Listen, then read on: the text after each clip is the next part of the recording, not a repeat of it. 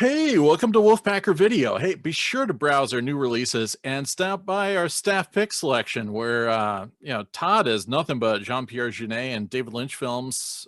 Beth's got Basic Instinct, Clueless, and Boxing Helena.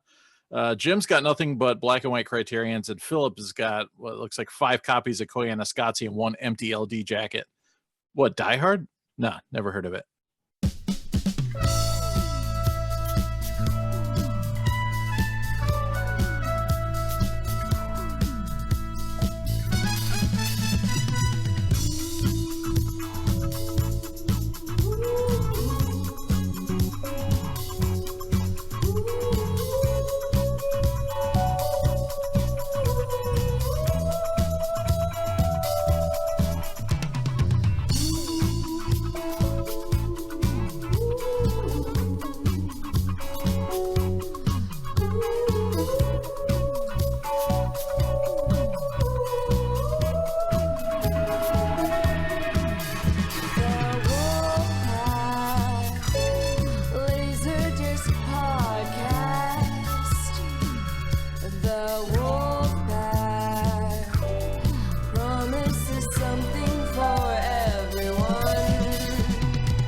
LaserDisc Wolfpack.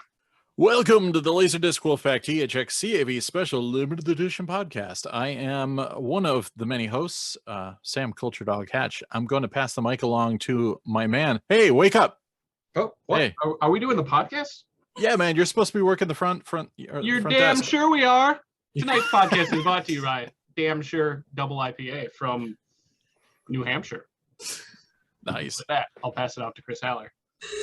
At my end of the podcast is sponsored by the brand new Coca-Cola Stardust Zero Sugar flavor of Coke Zero, which is supposed to taste like what they think space dust is supposed to taste like. And it's a good distraction from curating the animated section over here at our video store. Listen, apparently space tastes like raspberry. Hopefully someday I'll get to shoot Luke out into space so he can taste it for us personally. Oh. And with that, I am going to pass it off to Luke. Hello. This is I'm on week 4 in Japan out here. I'm starting to feel like Hunter S. Thompson. Fucking Your voice is Fear getting and Loathing in deeper. Japan. He's lukewarm. Yeah, you're like, oh, tough I'm Luke. currently in Sasebo, which is on the other side of the country, away from Tokyo, and it is super boring out here. There's not many places to buy records or laser discs, but I'm happy to be here. And let's go. Let's talk about some discs. Hey. Maxine? Maxeene, the LaserDisc Queen, coming at you from Hollywood LaserDisc Video, where you can rent absolutely nothing in here. Hands off. Hands off. You can buy stuff. You can buy stuff, but you cannot rent it unless you're a personal friend of mine. Maybe then I'll let you borrow something. But That list is pretty elite and restricted and, probably just, famous people, right? yeah, we are in Hollywood, so only the stars. I'll pass it to Spencer. Hey, who's this So guy? does this mean we get to do LaserDisc Closet videos? Yeah, it's the closest thing we can get to the Criterion Closet, unless we know someone who works there at some point. This is true. Yeah, Yeah. they've got to have some LaserDisc somewhere. Yep. So, hello everyone. I'm here to represent the OMD section because I am the resident old man. And this Fun. podcast is not sponsored by Reed's Real Ginger Ale with too much ginger in every can. It's good for you, though. Yeah. And as always, I'm sponsored by Kylo Ren tumbler full of ice cold water. So there you go. Emo Sith taste. Fantastic. All right. This time, we're not going to do any directors. We're not going to do any actors and no top 5s or any of that stuff. We're doing, as I mentioned at the top of the show, staff picks. So just pretend like you waltzed into the LaserDisc rental store of choice. If you were lucky enough to have some in your neighborhood. If not, just imagine. And we might have these things on the shelves for you to view. Or, or not. Just pretend like you saw them and then impress your friends. All right. I guess I have to go first, huh, Ryan? All right, let's do this. Hopefully. We're not prepared. All right. I've been doing a lot of, for the most recent stuff, I've been doing a lot of picks from my like discs that I've gotten over the last year. So I did the opposite for this challenge. I went for my OG collection. And actually this one I chose because it's actually one of the discs I rented back in the day. So I'm choosing Glengarry Glen Ross, which was on a number of Staff Picks shelves back in the day. There is also a nicer Pioneer special edition that came after this, which is pretty much the same transfer, but also has the David Mamet play in script form and like a kind of like cardboard piece that you kind of stuff inside the jacket. So I need to pick that up at some point. But James Foley directed, David Mamet wrote, and it's got the notorious scene with Alec Baldwin, which wasn't in the play, which is hilarious. So I don't think I ever want to go see the play because like the one stunning moment of the film is something they wrote for the film for Alec Baldwin. But if you haven't seen it, it's a bunch of sad sack real estate sketchy salesmen, and they're trying to make all these moves and con people into buying these crappy old leads that they have kicking around. If you've ever worked sales, you'll know that, you know, there's always the people at the top that get all the sweet deals telling all the people at the bottom who have the super crappy leads that, well, if I had those leads, I could make $1 million right now. So that's what Alec Baldwin's character does. He's brought in by Kevin Spacey, who's running this operation and pretty much hates all these jabronis, except for Al Pacino's character, who's the one guy who's doing well. And yeah, it's great. Alan Arkin also in there, Jack Lemmon, Ed Harris. And yeah, it's the notorious scene that's been copied many times where he tells them that they should always be closing, and lots of swears. You know, it's called, what was it? Spoiler alert? That they're swears? No. I thought that was the notorious scene.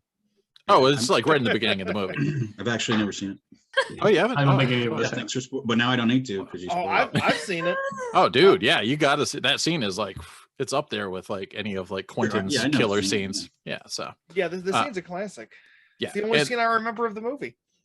and it's often called Death of a Fucking Salesman because it's got so many swears in it. Yeah.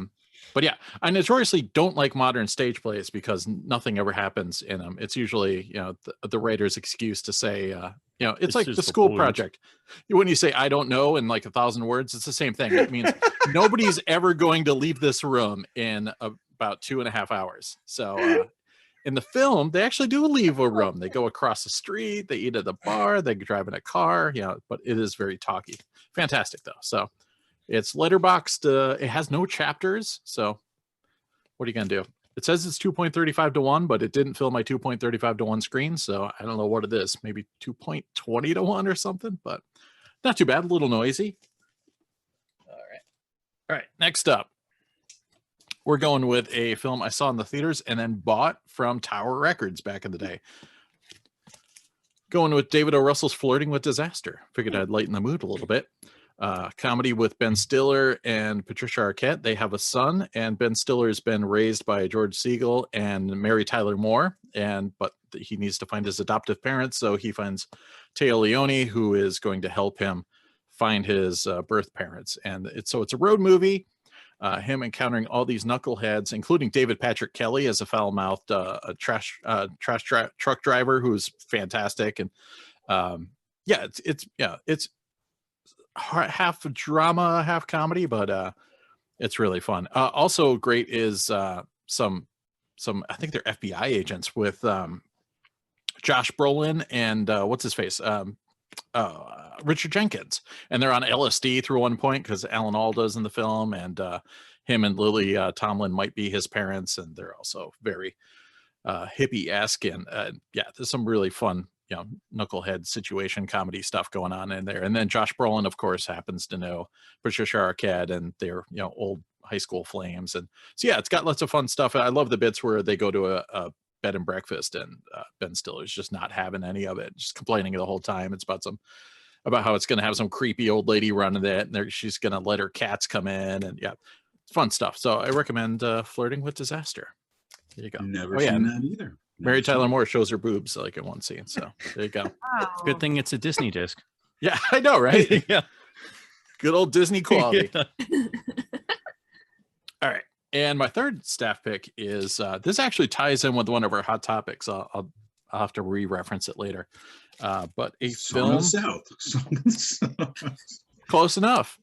Heaven and Earth, not the Tommy Lee Jones film that everybody knows, but this is a 1990 film from Japan. It was the biggest film in Japan in 1990 by Haruki Kadokawa, who was the heir of the Kadokawa book empire, and then decided to also splinter off into film and television production. And he helmed this himself. And I think like a year later, he got in some crazy, I don't know if he was running drugs or guns or embezzling or something, but yeah, he pretty much fell off the earth after this. But oh my God, this is amazing. So it's a historical drama / war film, and it's just these two guys. So it's this kind of back and forth between these two characters, Kagetora versus was it Takeda, and they are having these huge battles with very Kurosawa-esque spectacles of samurai outfits and costumes for days, and very dense reds and bright colors. And yeah, I mean, I saw it originally on PBS. They aired it randomly on a Sunday night, and I was like, what the hell is this? And I fell in love with it.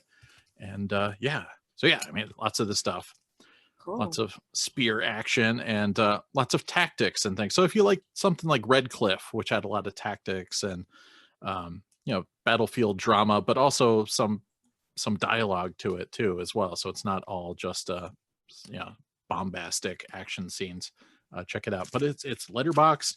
I had to special order this back in the day because none of my stores would stock it. So I had to use that image catalog to Suncoast order it for me.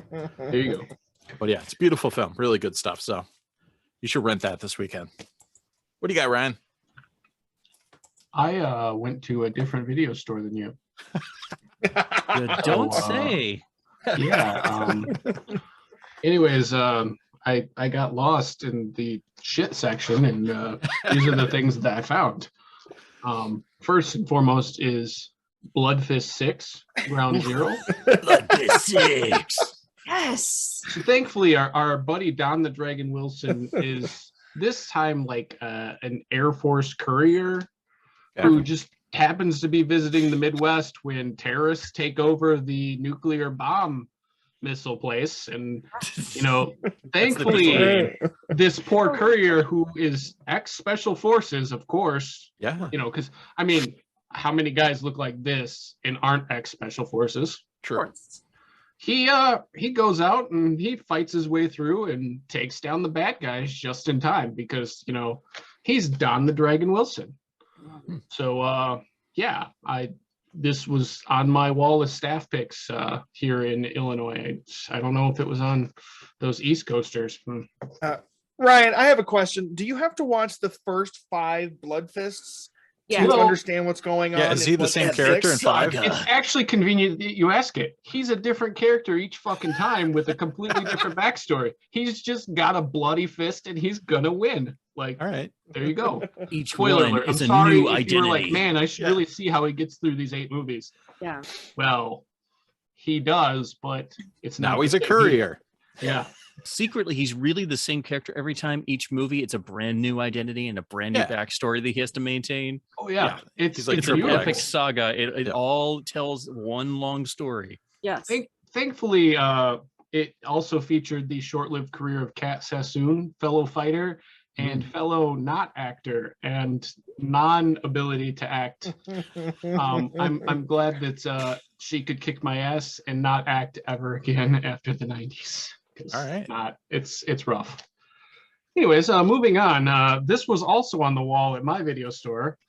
It's called The Last Match. I believe I talked about it a little bit. I watched it, and there's a reason why this was on the wall at the video store. So the coach's daughter, she's in a foreign country with, like, I think her brother or something, and they're coming back, and one of the corrupt guys in the country plants something in her bag. And the government's like, well, we can't really do anything about it.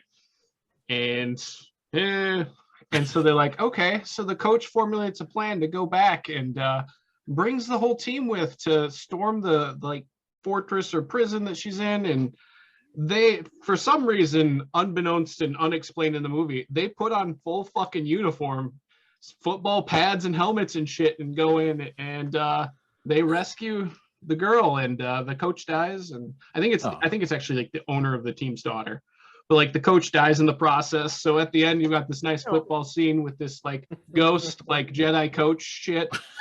And they save the day in their football pads because, you know, spoiler alert. When you're thinking about, well, I mean, come on, you think the bad guys are going to win in the shit I watch? No, Anybody? they're gonna get blown to smithereens. Period. End of story. But Does that mean you? spoiler alert, you've got like Jedi coach like ghost. I want to see that. Inspiring them from the sidelines. You know. But Did you? There's a good article. You showed that one the last time. There's a good article about that movie where the writer of it like pitched the idea, but then never saw it for like 20 years or something like that. And I don't know. I'll have to pull up again. It was pretty good. Anyway. So how do I top that? My God. Michael Dudikoff. Yeah. So let me tell you, the writers of this movie were like, okay, so we've seen every action movie in the 90s, and we're going to steal from every piece of it. Perfect. So you've got the vice president on a plane with stolen chemical weapon explosives on the plane. They have to board this awesome, I think it's SR-71, to like sneak onto this aircraft. And half of them get like lost in the mix of sneaking on. But thankfully, Michael Dudikoff, the chemical weapons expert / former military guy, makes it on with a couple of guys who didn't really believe in him. But don't worry, Michael Dudikoff has the charisma to sell this movie. Oh, So if I want to see Executive Decision and it was not available, I should get this one, right? Well, you see, this one probably hit the video shelves conveniently right before. So if you're looking for that, this is what you found. Now, Nice.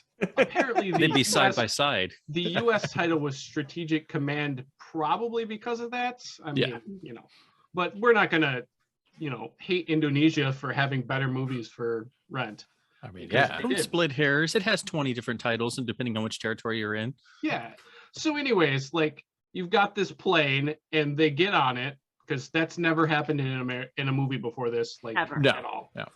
And they have to fight the terrorists who took over the plane and have hijacked the vice president. And oh, by the way, one of the reporters on the plane is his wife. Oh, of course. I mean, you got to add a little bit of a twist. Tension. And, you know, all the things that happen, but in the end, like this chemical, which like if you breathe it in, you die unless you inject yourself, which I don't think that was used in a movie in the 90s before this. No, Nick does Cage, not ever. sound familiar at all. But that's the chemical on there. So they're going along, and thankfully Michael Dudikoff has the injection to save himself and then prevent the plane from crashing. Not that he's ever flown a commercial aircraft, but he's Michael Dudikoff. So like Yes.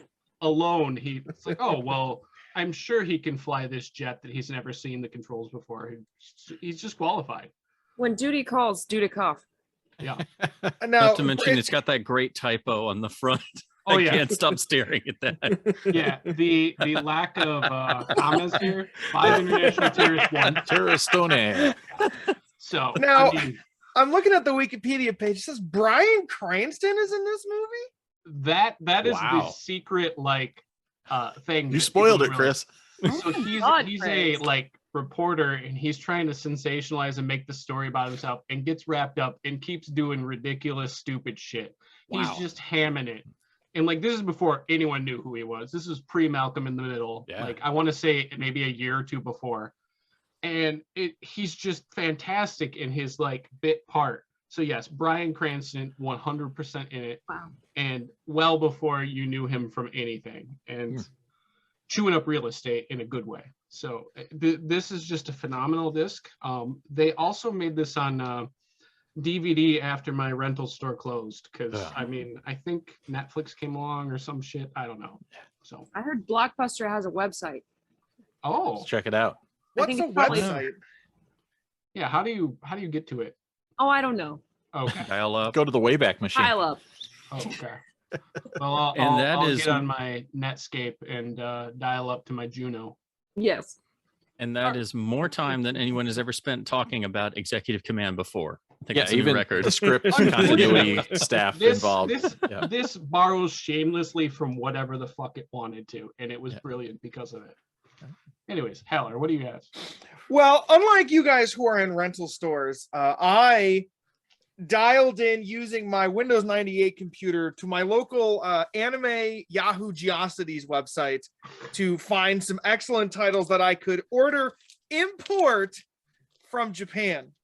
And unfortunately, none of these are going to make me cool or sexy, but they are dope movies.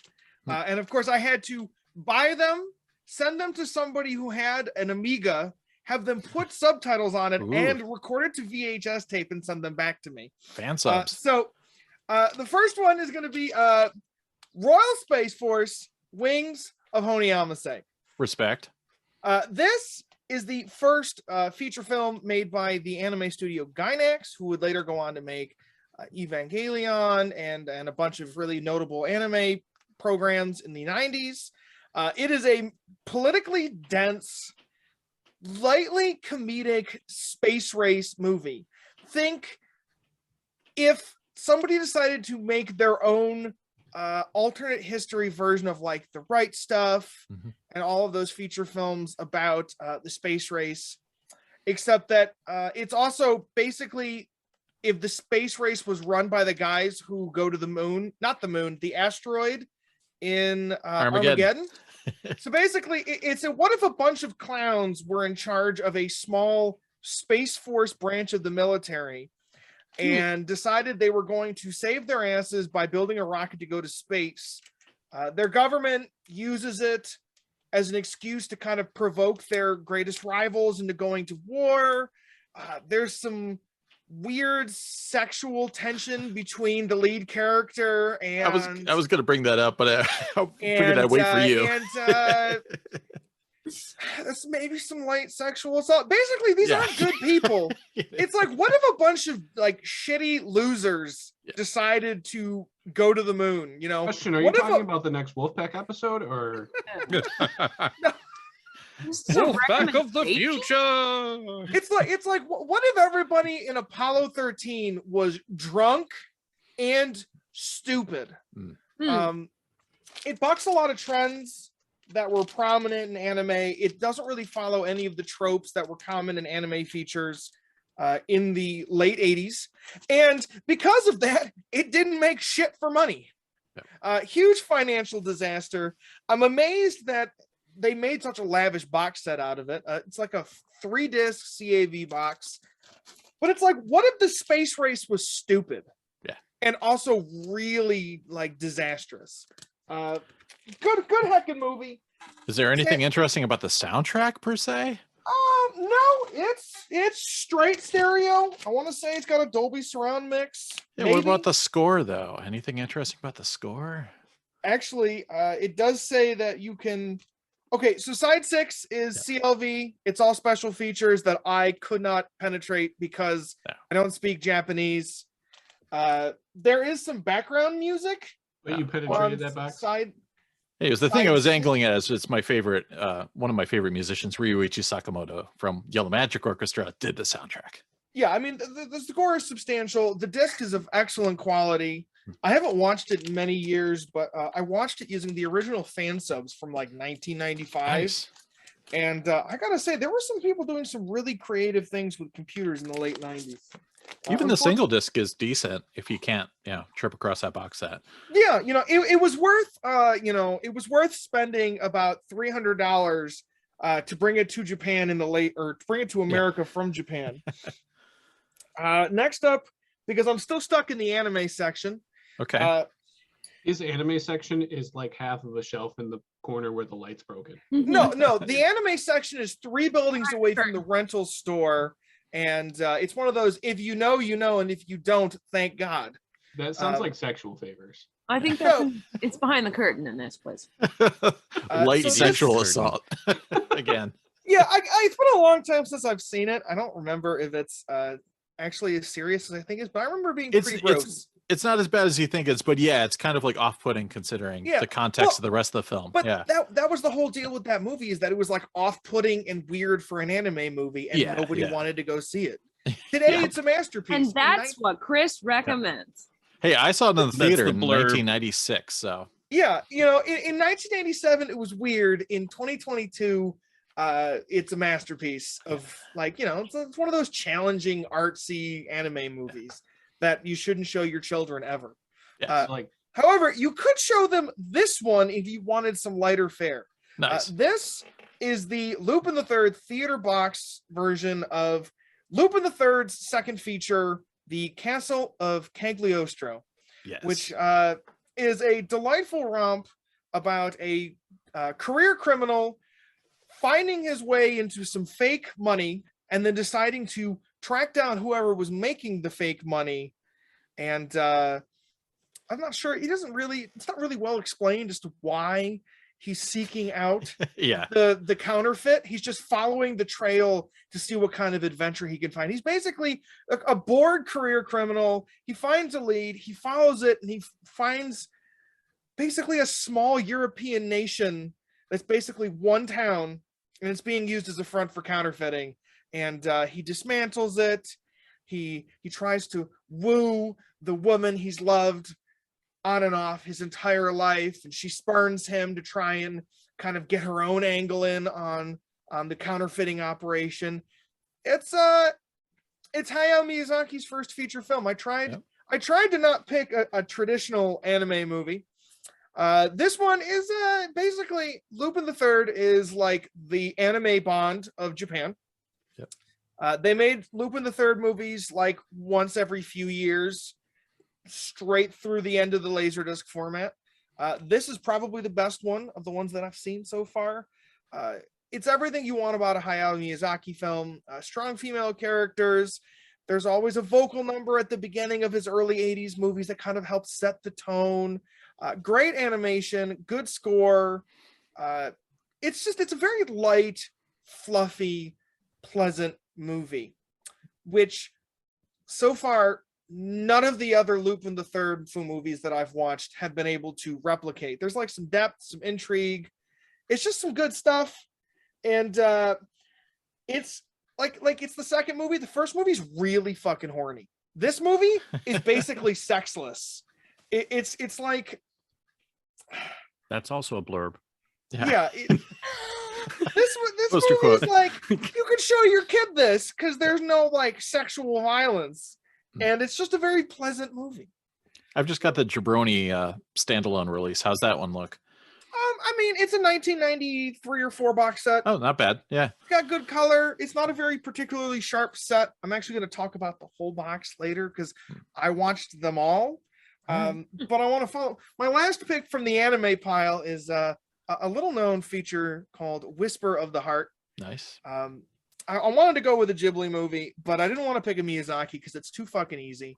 So I picked the only Studio Ghibli feature released in the 90s that wasn't directed by Isao Takahata or Hayao Miyazaki. And I can't remember the man's name, but basically it's a pleasant kind of coming of age story about a girl who's at the end of her high school career, and she's trying to kind of figure out, you know, who she is and what she wants to be. And she meets a boy, and it's just like very warm and friendly and genuine. And this is from the Studio Ghibli box set. Yes. This was the first film released in Japan to have a Dolby Digital track. Didn't make it to the original LaserDisc, but this disc has the 5.1 track intact. It's a Nice. wonderful LaserDisc. And again, you know, I don't know, good stuff.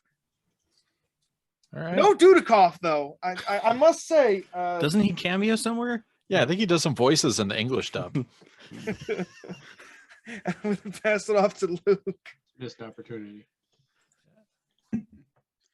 Yeah, hello. Sorry I'm so dark here. I'm trying Yeah, to you're very spooky and mysterious. whatever. You'll have to And deal Dark with it. Hotel Room in Japan. Lost Yeah. Highway 2 starring Luke. Oh It's hard no. out here on the road, man. You don't know. You see things you don't want to see. And then I've been Um, too long, I don't okay, even so- know my home. who sometimes just follow the way. I don't know. I swear to God, I didn't drink last night. I woke up pretty fucking hungover. It was weird. Well, good morning, sir. Good morning. Hello. I want to show off my Totoro. You're talking about Ghibli stuff. Oh, excellent. Nice Totoro for my daughter. And bring that She's home gonna to her. love that. She's gonna love that. She's gonna throw it in the toilet probably. She's gonna just Yeah, but someday she'll look back and she'll be like, it's got some toilet stains, but All the memories. Awesome. Fun memories. let's see. Okay. So my 3 movies after I figured out what we're doing here, which is like, got it. We're gonna recommendations on the video store wall if we were working on the video store. Cool. Yeah. My first one, I have no disc with me.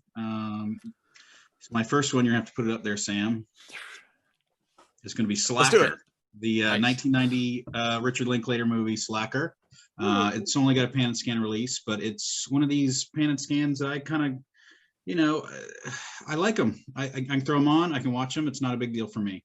Back in the day, I threw on VHS like it was nothing, so I can throw in one of these guys. Slacker. So I'm a big 90s art. During the 90s, I was really big into these movies, like these art house independent movies. Slacker, if you haven't seen it, is Richard Linklater's first movie, where basically it's just a free form, like almost it just jumps from one storyline to the next, and just they're all connected. They all kind of jump from one person. It starts with Richard Linklater himself in a taxi cab. He's like, "Oh man, I just had this dream where I was like, you never know where life is going to take you. You can go this way or this way. Like I had a dream where I met this girl at the bus station, and then it went here and here and here and here." And then he goes, "Man, I should have stayed at the bus station, But then it just keeps going and going. It's just it's beautiful. It's just a great movie. And it's nothing like I'd ever seen. It's just like a free jazz kind of flowing type of movie. And then it just ends. Like, that's it. Definitely, I think Linklater's probably one of the best working directors right now. Him and Soderbergh, probably consistently good, like quietly making movies because they have to make movies. I'm excited for his new one coming out on Netflix called Apollo 10.5. It's like another rotoscope one. Looks good, even though Vinny thinks it's dumb because it's animated. Because No, he hates it. yeah, I have something to say about that. Go ahead, say it. Oh no, as the anime guy. Oh yeah. I wouldn't. Anyway, it looks great, and it looks like it goes the animation. He's going back to the rotoscope stuff of Waking Life, and what's the other one? Scanner Darkly. Scanner Darkly. Yeah, which and love that. Yeah, it looks like it's going to fit with the mood of the story of like a childhood, 10 and a half year old watching a space launch. Anyway, I'm excited to get home and to watch that when I can. Have you guys seen Slacker? Anybody? I've seen Slacker like ages ago. Yeah. Ages ago. Why? You guys need to watch it. It's so good. I will. Yeah. Loan it to me. Listen, Next I've never one. even seen. Rent it to me. So Yeah. What? You never seen Dazed and Confused? I'm a Linklater bitch over here. Oh man. So, no Dazed and Confused? Yeah. It started when I watched Everybody Wants Some, which is like a Dazed and Confused sequel almost. Yeah. And Linklater. Okay, I was going to talk more about it. So. I love like movies that are weird and got aliens and crazy shit and murder, anything weird and crazy. Cool, I'm all about it. But then on the other hand, like with Linklater stuff, he has none of that, but he creates a world where like, oh man, I want my real life to be like that. I want to be walking around talking like that with my girlfriend or whatever before sunset, or like I want that kind of real world. And that's what really draws me in for his stuff. Did you see Boyhood? Of course I saw Boyhood. I loved it. I got mad at my mother because she didn't like it. She's like, "Oh, there's no story." I'm like, "What do you? That's everything." What are you mad about? Yeah. Yeah. Boyhood, the Before trilogy is fantastic too. Yeah. Oh my god. Boyhood came out the year after I turned 18, so it was basically chronicling a bunch of shit that happened in parallel to my actual life, and it's like, oh, that was a surreal time.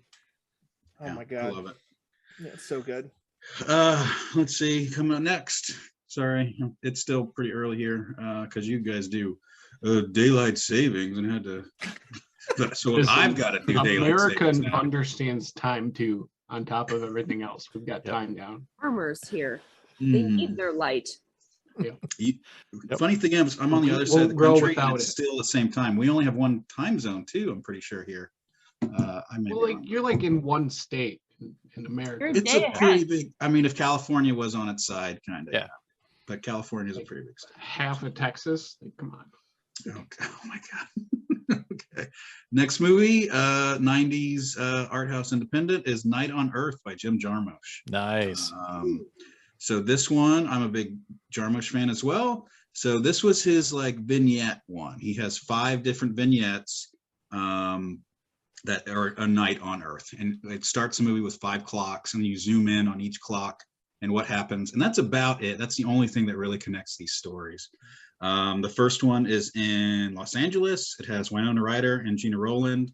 Like Winona Ryder is this tough taxi driver that drives Gina Rowland's home, and she's looking to cast a movie, and she's like founds Winona, and Gina Rowland's like, hey, hey, I'm casting this movie. I think you'd be great. And Winona's like, you know what? I'm good. Like this is the life I want to live here. Like I just want to drive my taxi and be good. And that's about it for that story. Next one is New York, where a German guy played by Armand Mueller-Stahl, who you probably recognize, and picks up a guy. It's all in taxis too. That's another thing. Giancarlo Esposito from Breaking Bad is in there, like real early with Rosie Perez. It's great. Paris is a good one, like Isaac de Bonkel, reading his name here, picks up a blind girl in Paris. Beatrice Dahl from Betty Blue. Is that her? Oh yeah. And then Rome has Roberto Benigno picking up a priest, which is great, and he's just full on Roberto Benigni, and like he's telling a story about like how he had sex with a sheep to this priest, and the priest just dies. Like he just dies in the back. Anyway, and the Helsinki one is really, really sad, where he talks about his wife miscarrying. I think it's just it's pretty bad. But that, like, these movies as a kid, like this came out in 91, I would be 11. I probably didn't watch it until I was like 18 or something. Just really had an effect on me, just like story wise and like powerfulness of a movie. I don't know. It's a really good. If you want to throw up the Japanese cover, would be great. It's better than the American one, even though the Japanese one will not have subtitles for the different language. You only good luck. Los Angeles and New York, and that's it. Okay, good choice. France is probably my favorite out of the 5, but they're all great. It's awesome. It's pretty good. Yeah, because last one, if I was to throw up, it would throw up a disc on the thing. It'd be Lock, Stock, and Two Smoking Barrels. Ooh, nice. Like I'm a big believer in. Oh, hey, look at that! Look at this guy. Yeah. Ooh, coming strong.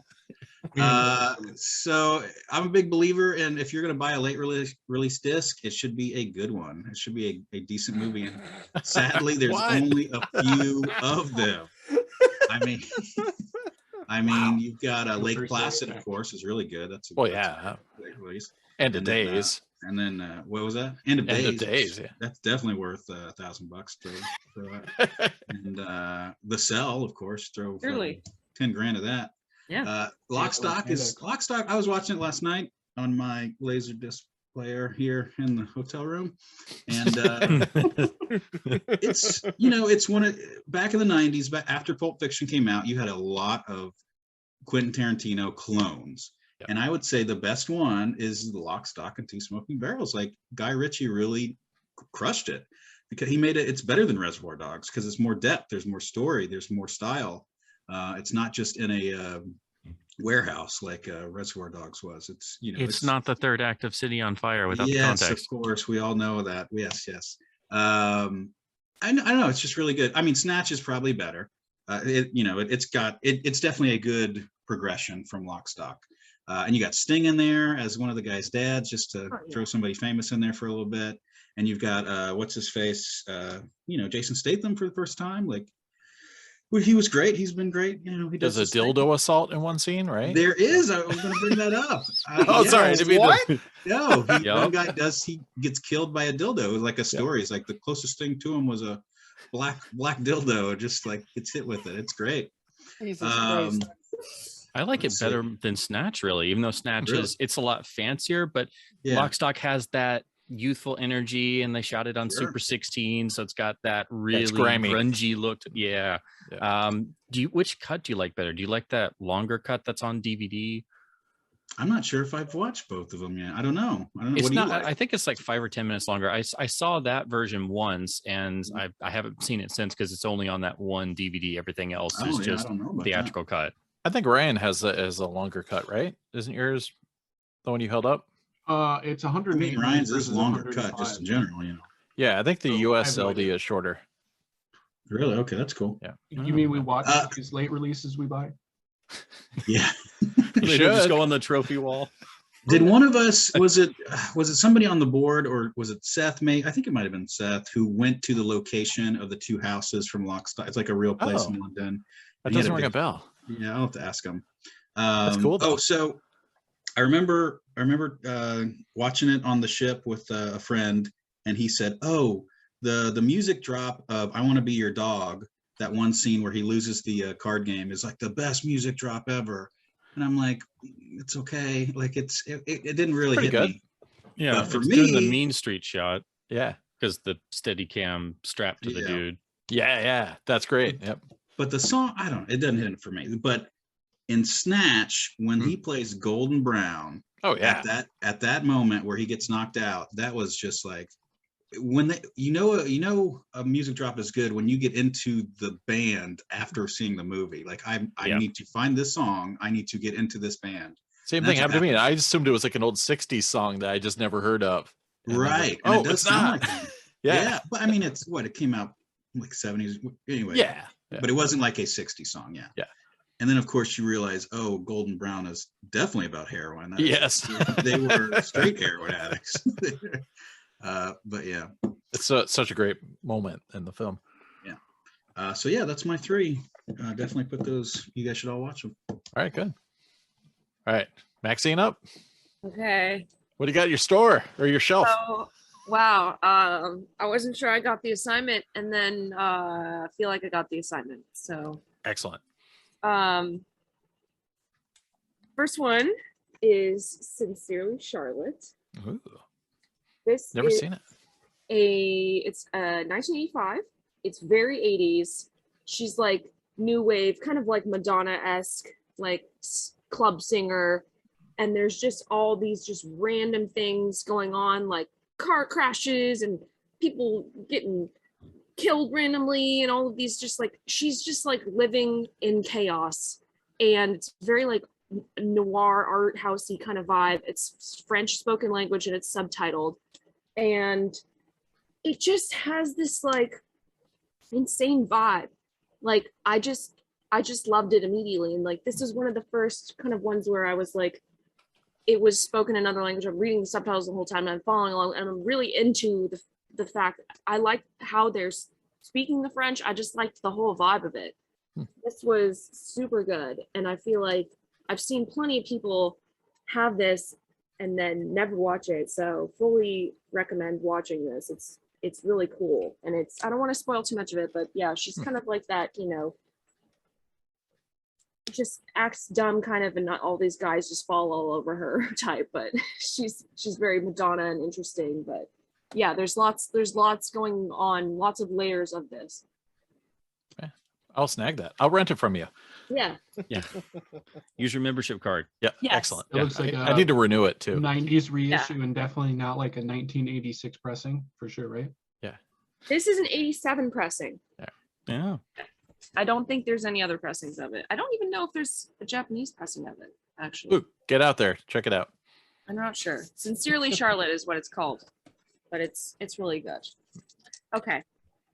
Next is Nice. Oh. That's a flex. Ryan, get on that. Let's I'm go. working on it. Get it. I watched that on TV when it aired. Get out of here. this freaking movie. Oh my God. I died. I'm like, I am watching Scooby-Doo right now. Yep. Like, this is like us, this like, It's a Hanna-Barbera movie. I mean, they do. Right? yes. And that's why it felt like Scooby-Doo.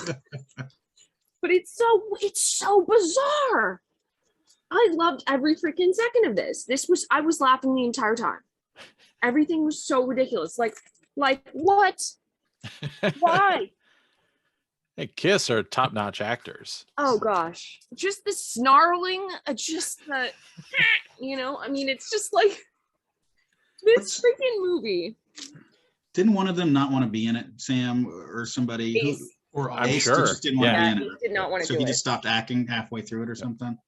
No, so I'm pretty sure that they like based all these characters off of like the one really bizarre interview that they did where Ace was probably drunk during that interview.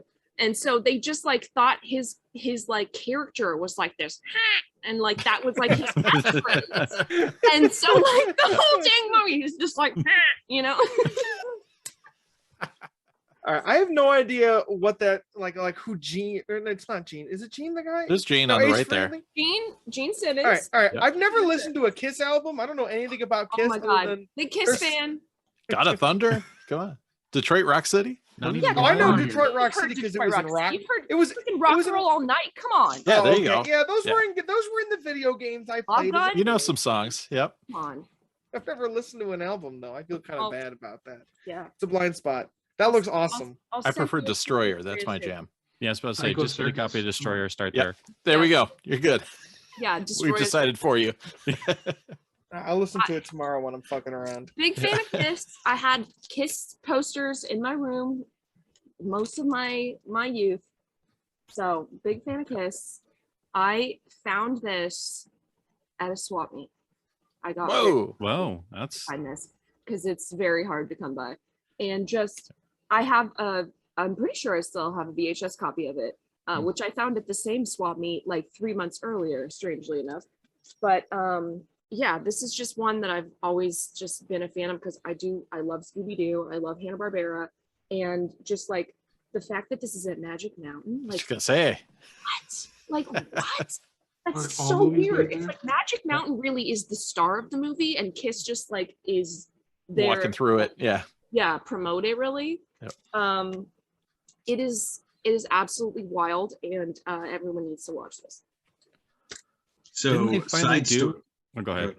So side story, I have a disc that Ryan wants, and the only thing I will take for it is Kiss. I mean, God. And I won't trade my copy, which is why I need to find a Yeah. second copy. So And we'll just they stand off. don't grow on Yep. trees here. Like No. Matrixes grow on trees. They Kiss do. meets Venom. No. No, Put up a one ad, want copy, so can do specific trade only for this certain title. Yep, 100%. That'll Oh work. my gosh. so how will I top that? Oof. I don't know. The Fever Dream. That is Magic A Kiss. masterpiece. Masterpiece. This is a masterpiece. This is not necessarily for children. I'm All right. putting You that can out. watch the same There's Well, it's a got lot kid of in the sexual title. talk. There's a lot of sexual discussions and random things where you're like, why did they have this scene? It's before this- 2000. That's what they did. Listen, that View was for that the was Dog is allowed. a star. I've seen a lot of kids movies, okay? This has some really strange interactions. Okay. This is incredible. I have to send a freaking photo to this group because I took a photo of the screen and I'm gonna hold it up, but we're gonna overlay this because we All need right. to see this.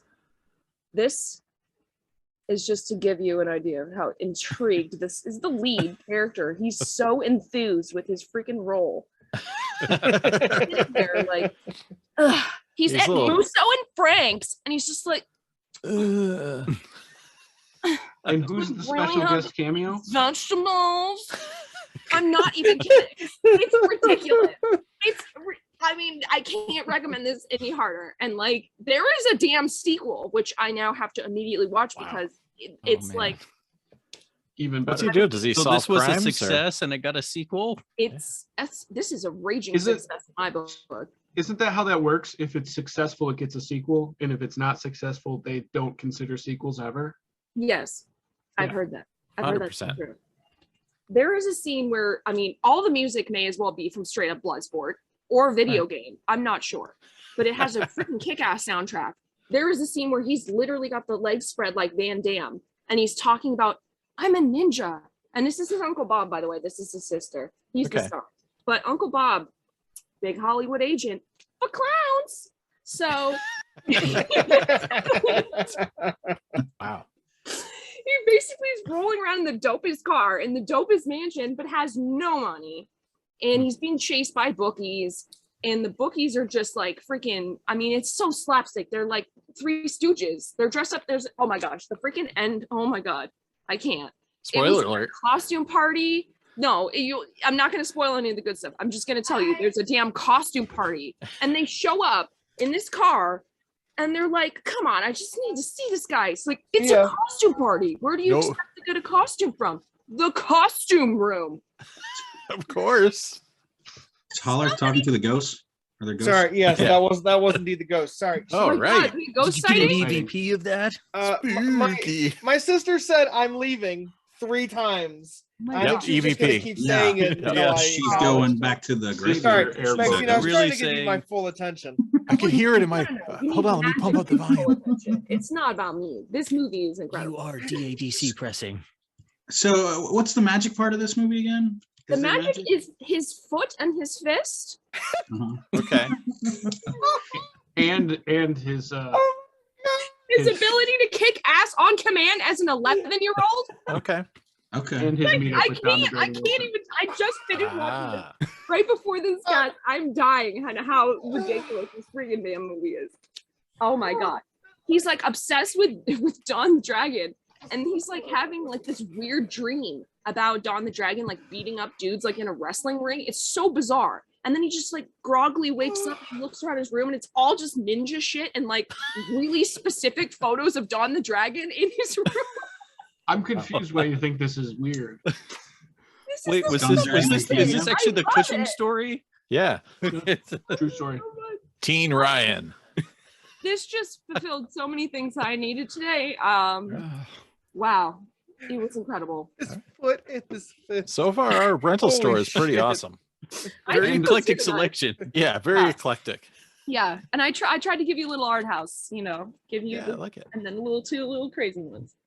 Up until its first appearance on the podcast, it was a $9 disc on eBay, and the only copies are like $120 now. So It's Hashtag worth- Wolfpack effect. It's worth it though. Oh I'm not my even kidding. gosh. It's worth the $100. 100. There you go. All right, Spencer, how are you going to top that? Well, of course, I got to represent the OMD titles, We need an OMD shelf. and of course, there's always the special disc behind the counter because someday I'll find somebody who will watch it and agree that it's great. But that Two just parts there. stinks. You already found somebody who'd watch it, but not that it's great. If only it sits in the special spot behind All the right. counter, and You have to people just be look at it. cool enough to get it. Yeah. And then one of my discs, I wanted to have something that was like LD exclusive. So I said no Star Wars, no Bond, find something that's like a real LD specific thing. So I was going to talk about Invaders from Mars because that's been stuck in video rights hell for years and years. They've been trying to save it since the 70s. And then what I thought was an April Fool's this morning, turns out it's getting full 4K restoration. It's going to premiere at the TCM Film Festival next month. And it's like one of the biggest victories for our archivaldom in ages. So that's a exclusive LD that can be retired. There was a DVD for like 5 seconds. So the LD was like your best bet. You could get one for like $15 as opposed to like a $200 DVD. And now that can be retired. So that took one of my things. So then I was like, well, let me find something that is like super specific LD and has some stuff that is not on later releases. So talk about the big Showboat box set. Much better than my Showboat. Yeah, this guy is pretty tricky to find, but it's got all the 4 major versions, including the 1929 partially talkie version. Not all the sound discs survive, so unfortunately, you're only getting some of the sound portion. But this is a huge, extensive box set because it is loaded with extras. It's loaded with additional music recording sessions. The analog tracks are filled to the brim with extra music and commentary pieces. Not all of the materials have made it over to the later releases. Criterion did the best version, the 1936 James Whale Universal version on Blu-ray, which has been restored. Looks great. Warner Archive did beautiful work on the 1950s Technicolor remake, which is beautiful to look at. I prefer the 36 version, but the 50s version has its fans. And they first remixed that into stereo here. So that stereo mix originated on the LD. But this gives you all 4 of these plus, I mean, the extras on this thing. It is just, I just What want year to did show. they put that out? Oh gosh, I think it's Mid-90s maybe? Early 90s? I'm going to say early 94. 90s. 94. Okay, yeah. Yep. Yeah, I've never seen that box before, so Yeah, Neither have I, and I'm it super intrigued. very rarely pops up. But just to give you an idea, here's the insert. It's not a gatefold insert, and so you're like, oh, it's got a nice essay. Then you turn over onto the back, and this is the chapter stops, but it's also telling you everything that is jam-packed into the analog tracks. Yeah, there is not one space on any side of this disc that does not have extras. And it gives you a whole note on why they remixed the 1951 version and technical notes about the original recording on mag tape, talking about let's see, then you get to your multi-audio section telling you which soundtracks are where. You can also hear some of the alternate original Ava Gardner vocals on the analog track when you're watching the 50s version. And some of this stuff made it over to the Warner Archive Blu-ray of the 50s Showboat. Not everything though. And some of this stuff is slightly covered in the Criterion 1936 version, but still, if you want every last extra, you still have to find a copy of this. And for the longest time, this was still, none of these extras got ported to DVD. There were no DVD special editions or anything. So it's only been recently that some more of this stuff has come to light. But this is still a really nice laser exclusive box. And George Feltenstein, who was in charge of MGM UA Home Video, then became the guru of Warner Archive, is a gigantic musicals nerd. So whenever he got to do a big musicals release, he would, it would have his little produced by credit on the back of the LD. But this is the most elaborate that they ever got. Yeah, I'm breaking my Showboat disc over my knee. I'm looking at eBay listings right now. There's actually a couple of them up, but they're they're so Spencer, is that is it 4 different versions of the same movie, or are they like completely different movies? Well, it's still adaptions of the original stage play. So it's still the same basic story. Is it like different edits, or is it like completely different movies? Totally different films. Different films. Oh, yeah. cool. Yeah. Excellent. And honestly, start with the 36 version. That is it's literally the last gasp for the original Universal Studios while the Lindleys were still in charge. It's the last great James Whale film where he got to do what he wanted to do. And like I said, Criterion's put out the restoration on Blu-ray, but this one's great because it gives you the silent version, which was rarely seen. And most things are just going to talk about the 51 version because it was in color and then they remixed it in stereo. But this thing rarely pops up. So usually it goes for anywhere between 30 and 60 bucks from what I've seen. I just got really lucky. I found one once and I was like, I'm not a musicals fan, but I'm a huge James Whale nerd. And, I've always wanted to see all the extras on this thing and just look too enticing. So yeah, this is still one of the LD grandeur box sets because it is just jam packed. So I wanted to when I rent that from you, is that going to count as 1 rental or 4 rentals? Ooh. Do I have to pay 4 times as much to borrow it? Well, from my store, no. It means I'll probably go out of business in 5 minutes because I don't care about ripping people off. Okay. I'm like, oh, you want to rent this? And I give them like 6 more titles that are slightly associated. Sure, their arms are filled. Yeah. All right. Yes.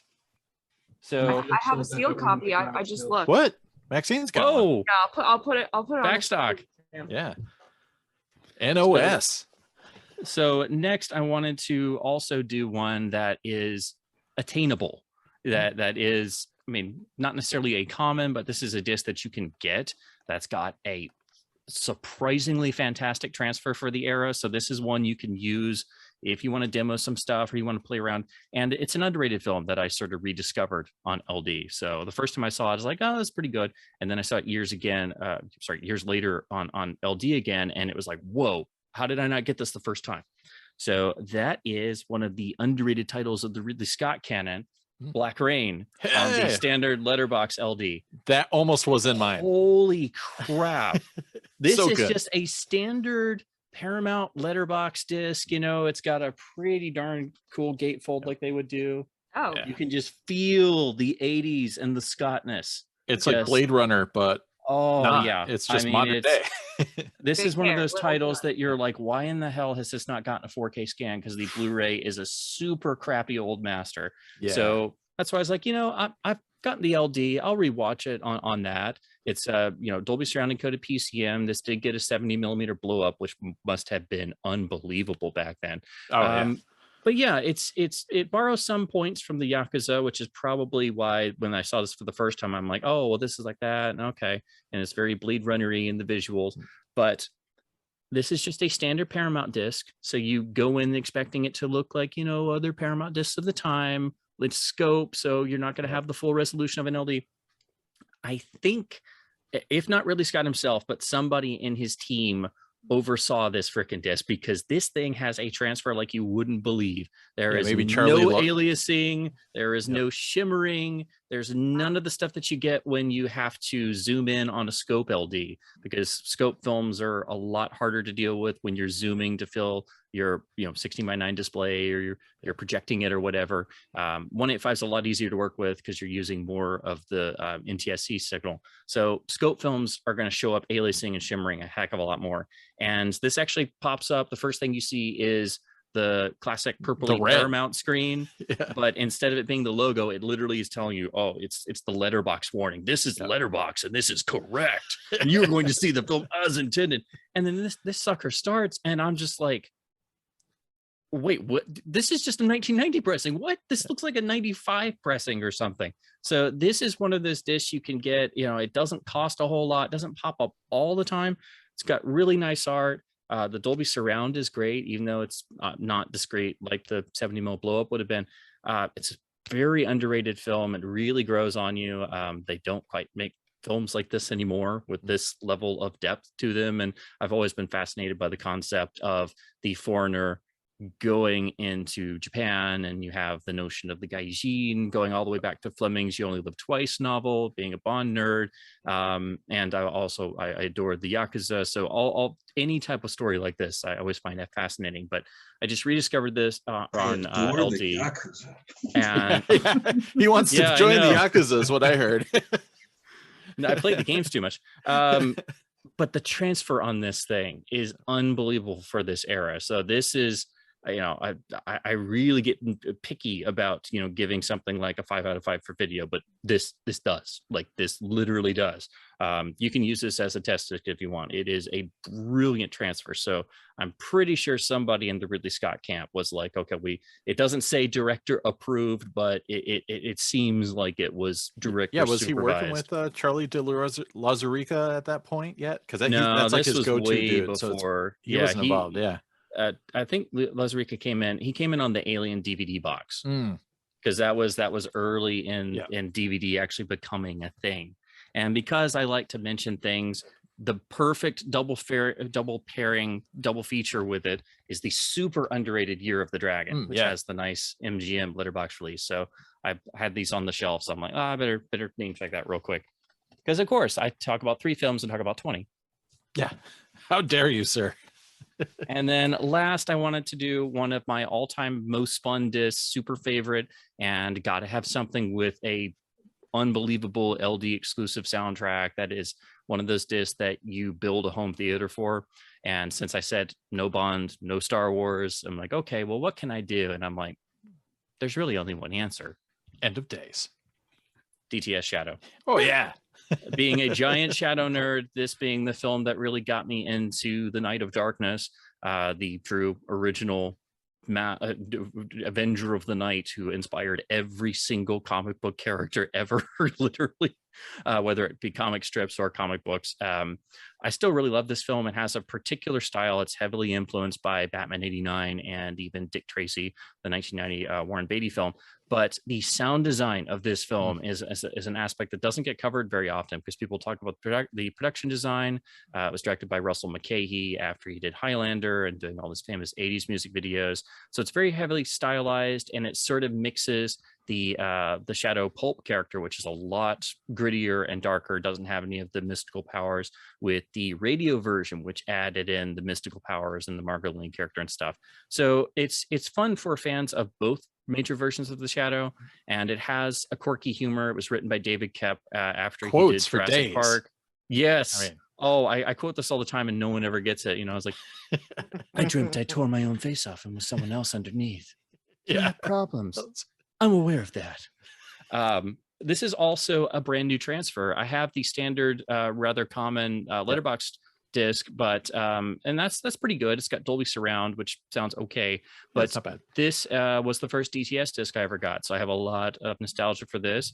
I discovered the phenomenon of DTS overwhelming old players that are not in the best of shape, and all of a sudden your audio goes out and you start going, oh no, what's happened? So every time I switched to side 2 and I would try to watch this on my very first player, the audio would just go out, and I have that to RF signal isn't like pumped. Yes. It just drops out. And I thought I had done something wrong or something had blown up, and I couldn't. I finally found an obscure LDDB forum page that somebody mentioned. Oh, if your RF signal, I'm like, wait, what? What does that mean? So every time you get when your first DTS disc, you will learn a lot. But yeah, this has a much improved. It's a brand new transfer compared to the old one. Like I always thought, oh, it's the same transfer. No, this is brand new. It's it looks really great. It's a letterbox, whereas the DVD was open mat. I know. So what was with that? Nobody knows. There was a DTS DVD version that I would like to find, because I don't know. It's probably going to be the same as this. This is also literally the second DTS disc that was ever made after Jurassic Park. So it does seem to have the slightly cooked elevated surrounds. Sure. But I love the way this thing sounds. So, and I have the Blu-rays and the Shout version and way too many copies of the Shadow 94. And this is still my go-to favorite one. I mean, the sound design when there's a room and the Shadow's voice is just reverberating and 360ing around every speaker channel. The Tim Curry ballroom scene. Oh, the Tim Curry when he picks up the Tommy gun in the ballroom. After you have the 360 and he spins around firing in madness, so good. There's so much fun stuff in this, but from a sound design perspective, this is way beyond its 1994 origins. This is one of those you can just enjoy from a sound design perspective, and it's a heck of a lot of fun whether you know the Shadow or not. You'll recognize a lot of things from other superheroes, and then if you do a little digging, you're like, oh, so this is where that comes from. And like I said, it blends together the pulp Shadow and the radio Shadow, so there's something for everybody in terms of which camp you're in, because usually people are like, I only like the radio one, or I only like the pulp one because the radio one's too silly. So it's an interesting blend. It's a shame they never got to do a sequel, because this film was just dumped. It did not get, the marketing campaign for this was just not effective at all. They didn't really put much effort into it, and the climax, the set got messed up by an earthquake. So the climax it's a tad rushed, but it's still really enjoyable. It's got a quirky sense of fun, and I love what Baldwin did in the role, even though he is a bit jokey in places. You got Penelope Ann Miller and the great John Lone, who should do more films because he's always great. And he, of course, is great in Year of the Dragon, too. But yeah, this is one of my favorite films of the 90s, one of my top 5 LDs of all time. I've watched this so many times because it's my first DTS title. So yeah, get it for the soundtrack alone. And you're renting it out. That's very nice of you. Yes, I had an extra copy, and I sold it. I appreciate having a copy in my shelving area too. The sun is shining, Spencer, but the ice is slippery. All right, we officially That's have catchy. We officially have the coolest video store in town, I think. I think so. Yeah. I think we're gonna make it through the dark days of DVD and Blu-ray, and everyone's gonna keep shopping here. I feel like that was a really good spread of everything, to be completely honest. It's pretty good, right? Yeah. Don't use YouTube. No duplicates, no discussion, no freaking actual planning of this. Just everyone just picking 3. We brought the thunder, right? It's a laser collective. It's just honest. It's just Oh man, is Luke still around? I was gonna do a wolf pick if he's gonna show up. We'll just pick without him. All right, start. All right. Probably like a kaiju or something going on. Don't worry, it's gonna be the stupidest wolf pick ever. So perfect. Just because our boy Bruce Willis just announced that he has aphasia and he's gonna quit acting, I figured I would talk about. Thought he quit acting years ago. Well, yeah, I mean, and it affects his speech. So I figured I would. One of these we've used before, but I figured I would use 2 films that prominently feature his voice. So we're gonna do Beavis and Butthead Do America versus Look Who's Talking Too. I mean, both epic choices. I mean, One's got the poo poo and the potty dance, I think, and then one's got a Rob Zombie mini video. I mean, there's so much going on. Choose wisely, everybody. I have not seen either one since the 90s. They're both Bruce Willis-tastic. Who is he in Beavis and Butthead again? He's like the cop, or he's the FBI agent. He's the dude that hires them to do his wife. Oh, there you go. Okay. Yeah. He's not in it for very. To his wife. No, he's in like quite a bit of it. Yeah. Oh, okay. He comes back a few times. Yeah. There you go. What do you got, Ryan? My name is Cornholio, and I need TP for my bunghole. All right. Solid choice. Yeah. Yep. But come on, baby Bruce Willis. Come on. Yeah. Maybe if it was Look Who's Talking, the first one. I don't know about this. I mean, you could We override. go deeper. You could go the first one if you want. I don't have it handy, but yeah. That's cool. All right. What do you got, Chris? Well, I'm gonna have to side with Beavis and Butthead. All right. I surprisingly I have seen that movie. It's anime, right? It is. But Vinny hates it. so I have a story to go with this particular disc. So when I got into LaserDisc in 2010, there was like 3 of us. My cousin, my good friend Jory, and we all got LaserDisc players at the same time, and we were all looking for completely different movies. And my buddy Jory is a huge Mike Judge fan, and so he actually purchased a copy of Beavis and Butthead Do America, and he insisted. He was like, he had never seen it or any of the show, but he was like, we have to watch this movie. And we did, and I thought it was great. I don't remember much of it now. I remember really enjoying it, but I've seen like 1,000 movies since 2010. And when my friend divested from his LaserDisc collection a few years ago, and he gave me a big box of them. He asked me to sell them first, and then I said, well, that's a lot of work. And he said, well, you can just keep them then, I guess, if you want. And so I now have possession of the copy that we watched, and I actually have, it's like sitting upstairs, like ready to watch. Like I'm ready to rewatch it. I just haven't yet, and I've never even heard of Look Who's Talking. So what? Talking babies? Come on. Seems like every 2 minutes there's a Chris I've never heard of or I haven't seen. Like you never even heard of it. Yeah. Like, no, never heard of it until Bruce just. Willis Doesn't get mentioned often though. You So haven't I missed guess I can anything. understand that. Yeah, I don't know. It's got Travolta too. I mean, come on. Yeah. So before Pulp Fiction, Travolta was doing these movies. Yeah. And like, which is interesting. Killing it. I've seen Pulp I'm Fiction. Look Who's Talking. But I saw it in the Tarantino theater. saved him from doing this crap. So I literally, as one of my staff picks, almost brought Look Who's Talking. All right. So are we going to have a Right. choice? Yeah, Someone going to choose this? Fully nope, we're Look gonna Who's just keep talking about it. 100%. All right. So Max is going for this. Yes. I've right, watched cool. that movie so many times as a kid, and I love Bruce Willis as the baby's voice because he's just like, when I'm driving and I'm tired, I literally just picture the breadstick going into the key, and then Nice. and this goes, yep, and we're driving, and Yeah, it's quality. it's quality. The first a one is K. the actual pressing though. I'm pretty sure the pressing of Look Who's Talking, the first Look Who's Talking, is the only pressing my friend who knows nothing about LaserDisc. We were watching this, and she's like, "Man, why does this look horrible?" Yeah, because it's an old jabroni pressing.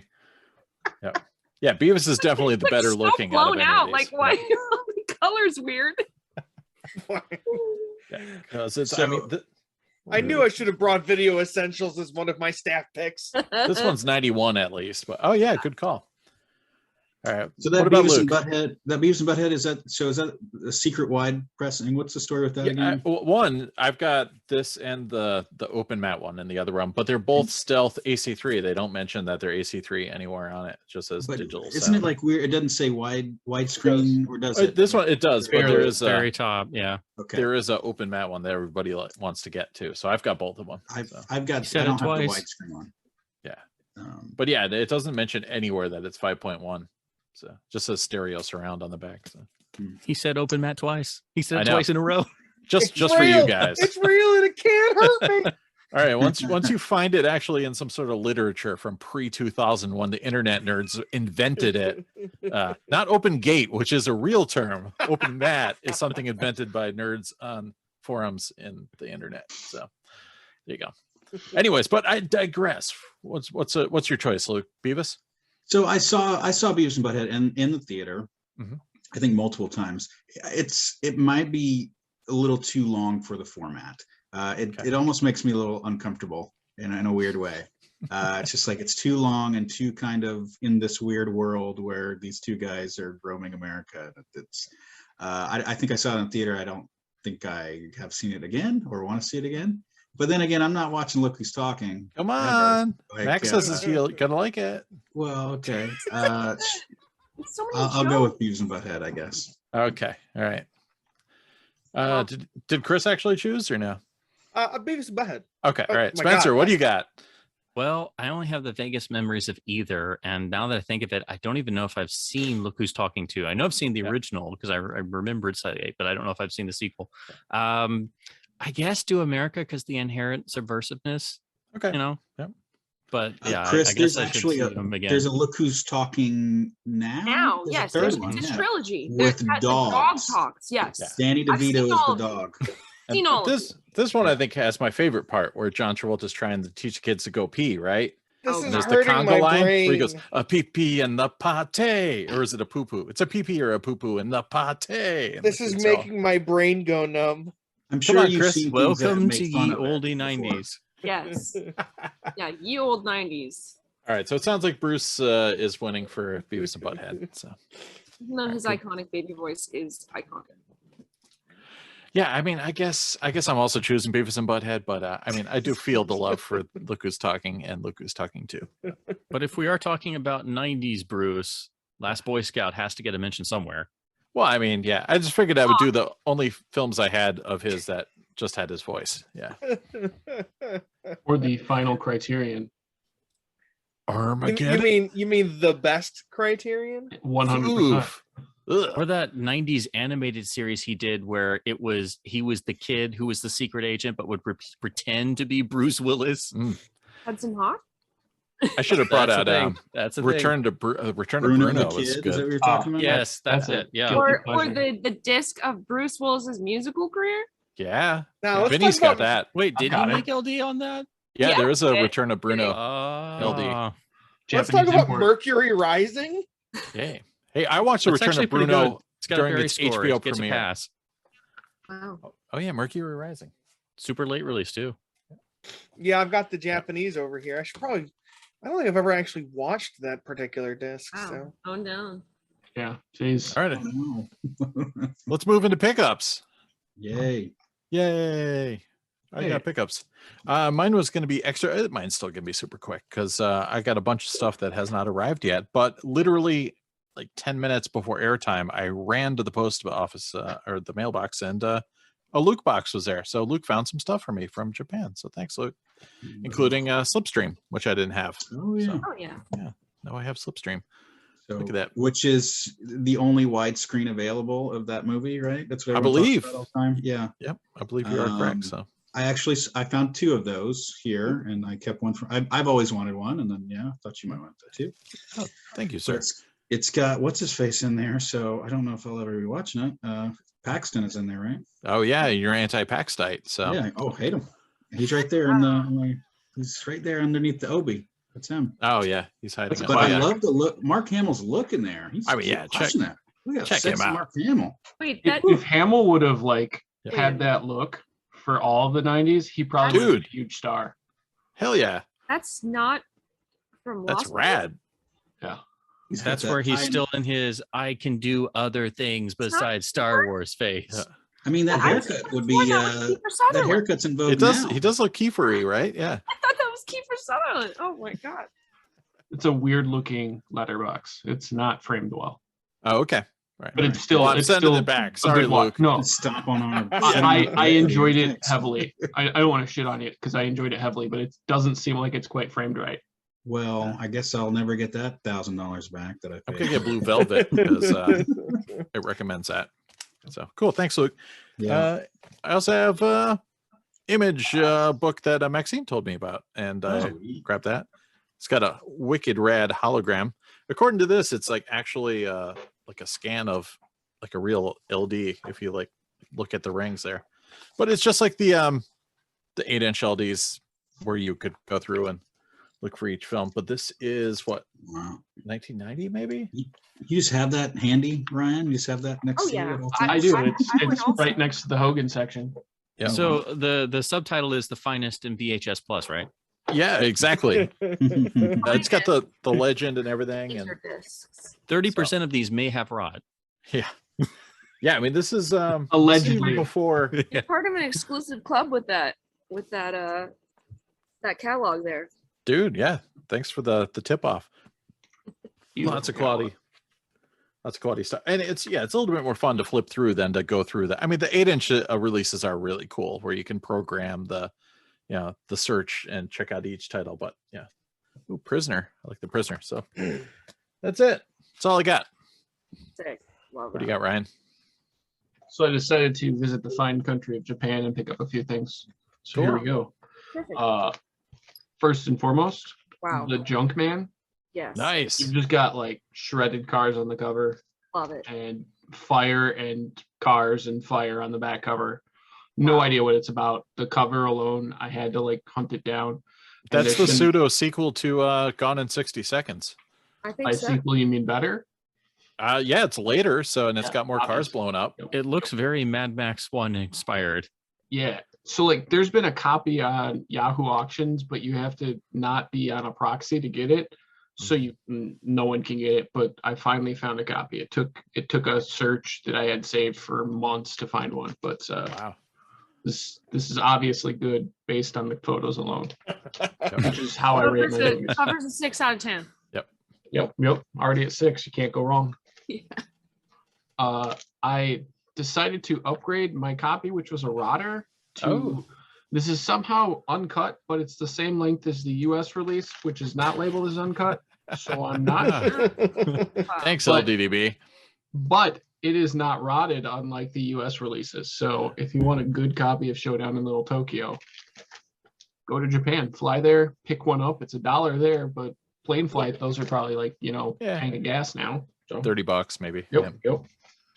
Speaking of upgrading my US rotters, Cherry 2000, another fantastic film, way better not rotted. So again, visit Japan. Not gonna stay away from this guy very long.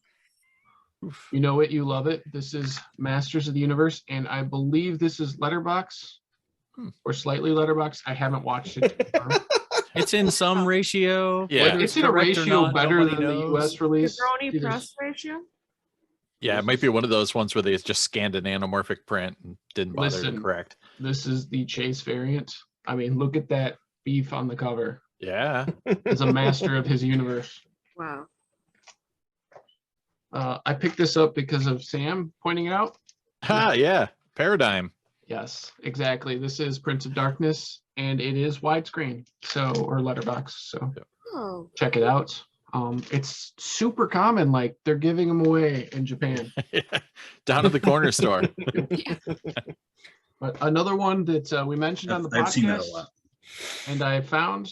Oh, nice. Gung Ho. I have that Obi. Nice. I have the Obi only. Yeah, so I'm excited about this one. That's I'll watch it eventually. Rolling through Japan, we have Mystery Date. Oh yes. Sweet cover. This cover is just way better than the US one. I know. Quality. Even the back is better. The font is even better. Yeah, I agree. Yeah. And then I picked this one up because people were raving about it. I have no idea what the fuck this is. But they were like, LDDB or the LaserDisc Forever folks were like, oh my God, I finally got a copy and I overpaid. And I'm like, yeah, let me get that for like $10 and not tell anyone. So no idea. It looks like a shitty like Flashdance or something ripoff. Definitely gonna be that. I'm sure it is. And check eBay for it in a couple of months after I watch it and stop watching it. So that's a recommendation. Absolutely. We've got the Executor Sicilian Cross. Wow. Is that a franchise? Obviously. I picked this up from Indonesia via Japan, but I believe that is our boy Roger Moore. I was going to say, I thought that was him. Yeah. So as soon as you said Sicilian Cross, I'm Seth like, face, sorry, I missed that. Seth face, okay. who's behind the disc. Seth Wow. face. First Mary Tyler Moore, now this. Yeah, so Roger Moore obviously is, cashing in on that Bond fame Hell yeah. right there. It's one of the few handful of things he got to do between. I've got to find a copy of that. So yeah, I mean I got it from Indonesia because I don't. So good luck. Yeah, I know. Oh yeah, they come by every day. Yeah. Got Nice. Eva Destruction with the amazing Marlboro cover and the submachine gun there. So No Gregory Hines, but you got the Marlboro man. is Gregory Hines in this? No, I but think so, right? Yeah. Yes, that is a really good movie. That is like a good Terminator ripoff. I really like that. Yeah. I have that disc. Yeah. But I mean, this art is so ridiculously good. I want the movie based on the art, even if it's nothing like this. Yes. Sponsored by Marlboro. The U.S. version cover is terrible compared to that. Yeah, it's very plain, and it's like, why would I ever get the U.S. cover ever? Filling in my Critters Nice. Japanese collection. I mean, I was already Critters complete, but I did not have Critters from Japan. They bite. They bite. Freaking bite. I thought they might, but I wasn't sure. Following along the Critters, here was the last Japanese Critters I needed, Critters 3. So now I'm Japanese complete. Because you need both versions of Critters. Yeah, Oh, full crate action. Yep, Pure yep. crack. For those of you who are fans of Faces of Death, Mm. this is the Japanese release. Amazing looking cover. Yeah. Probably totally staged, hopefully. Yep, that is Yeah. not Seth face needed, but Yep. I refuse to pay what the jabronis ask on LaserDisc forever. Sorry, jabronis. It's not gonna happen. This is a family film. Yeah. You guys know this one? That's a film called House by the Cemetery Yeah, with with Bob. Fulci here. Yeah. Our boy Fulci. Yep. I think this cover is Seth appropriate. I was a little worried. Some of these, I'm almost done here. Got a couple 3 left. This one is Trance. Wow. Now I won this off of a record seller, so they have their full record rating of the LaserDisc on the Oh wow. It's not on the jacket. It's on the sleeve. So very good plus rating of disc surface and stuff. That face. Yeah, we need Yeah, But more this is boobs, like- right? Yeah. This is like a German movie, but it's dubbed in English and then released in Japan only. Whoa. So Okay. this is very, very obscure to find. It looks like she's playing a flute. That's It's soft. a blade. Yeah. Yeah. Yeah. It's Bloody a blade. turkey carver. Yeah. It Two might more. be a Thanksgiving movie. Yeah, obviously. That's big in Germany. Yeah. I had a save search for this one for a while. And the save search always produces the results of Starship Troopers. So I spent a year plus seeing results of Starship Troopers. Oh And I no. was looking for Zone Troopers. Yes. So classic Zone Troopers. Anybody a fan of this one? I've seen, I think, MST3K doing that at one point. Yeah. This was gonna be in one of my 3 that I was gonna throw up. I knew it was. I'm sorry that I stole this thunder from you, Luke. Okay. And then last but not least, Seth face warning again. We've got Nightmare City, Seth face up there, Nice. Wow. and just all kinds of ridiculous. There's kind of a Seth face, but not really. This is another one that I was looking for forever, and I finally found one. So shout out to Japan for raining down obscure horror stuff. So That movie's a lot of fun. I've never seen it, so I'm really looking forward to it. So Yeah, it makes no sense. So it's great. that's the best way. Yeah. Good deal. All right, Haller, what do you got? For once, I actually have a huge chunk of disc to show off. I don't know if I talked about this last time I was on. There's a limit to 15, so just saying. Well, I've got about 15. Okay. I finally got my late release US copy of October Sky. Spent 12 years looking for this.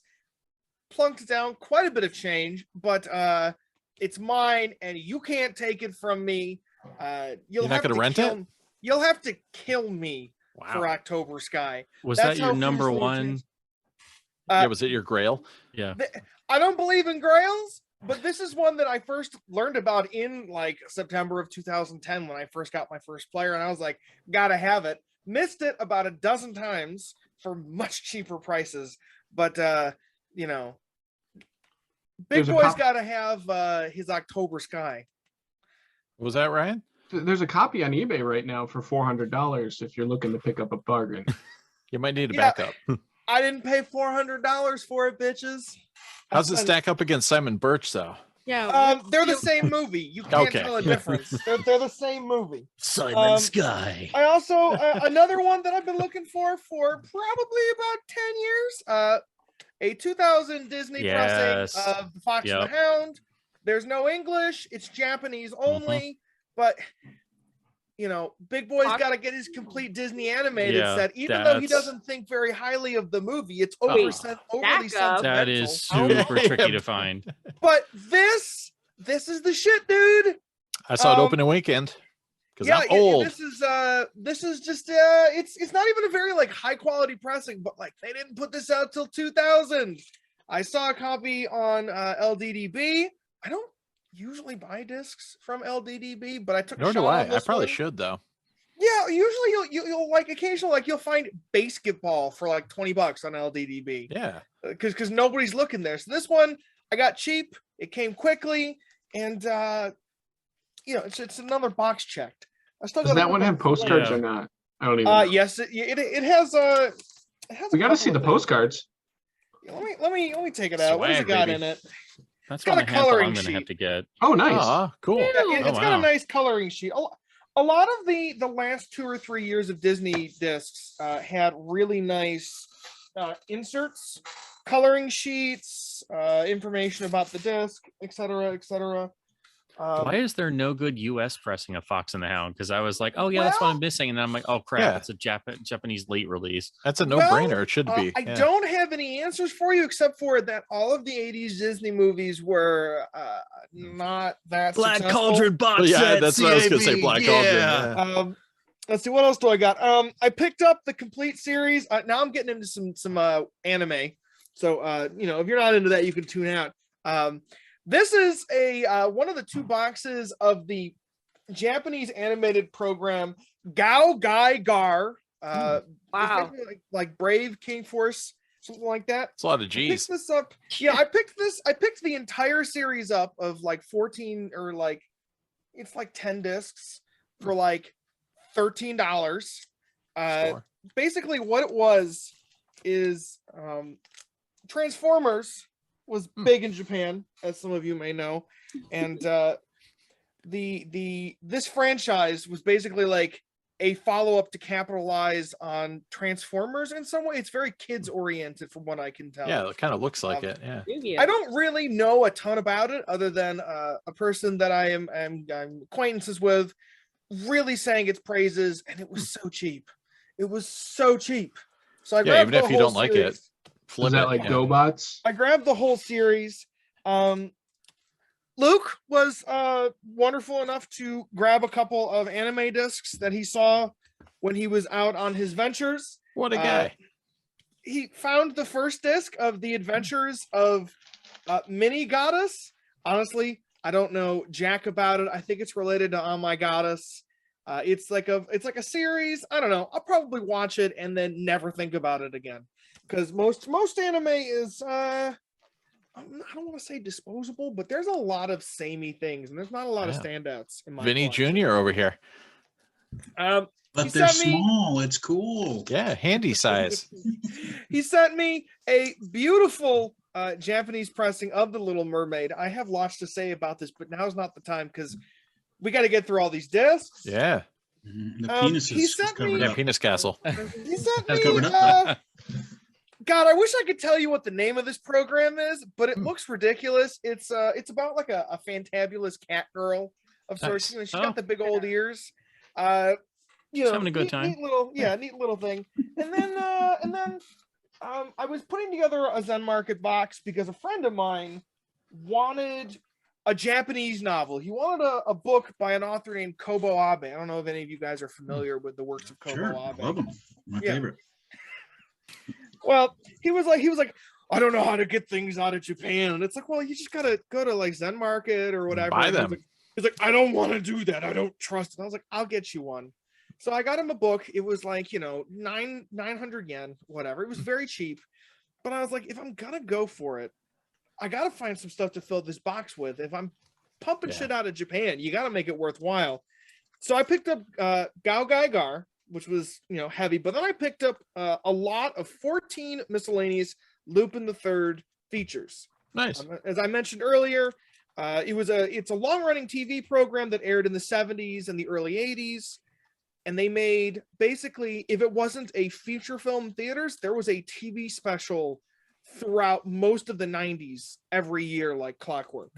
And there was a lot of different pressings, but these are some of the early 90s pressings. This is a standalone copy of the first feature, The Mystery of Mamo. Very horny, very recklessly violent, very ridiculous movie. God, So that's the one I've tried to watch, and we were talking. I'm like, that's kind of rapey. I'm not sure. It's not a great.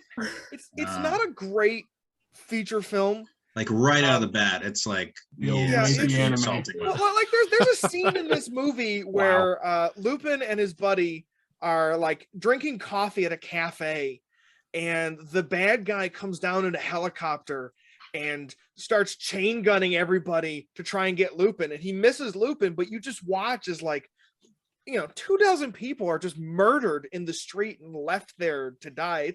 It's very brutal. It's very tonally jarring. I don't know. It's fine. Like, I watched it. I didn't hate it. I didn't love it.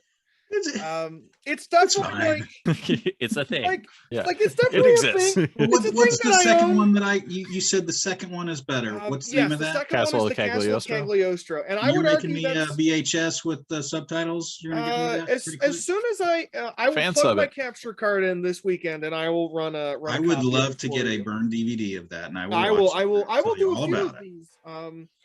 Another feature. God, this one is the Fuma Conspiracy. This is the fourth Lupin the Third feature film. It was originally going to be direct to video. They fired the original voice cast to replace them with a cheaper voice cast of alternates, and then decided to put it in theaters. It's fine. It's a little bit better than the first one. Not as good as Castle of Cagliostro. Would you compare Lupin the Third to James Bond type? Well, it's like if James Bond was a criminal, because Lupin the Third, the whole arc of Lupin the Third is Lupin is the distant relative of Arsène Lupin, who is a French thief. He rolls around with his buddies, Gigon, and I can't remember the name of the third one because my brain is broken after a day of teaching. Basically, they go around and they look for things to steal, things to cash in on, places to make money. They're constantly on the run from the law. There's a cop that's a member of Interpol, and he's always chasing them. They often run into Lupin's on-again, off-again girlfriend, Fujiko. It's very formulaic. So it's sort of Saint-like a little bit, I guess. Yeah, more like the Saint. Yeah. I should watch this, though. They're incredibly formulaic. They're very predictable. They're very comfortable movies. You always know that Lupin the Third is going to get away, and the guy who's chasing him throughout all these movies is going to keep going after him through, heaven and hell. So you're saying he's a bad animated version of Don the Dragon Wilson? yeah, maybe. I don't know who Don the Dragon Wilson is. You told me. Yeah. This is a standalone of the third feature. This one's all right. I don't know. It's fine. Again, it's probably the worst one of the four that I watched. And then I literally got every single one of the TV specials that came out in the 90s. I'm going to flash them one by one. I don't know the titles. All right. There's this one. Nice. Disc-map. And it's good. Yeah, Disc-map. This one. Yeah, I've seen that one. That's good. And this one. I like the artwork on this one a lot. Cover, yeah. Then there is This one also excellent cover. That's wild. And this one, beautiful artwork. That one was a letdown.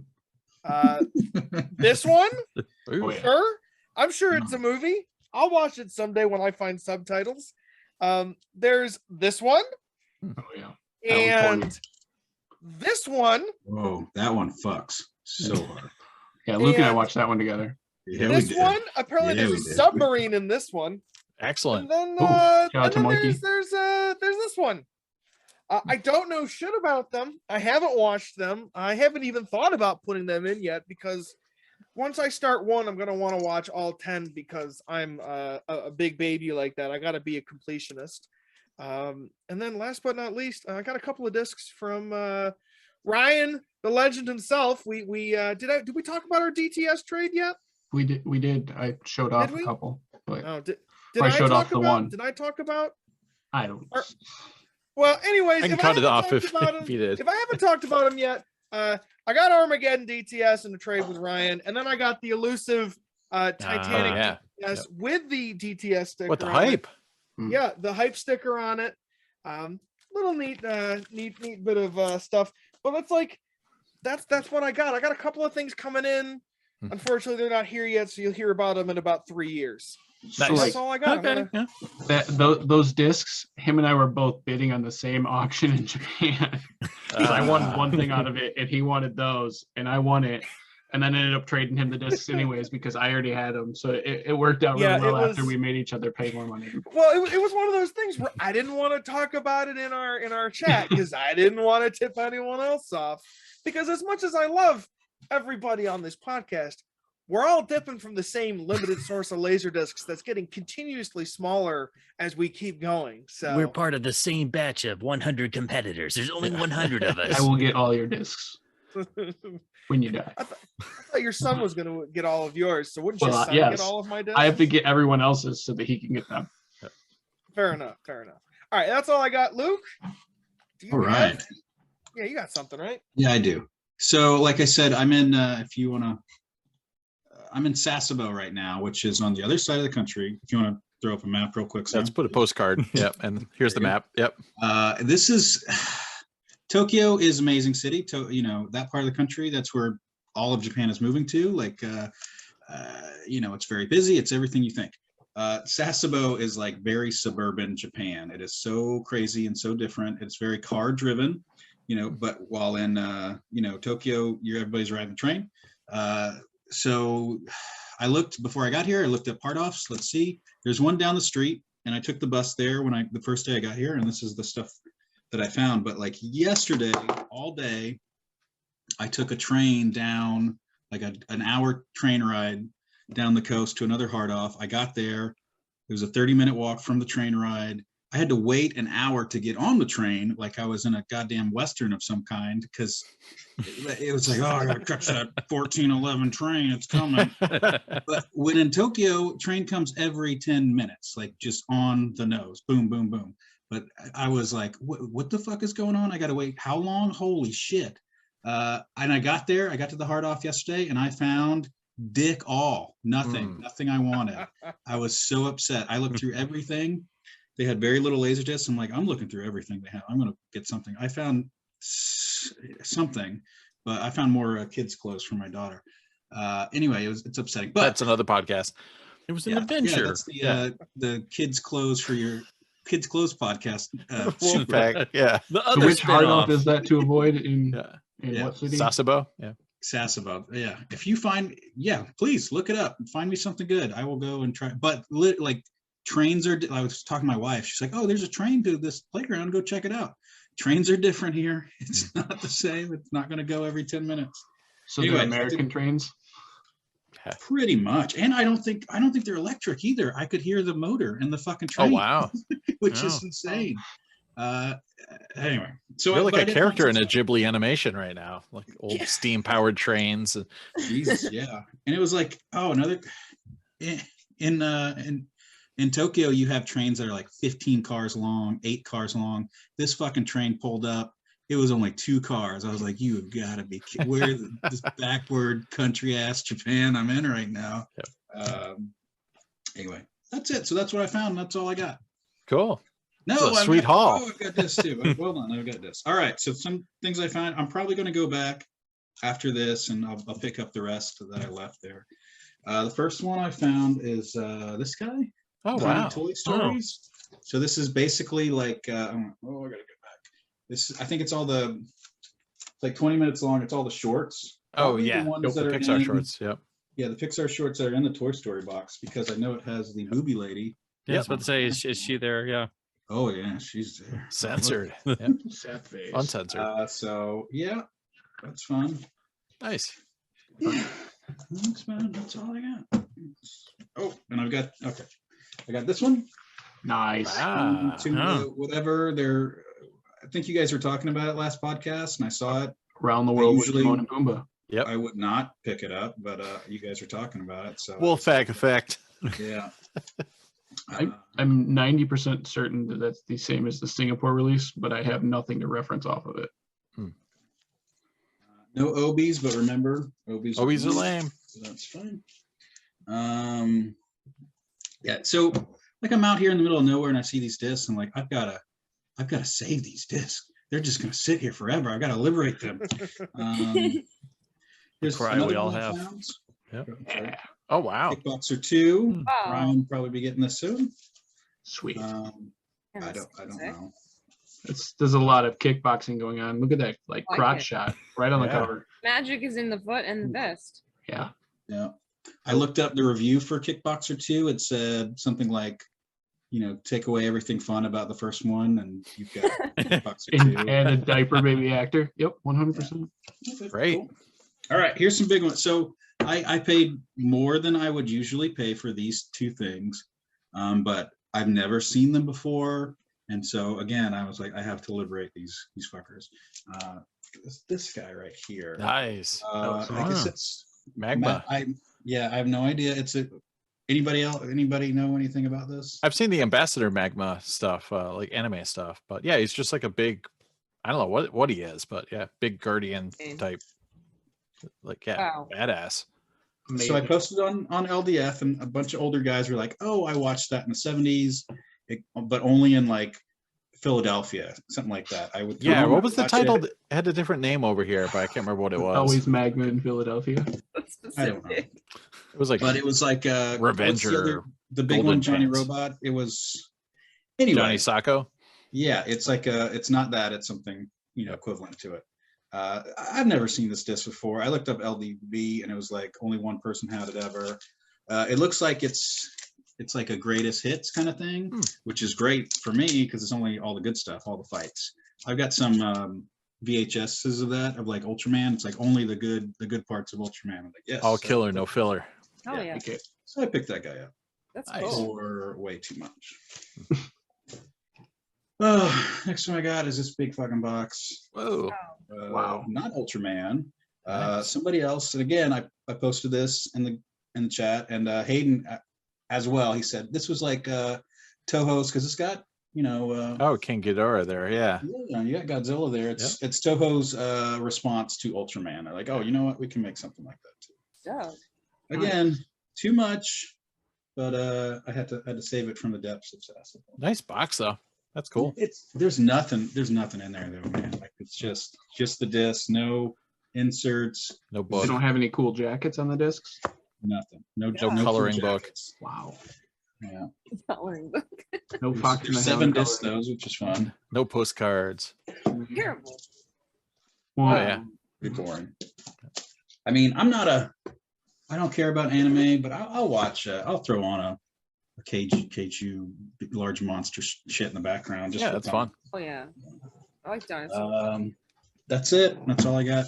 I'll probably go back today. There was another Ultraman box set that I'll pick up, but just means I got to mail it home, which is another. It's all an issue. It's all a thing, man.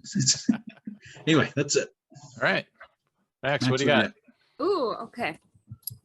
I was enjoying everything. I was ill prepared. You're in relaxing mode. Yeah. I was chilling. Laser zone. I was maxing and relaxing. I like it. I had a little mini local Bizarro pickup, and the stuff that was in this was just the weirdest I have seen locally. Oh, wow. sick. Nice. Like DuckTales. That's great. DuckTales. So I'll show each one of these. I think I maybe only have one DuckTales, or maybe it's Tailspin that I'm confusing it with. Oof. Also awesome though. Yeah, I think actually this one looks the most familiar. I bet I have this one. It's yellow. And but I always love this show. Yeah. Great show. It rules.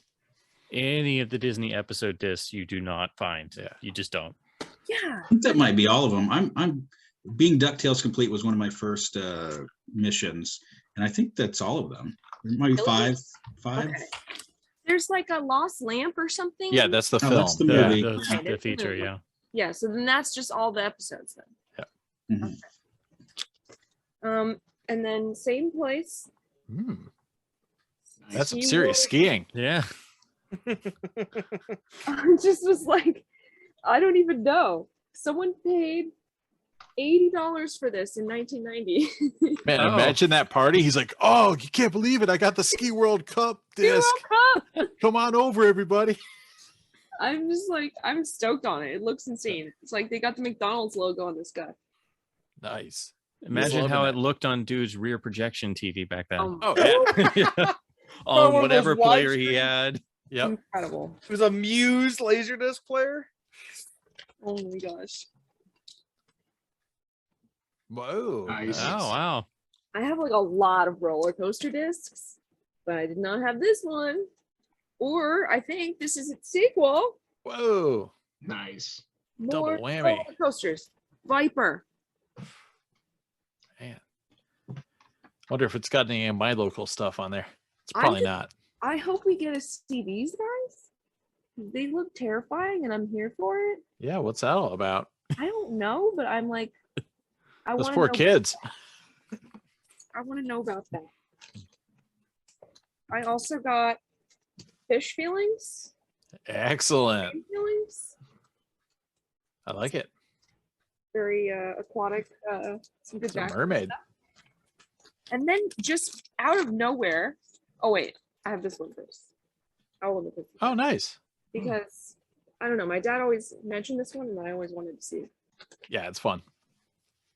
So who cares? Ooh. That looks exciting. A little That's- ghostly wow. action there. Nice Hong Kong release.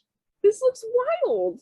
Yeah, I was like, is it a cop movie or a vampire I'm trying to movie? figure out what's going on. I think it's Vampire Cops. Yeah. Vampire Nice. cop action. But who cares? Yeah, Does it I have mean, any Yeah, subs? yeah, exactly. Yeah. Who cares yeah, if it does it has have subs? subtitles, I wonder? It says it's Cantonese Mandarin version, so Ooh, it That's- says it's bilingual, but I mean, I'm gonna guess there's not. It says those Star ones are a toss up. Some of them don't say it and have it, and some of them say Yeah. it and don't have it. So, and then Spin it up. most of them are what they say. So, good luck. all right. Either way, who cares? Yeah, who cares? Yeah, exactly. Exactly. That's why when I saw that, I was like, "Yep, gonna buy that." And then Whoa. What do Whoa. we have here? I don't know, but apparently it's an all-star cast or something because they Yeah, put dude. everybody's face down here. Everybody is in that thing. Everybody's in here, and they all have a fighter pose, That guy's in Aldi's that. not in there. Oh, I love that guy. Man. right? Goofy Kick Baldy. game. Oh, what's it say? It's Ooh. got English underneath there, but I can't read it. Walkie Pie. Oh, wow. Yeah. Oh my gosh, is Walkie Pie in this? Might be, yeah. Simon Yam. Yeah, it says it's called Burning Ambition. Oh, Nice. I've heard of that. Never seen it, though. So I was just, yeah, I mean, these were literally like, oddly enough, like right down the street. Like, That's awesome. and then shout out to the Word bookstore, which dropped this in my mailbox. Whoa. Whoa. Nice. Vinny eons ago when he was on the cast showed this, and I was like, oh, I need that, and he just it showed up at my door. Hmm. So shout out to Vinny. The disc. What a is- guy. Yeah, super nice. I got a Vinny box, too, but it's stuff I hate, so I'll show you that later. He knows to send me the eclectic old man stuff. Nice. Whatever he doesn't want to hang on to is like, oh, you should have this. Thanks, Ben. Okay, I'll save a few of these other ones for All right. another time. But I think that's pretty good spread. I'll have some swag next time, Jeff. It's in Sweet. transit. I thought it Most might excellent. make for this one, but not quite. Stupid post office. What do you got, Spencer? Any LDs? Oh, yes. I had to Okay. cherry pick because, well, I'd gotten some nice boxes from folks. So our esteemed colleague Luke sent me some beautiful discs, but this one in particular is really awesome. So this is Ooh. the Japanese RKO selections of Magnificent Ambersons, but because Ambersons was butchered, it is, obviously not under, over 2 hours. So they bundled it with the far less talked about Journey into Fear, which is the other Mercury Theater production.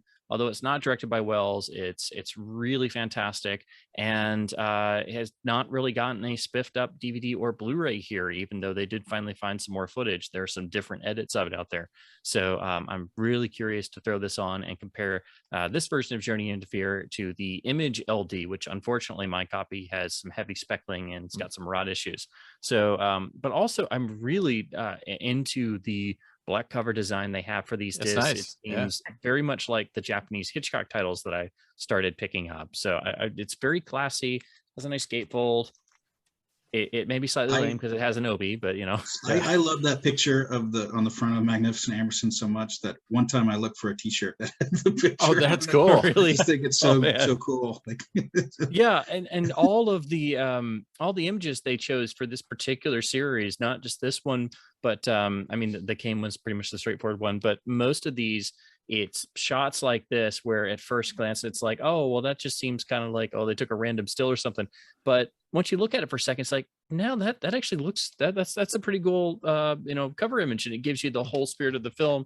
Same thing with Journey into Fear. Yeah, that's cool. Image there. Yeah, so I've had to show that one, and yeah, I've had that disc for a while. I would see a lot of those Orson Welles ones as double feature ones. I've been sitting on that, and then one day I'm like, you know what? I think Spencer would like that more than me. He'll give that more use. And I have, you know me too well. How many copies of Magnificent Ambersons do I really need? I mean, I have all the criteria. So, yeah. 3, maybe. I don't know. If you got a rot-free Criterion CAV, this is pretty good. So then one of the things happened where my big local store that had, they're a small local independent chain, so they've got several different stores, and they all have like different identities, they all have different pricing, but one of them got in a handful of discs, and they said, oh, we had this like college professor trade in a bunch, and unfortunately all the stores have started, instead of pricing LaserDisc, because only myself and like 3 other people ever look at them or know they exist. Normally they're all $2.99 or less, but now all the stores are like, oh, this one's $10. This is a Toy Story CLV. It's sealed. It's $20. I'm like, no, don't do that. But then I'm flipping through. They had one little box at the smallest store, and then I see this guy, which I've never seen before on LD. It's very uncommon, but they had the silent release of Don Juan. So this is that famous, very nice silent film, but the first film to really showcase the sound effects when using the Vitaphone sound on disc system for Warner Brothers. So this preceded The Jazz Singer, and this is the famous film you'll see referenced where it's actually got the sound effects of clashing swords and the sword fights and other associated things. What's great about this is a big old special edition 2-disc gatefold affair, and side 1 is actually the entire Vitaphone Shorts demonstration program. So this starts and it plays all of the demonstration films. So first you get a demonstration of how the process works with the guy literally talking about it, and then all the little shorts they made to show off the fact that, hey, we can record sound on disc, and look, it's a movie with sound.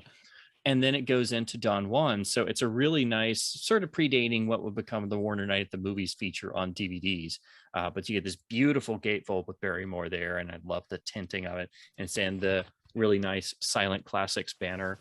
Yeah, and then the rear is like the others, but it just looks so classy. It's a wonderful release. And this film has not gotten Blu-ray yet. All you get is a Warner Archive MOD DVD, and I'm sure it's the same master as this, and this has PCM audio. So I have not seen this in ages. I saw it years and years ago. I've seen it on TCM as well, so it'll be cool to look at it on LD. And this is not a common disc. It's not something everybody's clamoring for, of course, but this is like a $15, $20 disc on eBay. So I was like, oh, well, of course, some professor had bought it and traded it in. But the rest of all these, and I just had to cherry pick. Most importantly, John Barrymore, the star, is the grandfather of the famous Wolfpack actress, Drew Barrymore. Yes. Which is the most important thing. The official Brotirian-ness. Also, the cousin of John Barry, the composer of all the. So yeah, if you like gun crazy, you're gonna love Don Juan. Oh There my we go. gosh! All right, so the other thing is at my local store, for some reason, it's always the same disc kicking around, and every once in a while they get a relatively big lot in, like every year or two. All of a sudden, there's a lot of discs. Sometimes it's once or twice a year. So they had a lot come through recently, and all of them had been tagged by their original owner with labeler tape with their own custom labels, and the prices were all over the place. But I picked up some OMDs from that, some pretty cool stuff. And then all of a sudden, they had a whole bunch of new boxes turn up, and I'm like, well, wait, did you guys buy another lot? And they're like, yeah, it was over 4,000 discs. And I'm like, what? Oh. So they're putting them out piecemeal, but at all the different stores, and they're all being priced differently.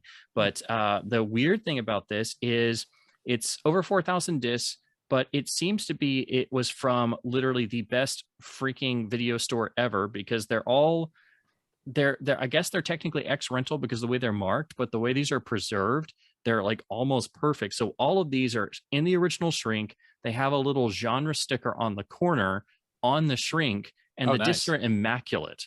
So, and then they also have a little custom barcode sticker on the back, and all this is on the shrink. So it's a lot of really rare titles, some really rare OMDs, and the pricing really varies, and they're piecemealing them out. So some stores are like, oh, here's a box, they're all 99 cents. Another store is like, ooh, this is rare, we should put this on eBay. And I'm like, well, this is different. It's not what I'm used to. So I cherry picked some. This one is really uncommon. It's pretty late. It's the Fox release of Call Northside 777. Oh, nice. It's a 1997 pressing. So you can see it's sold in the shrink, and it's got this neat old classic sticker. So all of these have genre stickers on them. But yeah, this is actually from, I guess, this rental store, and there's the little sticker. And again, it's on the shrink, and it's got the title and everything. So it's actually quite nice. And it's also great is all of these had custom sleeves put in. So none of these have the elephant condoms. Yeah. The only thing you get the little tiny sticker. So this was from Laser Video. It doesn't say where it was, but I'm guessing it was probably some within the nearby states or something. But yeah, this I always wanted to find. It's got PCM mono and no real special features, but it's a nice fancy late release for a Fox Noir, and this would get ported over to DVD. This is a nice important film for Jimmy Stewart's immediate post World War II period, when he was trying to get his career back on track, because It's a Wonderful Life bombed, Magic Town bombed. He was not getting any box office successes. This film's a bit darker, getting closer to what he would be doing with Hitchcock and Anthony Mann going into the 50s. And it's quite underrated. So it'd be cool to finally see it on LD, because this rarely pops up. Probably a good Kuroe pressing too. I know they did a lot of the later Fox stuff. So I wouldn't be surprised. But then they also, again, the prices varied. So I wound up buying a big chunk, but from different stores. So, some discs I would have gotten, but they were like randomly $14.99 or something. I'm like, if I wanted to pay eBay prices, I would. And then randomly others would be 99 cents. So this came from one of the 99-cent boxes, and some dude was looking at it, and I'm like, oh crap, he's going to buy that, because you see this cover and you know exactly what it is, even from a distance. And thankfully he put it back. He was just like, oh, what are these things? Oh, they're not records. And I'm like, thank goodness. But I can't believe this was 99 cents. They had the Assault on 13 special edition. It's got this custom widescreen sticker on here. And they also made custom, I don't know how clear it's going to be. They make these custom little gold stickers to tell you when there was special audio tracks. I love this store wherever it was. And the disc is immaculate. It's still in the shrink. So you get the super fancy essay. I've always wanted to find this. All I have is the Shout Factory Collector's Edition Blu-ray, but I always was curious about the LD. And as you guys know, this guy usually has a nice premium to it. You don't find this in a store, and especially since all the other discs were like super marked up from this lot, and they keep piecemealing them out. So thankfully I stopped by the store on the other side of town, where they don't get as many LDs, and when they do, they'll usually price all of them at like $1 or $2. And so I can go through there, and they have like the one little box on the floor in the back, and every once in a while. So Yeah, I don't know why they're putting boxes from this lot at all kinds of different stores. So I don't know. I wish they would just put them all out at once in the big store or something. But yeah, I'm really happy to find this not priced up. Great pickup. Heck yeah. Oh, the fun continues. That rocks. This one I paid a little bit more for, tried to find it forever. Also really hard to get because everybody tries to find it. Finally got the widescreen Commando. Oh, nice. Yeah. Still in this rink and everything. And I really love this cool little widescreen sticker they made for all these. Absolutely perfect shape. It's just a standard Fox disc, but this was the widescreen pressing with Dolby Surround PCM. Very much like the THX Die Hard in terms of the jacket layout, but you would think with the prices people pay, this is like a fancy special edition with extras. No, it's just movie only, but this is of course the LD version you want. Oh, we're not done. With the Rotarian corner. Yeah, look at you. This one will further earn that. Don the Dragon Wilson's coming up next. no, but this is one I always wanted to find, even though there is the new Arrow 4K. This is also very uncommon because it's the remaster from '97. They had the King of New York remaster, widescreen pressing. I've always loved the art of this. I've always loved the images of just Christopher Walken staring out over the cityscape, and you're like, yeah, everybody's about to die. We're gonna do a Walken cast someday. Abel Ferrara, or Abel Ferrara cast. Yes, I'll just talk about Bad Lieutenant for the whole time because this is like really the precursor to Bad Lieutenant. Sure. And originally, Bad Lieutenant was supposed to be a quasi sequel to this, and it was going to be a black comedy with Christopher Walken. As bizarre that sounds, I wish we could have gotten that movie too. But yeah, this holds up pretty well. I've been wanting to rewatch it anyway, and haven't got the Arrow release yet. But this I never expected to pop up. It's awesome. Just movie only, but it's got I guess this is technically Dolby Surround. That's what it's credited as, but I know Bad Lieutenant was mono. But yeah, this is the 1997 very tough to find remastered widescreen pressing. Score. Oh, we're not done. We're not done. I just cherry picked some. Like they were not kidding. It's over 4,000.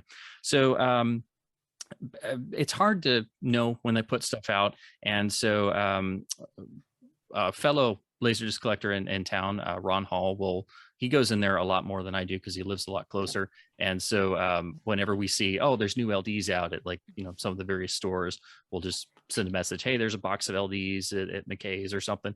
And so he said, I think they put some more discs out because they're just literally like once a week there's a random box that pops up and you don't know what day it's going to pop up or what the pricing is going to be. And so he's like, there's a new box of discs out. So I'm like, okay. And I'm like, well, I probably won't go check it today. I might, stop by late in the week or something. And then I saw he had sent a picture of it. It was a little plastic bin crate, and so you can see some discs piled up, and then sitting there in the front was a particular disc, and it was like one of those moments where you're driving, and all of a sudden you see something, and it's like, get off the exit now, and you like go over 6 lanes because it's there, and I'm like, is that still there? And he's like, oh yeah, I just left a minute ago. Yeah, wait, which one were you interested in? And I'm like, don't worry, I'll be there in 5 minutes. Been trying to find this for ages. It's one of the late releases that I know like only me and like maybe 2 other people care about. Finally got Avengers 98. Nice. Finally. Oh yeah. I am now trifecta complete. I have this on LaserDisc, snapper case DVD, and the out of print Blu-ray. And I finally got the novelization with the uncut script because this film was butchered by Warner Brothers, and that's why it plays so badly, even if you don't know anything about the Avengers show. But yeah, even in the theatrical cut, there is some fun stuff. You have the iconic scene of Connery leading the evil boardroom scene, and they're all dressed in neon teddy bear suits. I mean, that is worth the price of admission. But yeah, there's tons of material that was cut from this film. The people are still trying to get the director's cut released. Even the director says, yeah, Warner Brothers just literally took it away and just cut out 60% of it, and it's a mess. But I've always wanted to find this. I've wanted to find this, well, pretty much since I got into LD. But every time it pops up, somebody goes, oh yeah, I want to buy that. And then they outbid me. And I'm like, I don't want to pay like $45 or something for Avengers 98. Because I know it's going to be almost identical to the snapper case DVD. And then the Blu-ray went out of print, and I finally found a copy of that. Now that's going up, and they still won't release the original cut of the film. So I was finally able to find it in this really nice condition copy, still in the shrink with these cool stickers on it. So, and of course, this has AC3, and the really exclusive thing to this is it has the PCM Dolby Surround, although I'm sure it won't be much different. But yeah, always tried to find this, just a single CLV disc. But it's one of those late releases that it's a movie everybody likes to crap on, but yet people will still charge or pay quite a bit for. So I was always it's interesting how that one happens. day, one day I'll have Avengers 98, and it was only $3.99. So that's why I was like, price right. I was like, and it was in a box of of commons that were like between $10 and $12 price tags. And I'm like, I don't understand who's doing these pricings now, because usually it's like $1.99 or 99 cents. You feel cents. nervous? I always feel nervous when I find something that's worth a lot more, but it's priced kind of. You're kind of just doing the dance with the guy who's checking you out. Like, he might be like, oh, let me check the internet quick. Exactly. Let me pull the collector's price guide. I see on eBay this is actually $700. Yeah, so let me just take that back. Yeah, I need, and then they take a pen and they just write on the they cross out the I mean, do you still our want new it? associate priced this. It's incorrect. It's supposed to have an extra decimal point. I mean, when I got the Prince of Tides disc, the guy said, "Is $5 all right?" I'm like, "Yes, that is fine. Thank you." I'm a big Streisand fan. Good. Don't hurt my wallet any Walking further. out of the store all tense. So, but on that front, I kind of got burned because I did pay more for the last disc I'm going to show.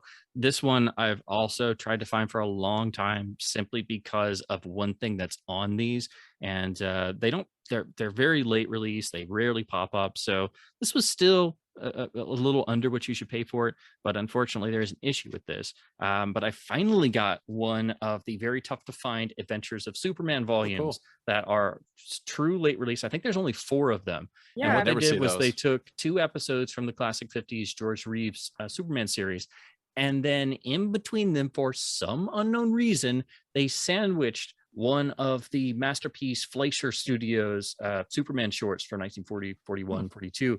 But these had only been previously released by Bosco Video on VHS and Image on their Fleischer Superman LD. And I've got pretty much every other version of the Fleischer shorts, and I've done so many comparisons because they were quasi-public domain, and I've just tried to find what is the best version for picture and sound. There's different restorations. They all use different prints. Some have brand new sound effects thrown on. It's a mess. But Warner Brothers finally restored them on DVD, but there's some audio issues. Then when I found out, hey, there's these late release discs of the George Reeves show, but then they have Fleischer shorts on them, and I'm like, well, I got to check those one day, because that's like the only version of the Fleischer shorts I haven't checked. And so this popped up, and it's got the original very first short, literally called Superman, literally sandwiched in. You watch the first ever episode from season 1 of the George Reeves show, and then flip over to side 2, you see the first Fleischer short, and then they give you the very last episode of the very last season of Adventures of Superman. So it's a bit interesting that way. And of course, they weren't going to release the whole show because it took till DVD for that to happen. So this is a really cool thing for them to do, even if they weren't going to release the whole show, because there was nothing for this show until the DVDs in like 2005, 2006.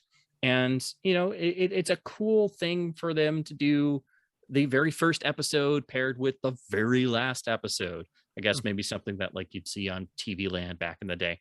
But unfortunately, the problem with this, I paid $9.99 for this, which is still under what it goes for, because I was like, doggone it, I finally want to see what the Fleischer short looks like on this, and it'll be cool to see what the shows look like on LD. So of course, side 1 plays fine, and then I flip over to side 2. I'm like, okay, cool. Now I can finally see what the Warner Brothers print of the Fleischer shorts look like on the late release LD. As soon as it flips over the side 2, starts having laser rod issues. Oh yeah. And start getting lines in the picture, and I'm like, no. But they did clear up though. So there's some lines in the picture, and the picture sort of jumps for like the iconic opening a little bit, but then it calms down, and then it's okay. So then I'm like, of course it had to be in that one spot. thought. Was it Sony pressing? Was DADC USA? Or? I haven't looked it up yet. I need it's Warner, to. So it's possible. It might be. Like Batman and Robin, of course, was just before this, and that's a pretty good rodder. But it is the same print source that Warner used when they made the Fleischer shorts, and they just shoved them on the Superman film box set as an extra, and eventually did their own DVD set. But these are like the untouched version of those, and they have PCM audio. So now I really need to find the other 3 volumes so I can get like 4 of the Fleischer shorts in their 1999 Warner glory. So that Good way luck. I can be full every frickin' edition of the Fleischer shorts complete, and then I'll probably have to go into tape land because I find myself always randomly having to buy tapes. But yeah, you're a VHS guy now. Who'd have thought? I dabble. I dabble in the tapes. I finally got a really good VCR, so I dabble in a few things. But yeah, this is something that you just don't find. It's a really cool artifact of, hey, we got this iconic TV show. What do we do? Well, we can't put the whole thing out on LD. That would be like 1 million boxes. Yeah. They only do that stuff in Japan. Well, let's take the first episode and the very last episode. Yeah, that was a great idea. But yeah, that's volume really 1, cool. Right, Spencer? Yeah, that's volume 1. I saw that. Yeah. Oh, Max had them all. Where'd they go? Someone got them from me years ago now, I think. So apparently that volume has 2 different pressings, Spencer. So there is a Kure pressing, and then volumes 2 and 3 are Kure. But volume 4 is Pioneer USA. So they just went with whoever was available. Yeah, back then. Actually, at that I'm pretty point, sure. Yeah. Oh yeah. It's late Warner, so you know what that means. Yeah. Quality image. Yep. It's Warner like, disguise, but it's really Image, and we just do whatever's open. It's like Jimmy from Image. Open. Are you available? Yeah, sure. I can run off 1,000. All right, do it. Take it to DADC. No one will know. Cool. No one will know. All right, so we caught up. Excellent. All right, you guys ready for some hot topics? Let's do it. If they're spicy. There's going to be a lot of spicy hot topics and some just quick stuff. I guess we don't really need to talk about, and we just missed Anime Day, but I think Chris just made up for that with anime? his delightful pickups. What? Yeah. Me? Oh, I have an anime movie I forgot to show. If we want more anime. I didn't post anything because I figured between I didn't see Roby post anything, but I know Jules Harlock and Sean posted a ton of stuff, and I figured there's probably nothing I have that they don't have already. So yeah, all I can do is talk about Speed Racer. That's as far as I go. You need that box. That I know, but I'm like $350. Yeah, I know. Dude, anime is so fucking cool. I hate to say it. This is the official slogan of Anime Day. You sent this to me. Oh, did I? Anime cops, baby. You're under arrest. Tune-up box.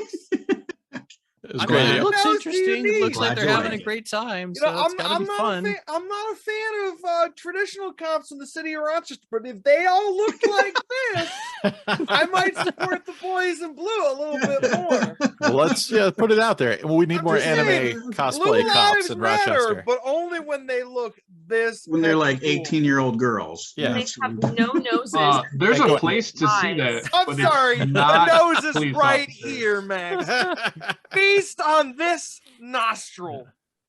And they have absurdly large, overexpressive eyes that see That's deeply into your soul. Listen, you gotta stop watching movies from the 1930s when they didn't even have like faces. You gotta watch 90s anime, color, widescreen, biggest eyes. Anatomically, Luke found a bunch of Gundam I needed, but then he was like, "No, those are heavy. I'm not buying any of those." Yeah. Listen, we want to talk fucking anime. All I do is watch anime. Well, I watch anime one night a week, actually. Yeah. So there you go. It's not a day; it's an entire year. Well, it's an entire lifestyle, and that's why nobody thinks I'm actually cool. Right. But I think you're cool. We think you're cool. I've got my anime, baby. I mean, let's talk the good shit. We got some Tokimeki we're good. Yeah, we're talking. You said the A word. He started. Yeah. Hey, speaking of A, it's also April. No, don't cut me off. Ryan, I do have something to say about anime real quick. All right, yeah, tell us, Luke. So the one of the coolest anime things I found, and somebody posted it, was that Lupin the Third double 8-inch thing. It's called Secret Files or something. Did you see somebody posted that? I found that one in like a junk store, and I sold it to a Roby once. But it's really cool. I mean, it's like a double 8-inch Lupin the Third. You talking about It's not. It's gonna be in that. No, Lupin the it's not Third, that. baby. Yeah. The first complete season. Damn, you are so cool. Yeah. I know. Like this guy. You tell those ladies you can wait just because you are busy. I got a gold Is this Lupin the anime? Third box. I don't have to tell them. They No, just not know Bill's anime. inherently. Anyway, that's it. Yeah. All right. So speaking of all things, celebratory and a certain time of the year, Ryan, what's the deal with April? Do you know about this? Oh, AIP rule. Yeah. What's the deal here? So Yeah. there's a really high quality film studio called Yes. AIP Studios, and if you want to celebrate, you just watch all of their movies this month or And- all the time. How long has this been going for? Is this like a brand new trend? It seems brand new, but when you have quality movies like Quest for the Lost City, Yeah. you can't go wrong. What's AIP? American International Pictures? Is that Something when like they that, yeah. rebranded themselves? Because if you say AIP, I'm like, okay, I'm Corman Poe all month, Different no problem. AIP, a much better, higher quality, higher budget AIP, Okay. Times with God's glory. quality Yeah. scripts, and Well, I mean, we could watch our AIP. Yeah, all month, exactly. too. X the man with Yeah. X-ray eyes. Watch Yeah. it 10 times in a row. totally. Yep, same Down. exact company. Now, is Quest for the Lost City? Is that the film with Rousdower in it? It's not Zap good. Rousdower? I don't even know. Have you seen it? I watched it. The guys on the cover are not the guys in the movie. Is it like a guy that looks like he listens to Rush and he looks like you just saw him outside of like a package store and Oh, like yeah, he's I hanging out believe with a kid? that's- Yeah, Yeah, that's got to be Zap Rousdower. it's not. This is a trip. Like, Looks Yeah. incredible. And there's like an alien city in the woods or something at the end, right? yeah, Yeah, that comes yeah. like out of the ground, basically. Yeah. Whoa. Yeah. But like these two guys that they Yeah, he showed looks that look nothing the like leads do not exist as Yeah. this. Well, it's like a scrawny little kid and an old dude, not Yeah, the dude is like, not random and buff dude. And the bad guy, way douchier. Yes. Oh, those two guys are totally saying in their heads right there. They're like, No sacrifice is too great, man. yeah. Rousdower looks like the guy you would see at the bar at any given Anvil show. Yeah. Oh, great. But oh, my Canada God. at its finest. we just come up Exactly, with the best trailer blurbs. Like we can just put everything we say is a perfect cover blurb. Yeah. But My if you look up the favorite AIP movie- filmography, it's Yeah. just full of hits. Impressive. My favorite Like- is Elves, is the Christmas movie Elves. Isn't that? I think that did come on some wow. very rare Laserdisc with what's his face, Dan Haggerty. Haggerty, There's yep. not see Elves. It's a beautiful movie. It's really good. Yeah, and it still doesn't have a Blu-ray, I believe. Oh wow. Really? Wow. Which is Yeah, a shame. second DVD. Yeah, it might be in like Rights Hell. I think most of their catalog is probably in Rights Hell because they don't exist, and I don't know who got it or how it was doled up in bankruptcy auctions. So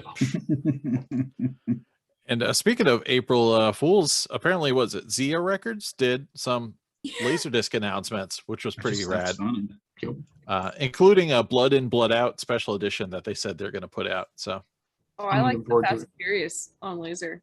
oh yeah, there was a lot of good fake lasers I saw making the Yeah. rounds. Yeah. It was believable. I really believed that when I was like, That was pretty beat up really too. good job. Yeah. Yeah, it was a universal letterbox. Yeah, looked nice and grungy. Had the fucking ring wear. I loved Yeah. it. It was perfect.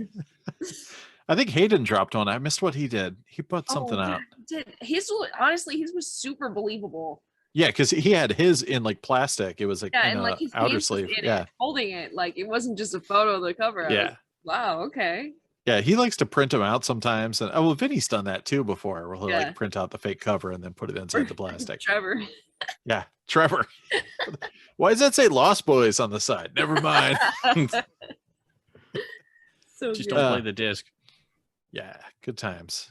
So yeah, there were a couple of cool April Fools things. And speaking of the hot topics, I had to actually watch this because one of the guys, Phil, in the group says that Saving Private Ryan looks horrible, and everybody said it did look horrible. And I was like, this is a pretty decent late release. So I put it up on my scope screen last night and used part of it because it's only 1.85 to 1. But I mean, I think it's very stylized and washed out, and that's the look of it. It looks like documentary footage, and it's very grainy. But looked just about like what I remembered the DVD looking. So I had the same reaction when I first watched the US disc. It is one of those, because it is so stylized. I don't know how the hell they got all that onto composite video. Like, as a transfer, that's it's tough. Yeah. Genius. And the fact that so much of it comes across, and whoever mastered it had like a really tough job that day, because it's like, you can imagine how badly it could have gone. Just getting all that stuff, and Kaminsky's all his visual stuff, and they did this to get it to look like newsreel footage from the 40s and all that trickery. How the heck do you get all that down onto a single composite signal? So technically, I think it's brilliant, but it's not like you can put it on and go like, "This is top tier picture quality." It will it's blow not a you showcase. over. But you switch on that AC3 though, and suddenly you're not thinking about the picture quality. Sidewall imaging. Watch it again. The room just comes alive. It's like, we bow to Gary Rydstrom. Yes. The sound design of that movie. I mean, that movie rocks any room you're in, but like, it makes it so hard to. And I even decoded it into 7.1 just to be a jerk. And there was one point I had to walk behind the couch, and I was by my center speakers. They were just blazing. I was like, "Oh man, this thing's." Oh, there's some rear center info in there. There is. It was delightful. Yeah. I mean, it's one of the most important movies Spielberg ever committed. You know, one of the greatest depictions of World War II. I'm not worried about the visual quality more than I am. War is hell, baby. And so is our film quality. My mom tells the story of taking my grandfather, who was in the Battle of the Bulge, to see Saving Private Ryan. And he had to leave the theater, and he was in tears. And he said, "That's how it was." Yeah, I would like. I remember the news trucks being out there, and it being it was our big theater that opened, giant, and it was a DTS hall, and all the news trucks were out there because all the veterans who were having to just leave. Yeah, I love the idea of like, "Hey, Grandpa, I want to torture you," give you triggered traumatic experiences. I had the same thing. I was showing this at my one of my events at my house, and my uncle was up, and he's like checking out the surround sound. And he was loving it. And he's like, "Dad, come up here," and he's like, "Why?" I don't want to remember that shit. 10 years later, you hand him a controller. Here, you'll love this. Call of Duty World at War. It's great. Let's play Frontline Medal of Honor. Medal of Honor Frontline. Oh, it's a deep pull. Oh, yeah, man. Yeah. That game's 20 years old. Oof. Hey, I even had the HD redo that they put on one of the PS3 Medal of Honor. That is out there. Yeah. Yeah. That's definitely a game. Yeah. Rising Sun. Oh, Rising Sun. Yeah. Anyway, so that was the hot topic, was whether or not this was a steaming pile, but it's not a steaming pile, but it's not gonna beat a night. It's not gonna beat like Tarzan, which is just a beautiful, colorful, sharp transfer. It's got a different job. Scratches a different itch too. I mean, I'm sure it was better than Look Who's Talking. Well, but it's not immersion. It's not as good as Look Who's Talking 2. I mean, the surround activity in that movie, it's amazing. I had to take breaks. It was exhausting. Pee in the pate. Pee in the pate. And once it's all around you, you just can't get away from it. Yeah. All right. Here is, of course, the hottest topic of the evening. That's been firing up the LDF this week. Malcolm in the LDF was kind of talking about thrifting a lot, and was saying that if you buy discs on eBay, it means you're lazy and or greedy. So he's kind of fine-tuned that approach for a little bit, but yeah, I mean, where do you come from? I know Luke in particular, I mean, you have a kind of punk rock attitude about getting out there and finding discs in the wild and stuff, but but still, you must buy things on eBay sometimes, right? Oh, all the time. Yeah. Especially back in the States where you can't find much. I'm on eBay constantly. Every morning I probably look at eBay first thing I do when I wake up. But I was mad about that because it's like, bro, like, he lives in San Francisco. He has the ability to go to Amoeba, and go to these thrift stores and find cool shit. That is key. Guys in the middle of Kansas who have nothing. Like, there's just nothing at all. In San Diego, I go to thrift stores and I find a dick all, like nothing, Yeah, my collection was based on my local thrift stores. I'd have like 3 discs. Yeah. I've got 17 speeds. This is great. So I just think it was kind of a rude thing. I mean, he's been saying that stuff for a while, and it's just kind of like, come on, man. Like, don't be shitting on people who, It's not every market was saturated at all. Yeah, it's the same kind of gatekeeping attitude that just plagues the modern internet discourse. I'm doing it one way. That's the only way that it should be done. If you're not doing it my way, you're wrong. And it's just this toxic mentality that plagues the internet in general. Twitter's full of it, Reddit's full of it. I'm not surprised LDF has its share of gatekeepers, and it's always toxic and it's worthless. Like, nothing I showed off tonight was from this country. Yeah, literally. You don't say. Like, even the US releases behind me, one of them was definitely from Indonesia. Yeah. Whatever. Don't you have your own slow boat with your own name on it now? Like the Cushing slow boat. Yeah, the SS Ryan. It's the Ever Cushing, and it is not beached off of the East Coast of the United States. But yeah, I mean, like, and his kind of attitude towards buying discs, and that's cool. Like, if that's your thing, you just kind of want to go with what you find. I think he's also an active thrifter and thrift flipper. So yeah, you're lucky. Lucky. Yeah, that doesn't happen here. Well, My thrift it's in your that luxury of time. once in my city. Exactly. In 6 years once, and they were common things, and even those were gone within a day. And I'm like, they're overpriced at $3.99 for speed. So no. Yeah, and if I was going out there looking for things to flip, VHS tapes and video games and stuff, obviously I'd be going out all day long and then seeing what kind of LDs I could find. But yeah, I would be wasting a ton of gas and a ton of time, and I'd be coming home with, dick-all, as Luke would say.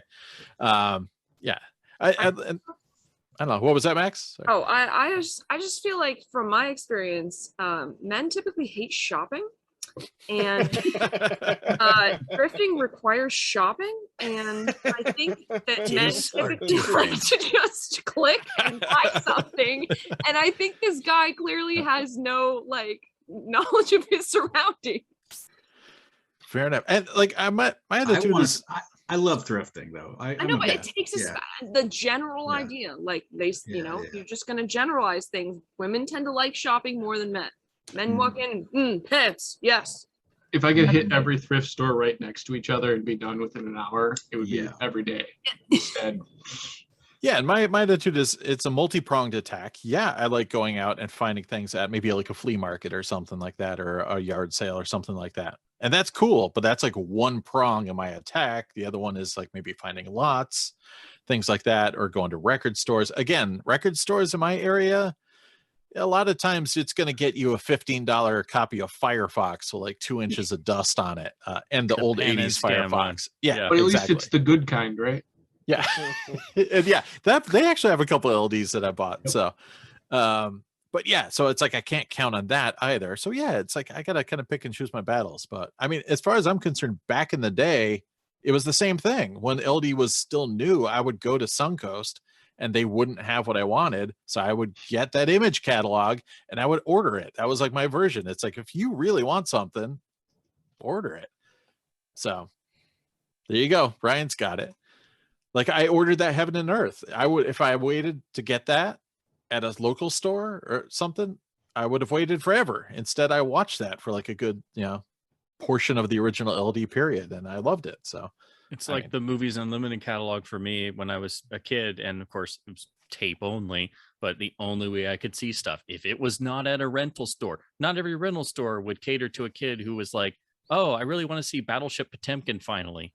Pre-internet, you were you didn't have a library and you were a budding cinephile. I was screwed. So, if I couldn't, I had to just start saving pennies for whatever I could afford in the Movies Unlimited catalog, get it by mail, one tape at a time, and it was like celebration time. Yeah. Yeah.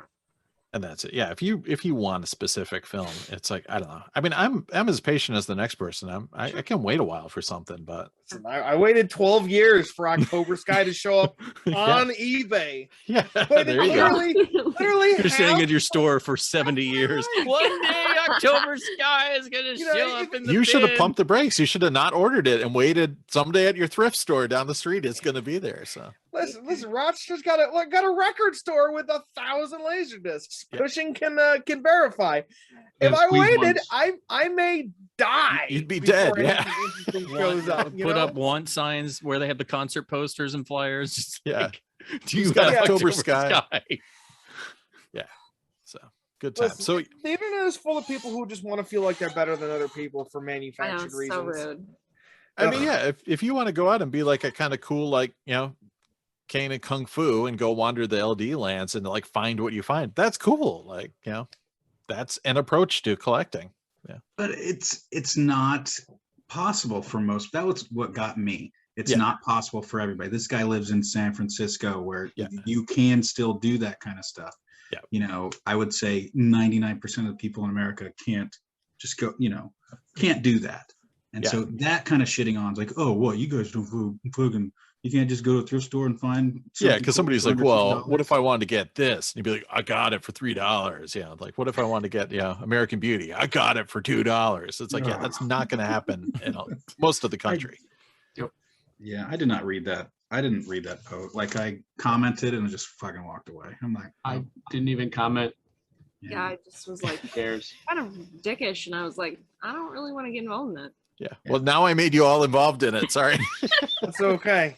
Any other hot topics before I put this to bed? Hot stampers. Oh, hot stampers. I mean, we could do a vinyl hot topic. Oh man. They man. never go away.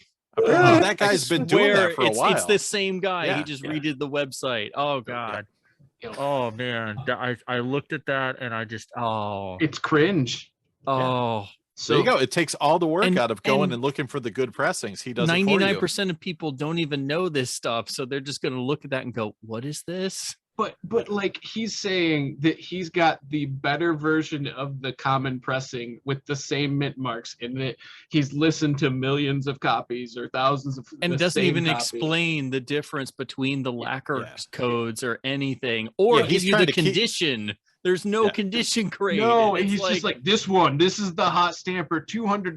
Joni with issues. So it'll just say with issues. Like, what's that mean?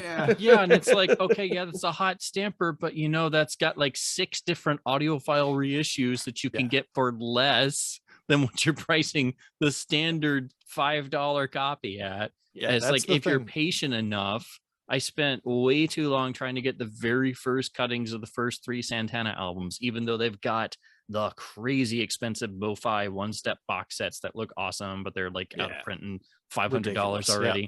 But yeah, it took me a while. You got to be really patient. But I went through like 3 copies of Abraxas until I finally found the 1D true first West Coast cutting. And it does sound better, but I had to get that at a record show.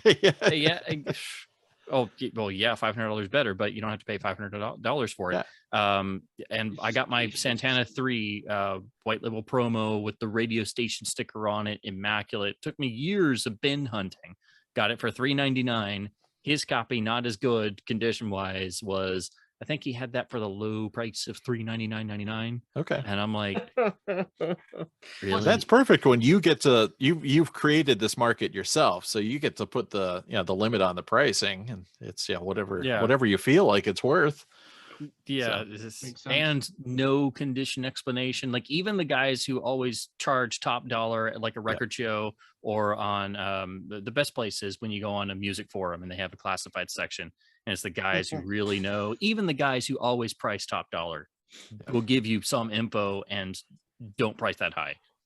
Yeah, it's good times. We got to carry it over into LD now and do rot-free copies of Eraser for $500 or well, it's like what do you charge for those? Like if you find card and then it's graded as being rot-free.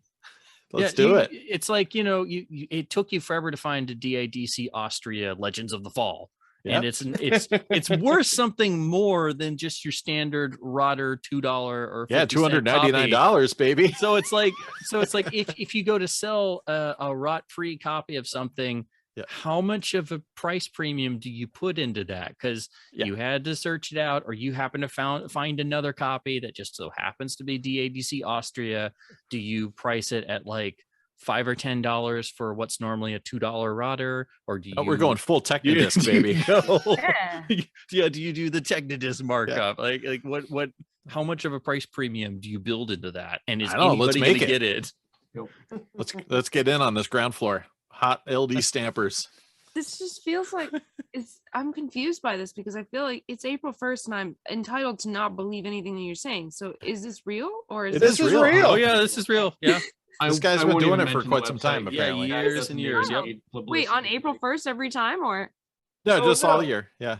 Okay. We just Yeah. found It's out like a about it. business. Okay. Yeah, he redid his website and it's like a different name and stuff, but like they were talking about that and I looked at it and I'm like, oh no, it's the hot stamper guy. He's back.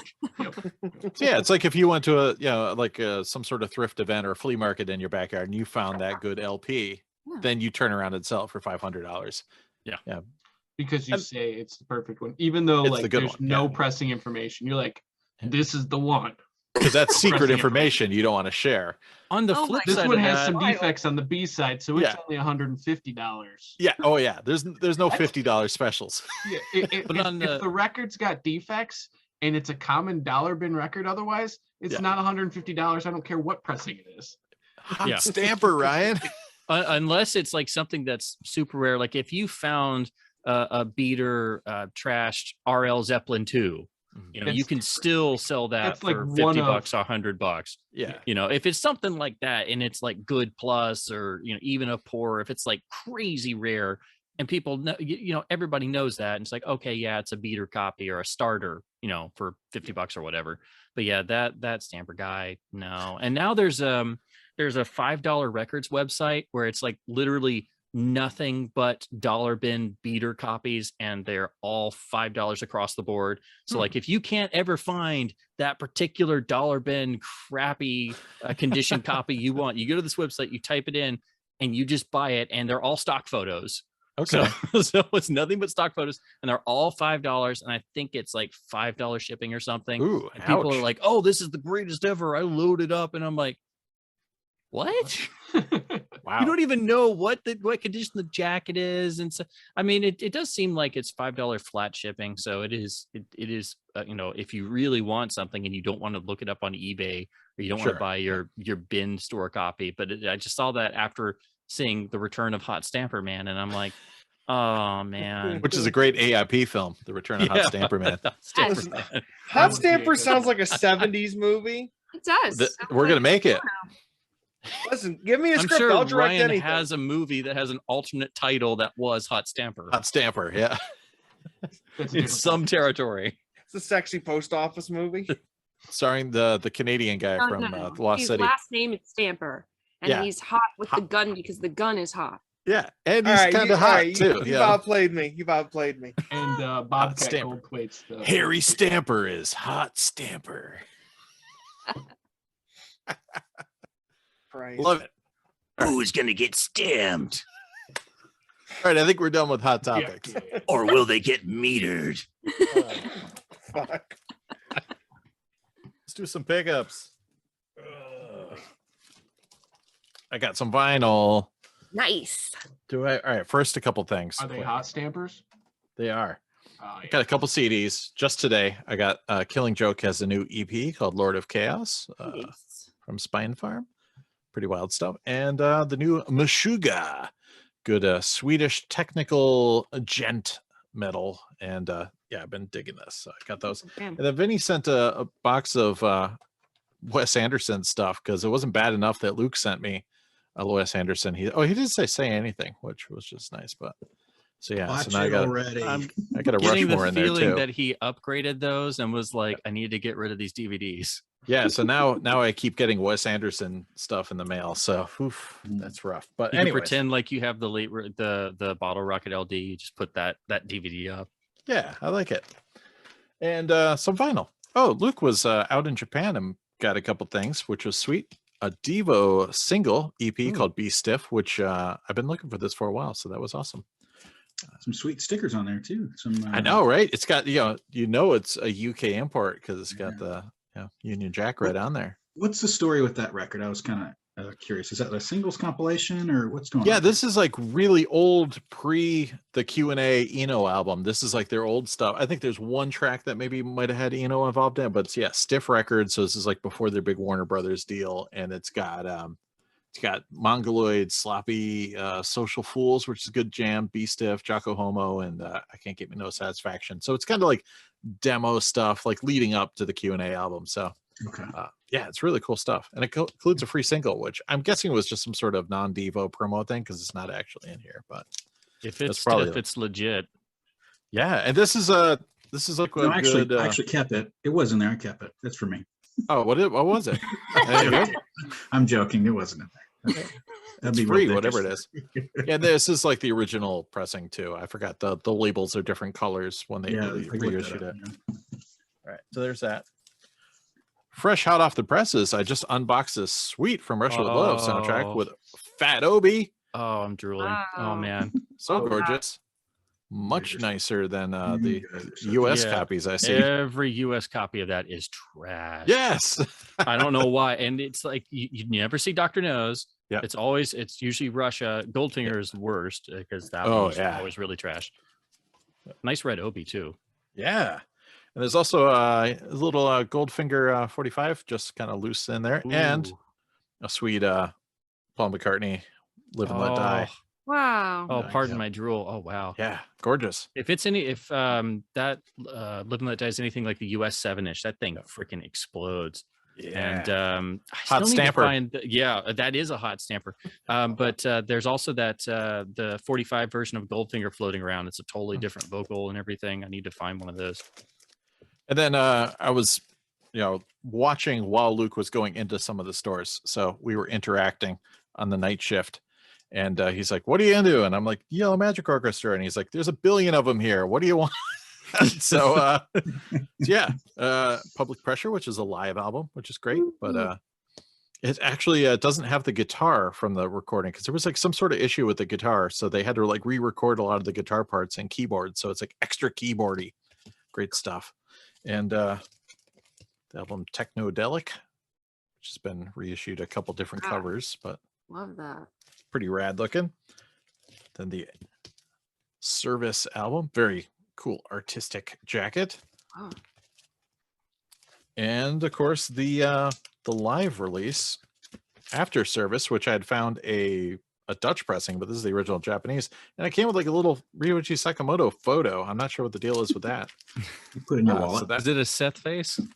Yeah. Is it like covering something? Yeah, it's just covering up Monkey Dong. Yeah. And then I was like, oh man, that's like almost all the ones I need except for two. And then the next day, Luke's like, you mean these two? So it's an instrumental version of this album, Naughty Boys. So of course you need to have the full vocal version of Naughty Boys as well. So this was like their big super pop album where they were doing like completely different stuff. So that was cool. And then moving right into metal. Hell yeah. My Vinyl Club released a Melakesh, really great band. This is kind of early stuff from them. Super good Israeli black metal. Cool. Yeah. And then the kind of metal punk band Nails released. It's got spot gloss too. You probably can't see it, but it's pretty sick. It's got their logo just kind of like glossed into the cover. It kind of comes out a little bit. Oh yeah, there we go. Oh, whoa. Yeah. Oh, that's fun. Yeah, so that's pretty rad. And then I went to my local shop and finally got a couple things. One, he let me borrow a Tim Curry record called Read My Lips. Nice. I was like, Tim Curry, cool. And he's like, I have no idea if that's any good. I'm like, I don't either. He's like, you want to borrow it? I'm like, sure. He's like, if you like it, come back some other day. So I got to check that out. He had an old UK pressing of Motorhead's What's Words Worth live album.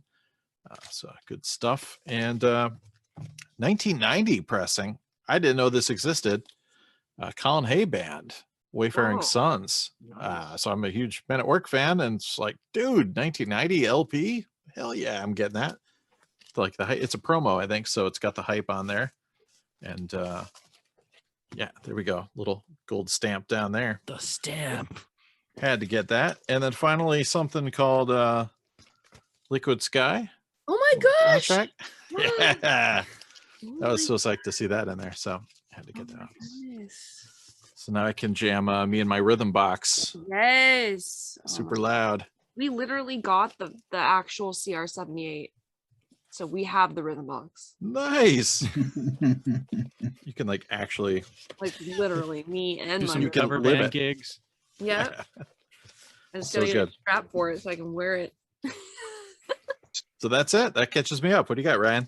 Sam, real quick, I'm sorry. Can you hold up that first YMO? This is probably not that interesting, but I think it is. That first this YMO. one? Yeah, so it has the little thing in the right corner there. Oh, yeah. Yeah, so that's how you, when flipping through records, that's how I'm looking to see what it is. And you do it quickly. You don't look at covers. You look at just there. You read it. Boo, boo, boo, boo, boo. You read it. Got the price and everything. And yeah, and they scan it and they scan them. They have a barcode themselves. They scan and they scan that, whatever. Usually they take that off. And so for whatever reason, he missed that one, and I'm sure he got fired. Like he's definitely the poor guy. They're frantically looking for that right now. But, and I'll think of him every time I spin this. Yeah, poor dude. That's it. That's awesome. And I always kind of want to keep it too. First time I was like, oh, that's cool. I want to keep it. But no, we have to keep it. Yeah, like that's cooler than the Obi, man. Uh-huh. I'll scan it and send it to you. All right, so I got a few things. First and foremost, I have a VHS tape. Whoa. Get it away from me. This is This Down episode will have Twisted, some tapes. which I don't believe has a DVD release. Okay. It's canon and media. Wow. It's got And Carrie it's Lowell. a I have to watch Albert Yeah, it's Bond Pune film. adjacent. Albert. Oh, So Pune. when we do our focus, I am ready. But it's Oh, also gosh. a promo of it. So it. it was such a big hit that, like, the promo's the chase copy, not Yeah. the copy out there. And then back to the real world. I was at a Half Price Books, which normally when they get boutique stuff, they price it appropriately, which is a shame. But for some reason, this is the Arrow Phantom of the Mall box. Oh, set. dude. They had it priced like the non-limited edition version. So I picked this up at half of what the retail was on the box and what the regular DVD or Blu-ray is worth. So So it was legitimately half price for once. shout out to the new guy at Half Price Books. Yeah, that guy's also fired. Yeah. And then Arrow had a sale, so I picked up a couple things half off retail. This is a family film called Society. Yes. Oh, so uncomfortable. I love it. I love Society. It's a guilty pleasure. It's so ridiculous. And then I also picked up Dead End Driving. based love on the it. cover alone. So I've never seen it. Looked amazing. Australian exploitation stuff. It's really Yes. good. Yep. And then the Vestron Collector Series had a new issue. Ooh. So I picked up some Feldman and some Haim. Feld dog. You can't go wrong with that hair. Oh my god. And our friends at Grindhouse had a new movie come out. It is Death Game. Wow. And it's the nice slipcover version. And since I pre-ordered, I was one of the first however many hundred. I got a Cleaver keychain. This is Death Cool. Game. Rad. So yeah, really, really cool bonus for something that is apparently really cool already. And then I hit up I can't even remember the name of the company. The guy who does it, Dark Force. It's Dark Force. It's kind of a giant douche. If you've ever seen their videos on Facebook, don't. You'll hate the company. But I picked up Fangs. It's Oh my got, god. a complete Incredible.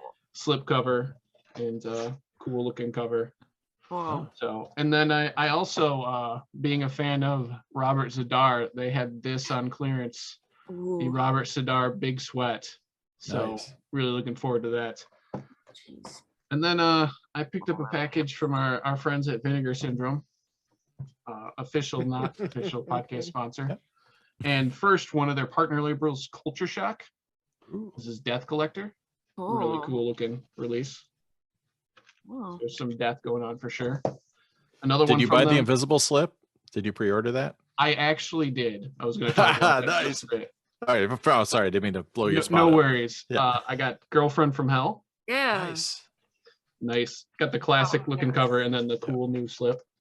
And then the up-res rescale of Slash Dance. So apparently the original master's lost, so they have to go off of like some tape master or something. Probably a But, D1 or something. Yeah. At best. Yeah. Or maybe it's just Betacam SP Yeah. or something. It's something. So they had to HD upscale this. So I'm looking forward to see what that looks like. Seeing what that looks like. I have no idea. And then from Saturn's Core, which does a lot of shot on video remasters. This is Shattered Dead. I got way too much this time. I apologize. And then to the Vinegar Syndrome core releases, we've got their own pictures. The Scary of 61st. So nice. Wow. That's like wild. That's pretty cool. It's some kind of like new horror type thing. It sounded pretty cool. I picked it up. My goal has been to watch like everything I've been picking up. So I've been trying to fit that in between LaserDiscs, and I bought too much shit. Yeah, So good we'll see luck, how that buddy. goes. And then the VSA of Talons of the Eagle. God. Nice. Check out there's a lot of food going on there. Some Billy's serious Billy got- Blanks. He's chewing up real estate as he should. Oh, wow. So, and then we have the Schizoid and X-Ray double feature. They brought back the double features last month, and 4K. Wow. Nice. So really cool. Like there were Blu-rays of this, but they came out with the 4K. And then another really cool double feature: Hard Rock Zombies Whoa. and Slaughterhouse. Rock. Ah, yeah, there we go. Yeah, so really, really awesome. This is just a standard Blu-ray, but still, like, Wow. we knew that Hard Rock Zombies was coming because they had teased it, but then they threw Slaughterhouse Rock on the same disc, which was really cool. Heck And yeah. then a little film called Reform Schoolgirls Nice. that Sam and I did a little work for. Yeah, we did audio work on this sucker. So very, very A cool. little bit of Ryan's Laserdisc in that Blu-ray. Absolutely. Off of Sam's Sony. No, my Pioneer LDS1, I think. Oh no, that was a Sony. You're right. It was Sony. Yeah, And and so Sony Muse, baby. being it is April Fool's Day, they had a super transparent slipcover. And it's just a picture of a hand. Yeah. And it was $6. And me being the dumbass I am, I bought it. Everybody bought it. I'm assuming it's not going to be that, and I'm going to get some crazy ass trinket or some shit. Some fun thing, yeah. But I bought a like see-through, Invisible slipcover. invisible slipcover that doesn't exist today. It's an So- NFT, is what it is. Yeah. Yeah, you bought an NFT, Yeah, Doug. you bought an NFT. I probably did. Oh my god. And then I got a few records. So Okay. just a couple. Okay. 20. Oh, you can take up my space. I didn't have any. Oh, okay. All right. Sweet. Yeah, I got nothing too. Cool. All right. 50 records, Great Ryan. timing, everybody. You're good. Amazon had this on sale. This is Oh, Barrett dude. from Sid Barrett. Mm. Nice 180 gram repressing from like Wow. 2014. Oh my gosh. And it popped up on one of the vinyl deals like Reddit's or something. Hmm. And then shout out to Kings Road. I had picked up this Dan Andriano album, opened it, and it was cracked. Really? They shipped me another one within a week. So Kings Road Huh. merchandise, legit. Shout out to them.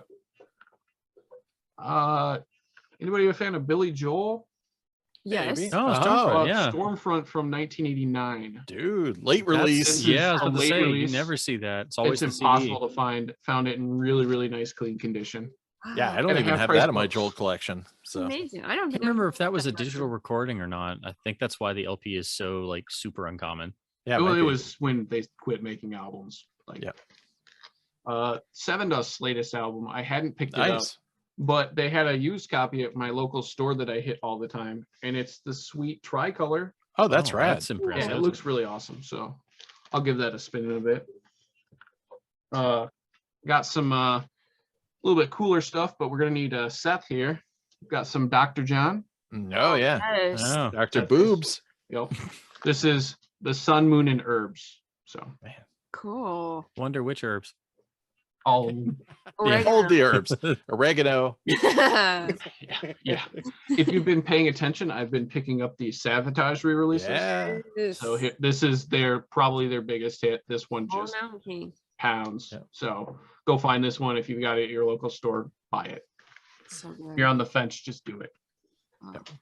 Oh. I got up to Madison, which has one good record shop in the center of town, and they have a basement that's all old stuff. Like the main entrance floor level, which is very small, has all this new shit. And I'm like, I'm just going straight to the basement.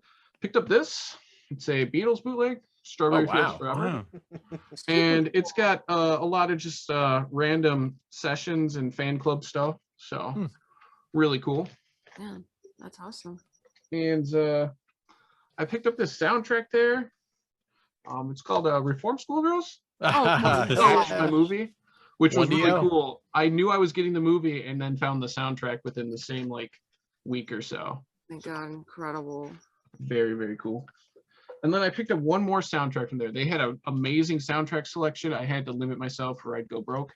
But I picked up this really common 90s movie called The Doors. They did a soundtrack on vinyl in the US.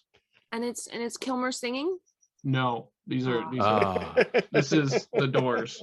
Deal breaker. No, listen, this is like a 92 or 93 soundtrack on vinyl. I was not impressive. Yeah.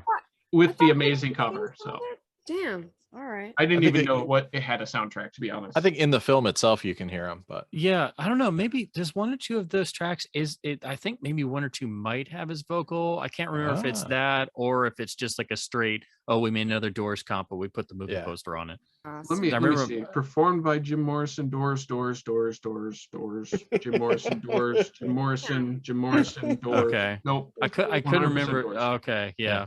I was thinking either it was straight comp or there was like they put one on there. Maybe there was like a 45 or like a CD single. Or there might be another CD. Yeah. And then I hit my favorite record dealer who does sales or shows only, and then has a pre-sale before the big Chicago record show, and got a few crazy things. Picked up a first press DMM of this. This is a common 80s.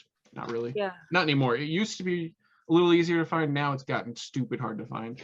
One of the Japanese gatefold. First tapes I've ever owned was that guy right there. Yeah. Does it have the hologram sticker in it? The what? I don't even know. Like every bass guitar, or every guitar pretty much from the 90s had that hologram sticker on it, because the album came with like a little hologram that had the. Are you talking about these two hologram stickers? Yeah, there we go. I got two of them. So it's supposed to come with one. You got a bonus. This is a really nice hot stamper. Yeah, baby. Yeah, I'd sell that for 500 if I were you. Stamper. Yeah, double stamper, double sticker, double Wally. Double sticker, baby. Moving on, I got a couple more and I'm done. I swear. I love it. There's this band called Oingo Boingo. Oh hell yeah! Nice. Original or the red repress? Let's look. I think it might be original, but don't. It looks original. Yeah, baby. Yep. Oh, yeah. 80s MCA Rainbow. Does it have the lyric insert? It's just got a. Oh yeah. Nice. Oh my gosh! I'll have to check my Man. copy. Oingo Boingo is so good. Hell yeah! First concert I ever saw. You guys are making me. Second concert I ever saw. We can totally get him on, right? I was concerned that they were in clean condition, not even checking for like originals, because when I'm buying at this pre-sale, it's cash only because it's all being reported. Anyways, Oingo Boingo again. Oh, all right. What pressing we got on here? Let me see the backside. I just like. Oh, the that's idea OG. That Damn, that's original. I like the idea that you're like. It sounds like you're buying this out of some dude's van in a dark alley. My dealer hooked me up. Like does it have the printed you have to be sleeve? on a list, and he has to like you, and he texts you and says, "Hey, I'm ready for another sale. Come by the weekend before and bring cash." And so, like, literally, one of the stores sends a guy in Rockford, and a lot of just people who collect come and buy shit. So it's like going to a record convention, but it's just one guy. Yeah, and his stuff is he's got some of the best stuff at the Chicago show consistently. So we're getting first cuts. So oh yeah. Speaking of which, oh hell yeah. The Labyrinth soundtrack. This is an original as well. There's a hole punch. So I guess it didn't sell well the first time. Go figure. Two more. Right. This one's a test pressing. It says Buck Rogers soundtrack on it. Wow. Oh wow. Yeah. And he's like, I saw this in with like the rest of the soundtracks, and I pull it out immediately, and he's like, "You're grabbing that?" I'm like, "Yeah, it looks really cool." And I never see test pressings, and he's like, "I almost didn't sell that." Wow. So yeah, nice Buck Rogers test pressing. So is that the movie? The soundtrack? Yeah, the movie soundtrack. Yep. Wow. And then I don't know. Are these guys any good? The Smiths? So is that US or UK? This would be US. Yeah, so it's got How Soon Is Now thrown in there in the middle. Sweet. Yeah. Yep. But yeah, nice US first pressing. So those were my pickups. A lot of common stuff. Oh yeah. A lot of Yeah, Rand, next time you come, I was at my local shop, and the other store in town that closed down, they're open again. Somebody bought them out, so there's more stuff we can shop next time you're in town. Good to hear. I'll be back after LaserCon 2023 because we already did 22. So. Got, only one a year. Yep. Which hotel are we renting for that one? It's got to be the Ramada. Yes, the Ramada. Ballroom Motel D is 2? open. The Motel 6 by the airport that's closed. Yeah. Maybe a La Quinta if we're getting one. Is there a Howard Johnson Convention Center still? I heard there's still a Howard Johnson there. I've got a Hojo, I think, near me. Yeah, I can make that happen. Yeah, Hojo. The good old the percentage discount. Yeah. We used to have all the baseball card shows at the Hojo in town by the airport. Yeah, the card shows. Yep. And somebody got murdered there or something. Yeah. Normal Howard Johnson stuff. Anyways, Howard, did you have anything? I got nothing over All here. right. We're heading into Howler season. We're like, I'm gonna have records soon, but like I got nothing Nice. right now. Nice. Luke? Cool. What do you got, Luke? Let me wake up. Sorry. Okay, here I am. Yeah. It's almost lunchtime for you. Yeah, it is. Okay, I'll start with this one. This is, I found this back in Tokyo, but I kept it. I didn't send it home. This is, all right, there's a DJ out of LA. His name is Cut Chemist, and he did the CD called Sound of Police, and it's pretty cool. It's a live one turntable mix of African and South American inspired music. It's just one turntable. Wow. One turntable and a pedal sampler. So Oh, okay. Right there.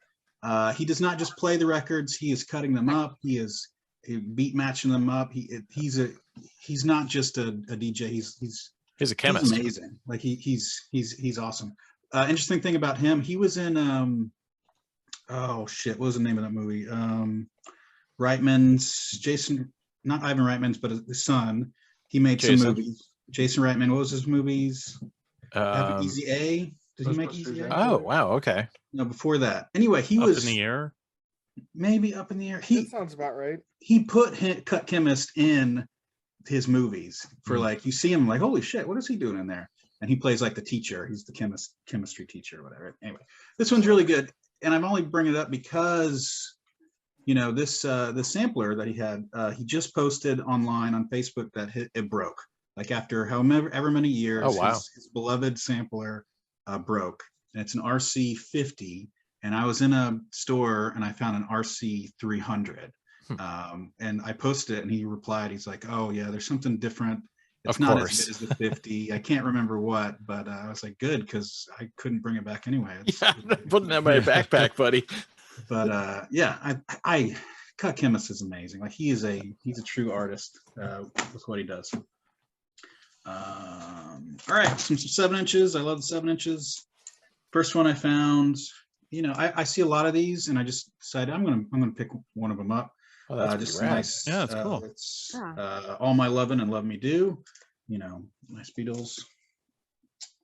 7-inch. Also got Long Tall Sally. Oh yeah. Back with I Call Your Name. So they're everywhere. I mean, and some of them are more expensive than others, and you're just like, oh, well, I can't get all of them. Maybe I'll just pick one that speaks to me. And those are cool. I like the covers. Pick this guy up. It's The Call. With their The Call Up, their very anti-military song. I'm like, oh, I gotta get this one. So yeah, it's a good one. Excellent. Moving into, let's see, I picked this one up yesterday in my journey down south to the hard off that fucking sucks. That's his new name. It was I'm talking 5 hours. Like it took a long time to get there, and then it's just nothing. Actually, I'll start with this. I found I kept looking, because how I work, it's like you keep looking, and then you got to find something to get the ball rolling. Like if I don't find something good, I'm just gonna walk away. Like I'm not gonna do it. So I found this guy. This is just a Moax. So I was really big into hip hop and about around 2000-ish, where guys were just sampling everything. They didn't care. So this was like a Japanese only guy from Uncle versus the guy from Planet A. Anyway, it's nice. It's a decent mix album of each. So I was like, okay, fine, Japan only, I'll get it. And then what else can I find? and I found this weird flexi disc, like in the original packaging. I was like, oh, that looks like a lot of fun. It almost looks like a postcard or something you would get. Got some Hawaiian scenes in the back there. Huh. So yeah, fuck it. And like I said, you travel, you go that far, and you don't find something good. You gotta make something. You gotta find something. Another cool flexi I found. I'm not sure where I found it, but it's like a nice kids one. It opens up. And has a nice sweet flexi in there. Is it Jack and the Beanstalk? Yeah, Jack and the Beanstalk. Cool. Anyway. All right, get ready, nerds. I found this one. Okay. Talking to you, Bond nerds. I found this guy. Nice Oh, string. yeah. Oh yeah. Yeah. Spencer, what's the story? Did you recently rebuy this one? Did they, or am I thinking of a different? I finally got the UK white vinyl original, Okay. which took me forever. Yeah.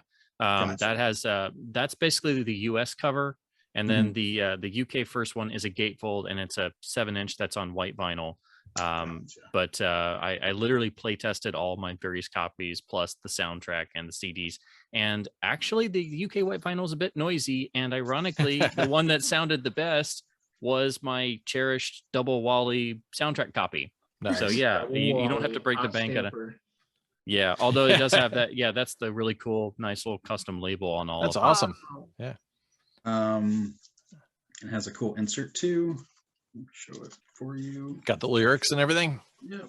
There you go. And in Japanese. Yeah. Yep. Every Duran Japanese release is super collectible. I have some of them. They're all like fantastic because they were so huge over there. So they got all the custom B-sides and the special 12 inches. You had to get all the imports, and then they had like the special EPs that were Japan exclusive.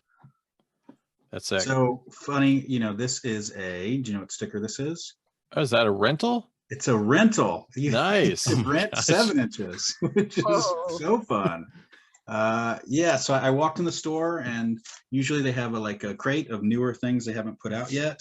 And I looked through, and there's nothing. And I kept looking at everything else, but by the time I got back, they had put more stuff out there, and it was a bunch of these rental 7 inches, and this was the best one I could find. That's awesome. Yeah. I can't imagine rental 7 inches in the US. Yeah, you'd be like, oh so man, trashed. just rent it, bring it back 10 minutes later. Yeah, 3 days. Yeah. So funny thing is, I watched A View to a Kill the other day. It's not good. It's You are wrong. it's Intuitive improvisation. oh no, It's pretty rough. It has its moments. Yeah, it looks great. Like if you put it on mute, it looks like a Bond movie, it's beautiful and whatever. But the John Barry score is good, at least. The score is outstanding. I could bit with the blimps did you not coming into listen to San my Francisco? commentary? I freaking praised it No, for I 3 did not. straight hours. I did not listen to your commentary. Daisuke agrees with me. It's his favorite. It's not just me. Cool. That you guys can talk about that somewhere. So, but I don't. I get it. So all right. here's a hot take. I don't like the song. I didn't think the song. Oh, really? Oh, Oh, back well, to now we're leaving. Yeah. Okay. Now that's a hot take. Wow. I know it's pretty beloved, but no. Yeah, I wasn't feeling it. Oh, Is it like maybe the production or? Just the Duran Duraniness? maybe I just don't like Duran Duran. That might be it. Well, I don't know. I wasn't Those fighting feeling it. words. Do you like the Well, refresh? sonically, it is kind of an outlier because that's where they broke up. So it doesn't. Yeah. It's not quite their early stuff. It's not quite the Seven and the Ragged Tiger sound, and they had all the infighting and stuff. So yeah, sonically, it's a little bit different, and you have all the orchestra blasts and things. Yeah. I love it. It's rad though. Anyway, Yeah, all right. it's I've got great, more. but I'll admit I do like Living Daylights better, even though I'm a huge. Oh, Living Duran Daylights nerd. is the jam. Yeah. Right there. Okay, more stuff. I've got a few more to go through. This one I picked up back in Tokyo, but another 7-inch. This is Tom York. There was an album by this guy Mark Mulcahy what's the name of the band? Anyway, please flash tonight. Anyway, his wife died, and they put out a whole album of covers, and this one by Tom York is maybe the best cover of all time. It's called All for the Best. The original is great, but he does an amazing cover, and I've always loved the song, and I found the 7-inch. I'm like, oh, okay, I've got to have this. That's awesome. Pretty sweet. It's just an amazing song. This one is just funny. I've known about this one for a while. It's called Captain Funkaho. It's a comedy hip hop album, 7-inch from the early 2000s. One of the songs is called Space Slut, and then it's like Bootay. It's just silly, and it's he's being silly on purpose. My 2600. He's like a graphic designer. I was supposed to say, I see the controller. yeah, he's got the controller in his hand. My 2600. He's a graphic designer for the label, and he made some music too. And like, oh, okay, yeah, we'll put it out. I always wanted it, and I saw it, and I was like, oh yeah, I gotta get that. Speaking of more hip hop stuff, I got Quasimodo's Bus Ride. Nice. So Madlib, when I was into hip hop music, it ended with Madlib because I couldn't find anybody better than him. He would sample he was just so like, I don't care what you think. I don't care if you like it. I'm going to make what I want to do. And he just did it. And Quasimodo was his alter ego where he pitched his voice up and he made these incredible beats. And this was from his second album. I love it so much.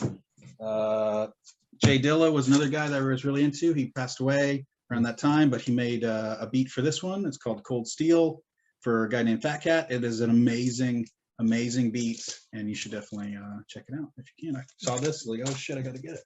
I've been finding a lot of Old Dirty Bastard stuff. Nice. For like $1. I'm like, okay, I've got to get it. Fuck it.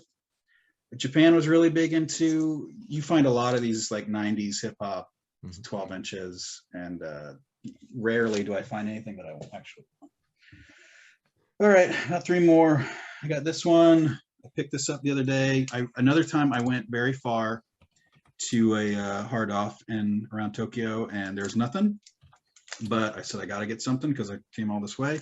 So I picked up a nice mono pressing of the White Album. Yes. It's the red. It does not have the Obi, but Obis are lame, so that's okay. But it is the red vinyl pressing of. Is that was it 86 or something? There's 2 runs, 82 and 86. Yeah. It can't be a hot stamper without the Obi. Black Obi and the, those are things of beauty. Man, it's just a warm stamper. It's got all the inserts, all the cool stuff in here. Nice. Oh yeah. That's as far as I'm aware, I think that's just about the hardest one to find in the red wax monos. Cool. What else is in here? Ryuichi Sakamoto photo. Yeah. Yeah. What are you doing in there, buddy? Yeah. So yeah. Cool. Let's see. All right. So the again, the store an hour, however many hours away. I went back to more stuff they had, and they had some 12 inches, another rental record. I picked up this guy. Oh wow. Nice. Yeah, that's That's beautiful. You can't even find the US pressing of that. I know, right? Yeah. Wild. Gatefold. Oh yeah. Wow. They just came out with a repress in the US of the Japanese style with an Obi of all 3 of those, and I'm like, it's not as cool as an original. I know, that is funny. They're No. doing that now with like some anime titles and stuff too. And of course it's going to be digital cut anyway. Yeah. Yeah, and George Lucas probably added scenes to it. He added Jedi Rocks. He re-stamped the vinyl. There is an extra song, right? And he There's adds a extra song. potatoes. Yeah. All right. Laptey Neck became Jedi Rocks. Yeah. Bleh. Oh. All right, last one. So when record store shopping, I know guys don't like shopping, but I do. You have to be quick on your feet. You have to decide quickly, especially in Japan. It's like, okay, I'm looking through so much stuff, and then I've got so other stores to go to. Your whole day can be eaten away pretty quickly through riding trains and all this shit. So you find something, I have to decide, okay, do I want to, okay, I saw this one, it was pretty expensive, but I wanted it, and so I got it, and I got a nice Velvet Underground with the original banana. I liked, of course we all know that, everybody wants the whole banana still intact, but I like how the banana is. It kind of looks like he is wearing shorts, so I think that's but go ahead. But I don't know if I would have picked it up again. So I may have made a mistake. It does not have you know, the back cover is a big thing, right? It's like they airbrushed the guy out of there on the back cover. So, and here, like the original pressing, it had a guy like here. They were showing it over him, but the guy in question sued the company and said, "Hey, I need money.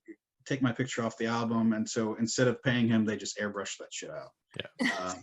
But it's still cool to have. I still like it. If it's an original Verve press, I think the original stampers lasted a while anyway. So as long as it's on the original label, like those are pretty unobtainium here. Right. And I mean, I did pay $8,000 for this, so I think I mean, not bad. Pretty sweet. Yeah, you know, I don't know if anyway, I like that I have it. I like that I got it. I like my banana with shorts. I like it. That's about it. That's all I got. Good deal. Wow. All right, so Max, you got nothing? Is that what he said? Yeah, I had the last cast. I had a record bit, which I think I still need to send you a photo of what I picked up, Sam. Oh yeah, I'll try and remind you about that. So I'll get us a photo. Yeah. Get right on that. Yeah.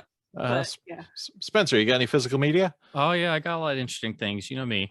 So I'll start this with something that apparently we're not allowed to talk about, but I have a tape. And not just a tape, it's a double tape. It's double tape. Oh yeah. Wow. So Titanic? we're gonna go super old man here. So just old man warning right now. So it's not bad. Old man, this is one thing, but now I'm becoming a total serial nerd. So the more widescreen Ben-Hur? If I find letterbox tapes, the temptation is real as long as they're cheap. But no, I'm getting more and more into classic cliffhanger serials, and of course the king was Republic Studios, who did start doing a number of official studio releases restored from their own print sources, so you're not looking at some awful janky public domain copy of a washed out, I guess this was 16 millimeter at one point without all the chapters and just yucky. But they only released some of these on LD. So I think there's 10 or 15 Republic serials on LaserDisc in this series, and then they did like another 20 as VHS only. And then if you want to look at any of these serials, you might find a version online, but the quality is just awful. And then other than that, they're usually copying a LaserDisc or it's a copy of a VHS tape. So I just happened to see they now have a new release section of VHS in my local store because they're now catering to that. And so you see common tapes and stuff with like $4.99 or $9.99 stickers, or if there's like a box set that pops up, it's like $20. I'm like, oh no. I usually just scan through there to see if there's like anything that's super rare or something I want to check the audio of or something. And then I just see this. So this is the release of Haunted Harbor. This is from the Cliffhanger Serials collection, and it's one of the restored Republic serials that they put out that was only on tape. So I'm like, yes, I will definitely take this. It's got the Republic logo. This was from 1993. This one doesn't have the greatest reputation, and it has a very unconvincing sea monster in it, but it's a Republic serial, so I really want to see all of them.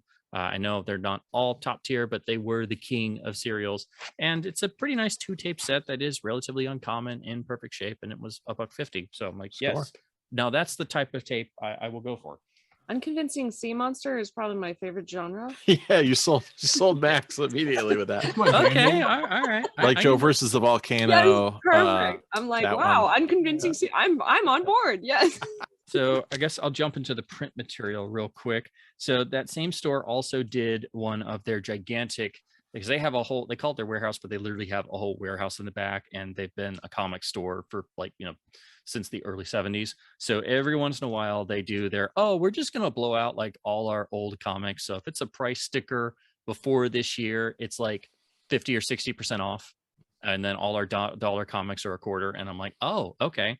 And then after that, they did we just put all our comics out from our warehouse and they're all a quarter. And I'm like, oh, so I was able to, here. I just grabbed a few of what I got. So if you want, I'll send Sam a photo of all the random comics I picked up. Yeah, I'll do a layout there. Yep. I sort of dabble, but there's a couple like various characters and runs that I want to pick up that have never been reprinted for rights reasons or various things. So of course, being a Shadow nerd, I found one of the Doc Savage Shadow crossovers from the DC era. I'm trying to get every James Bond comic known to man. So found the Permission to Die. There's 3 of these, and the third one is crazy rare, but this is a really nice laminated. Grail. Yeah, it's really wonderful. I've always wanted to get all 3 of these, and I was finally able to chip away more at the Comico Johnny Quest, which has never been reissued. This is issue 1 with Doug Wildey art. So the original co-creator and artist came back and did some of these. The various runs of these had some really fantastic artists, and they maintain the style.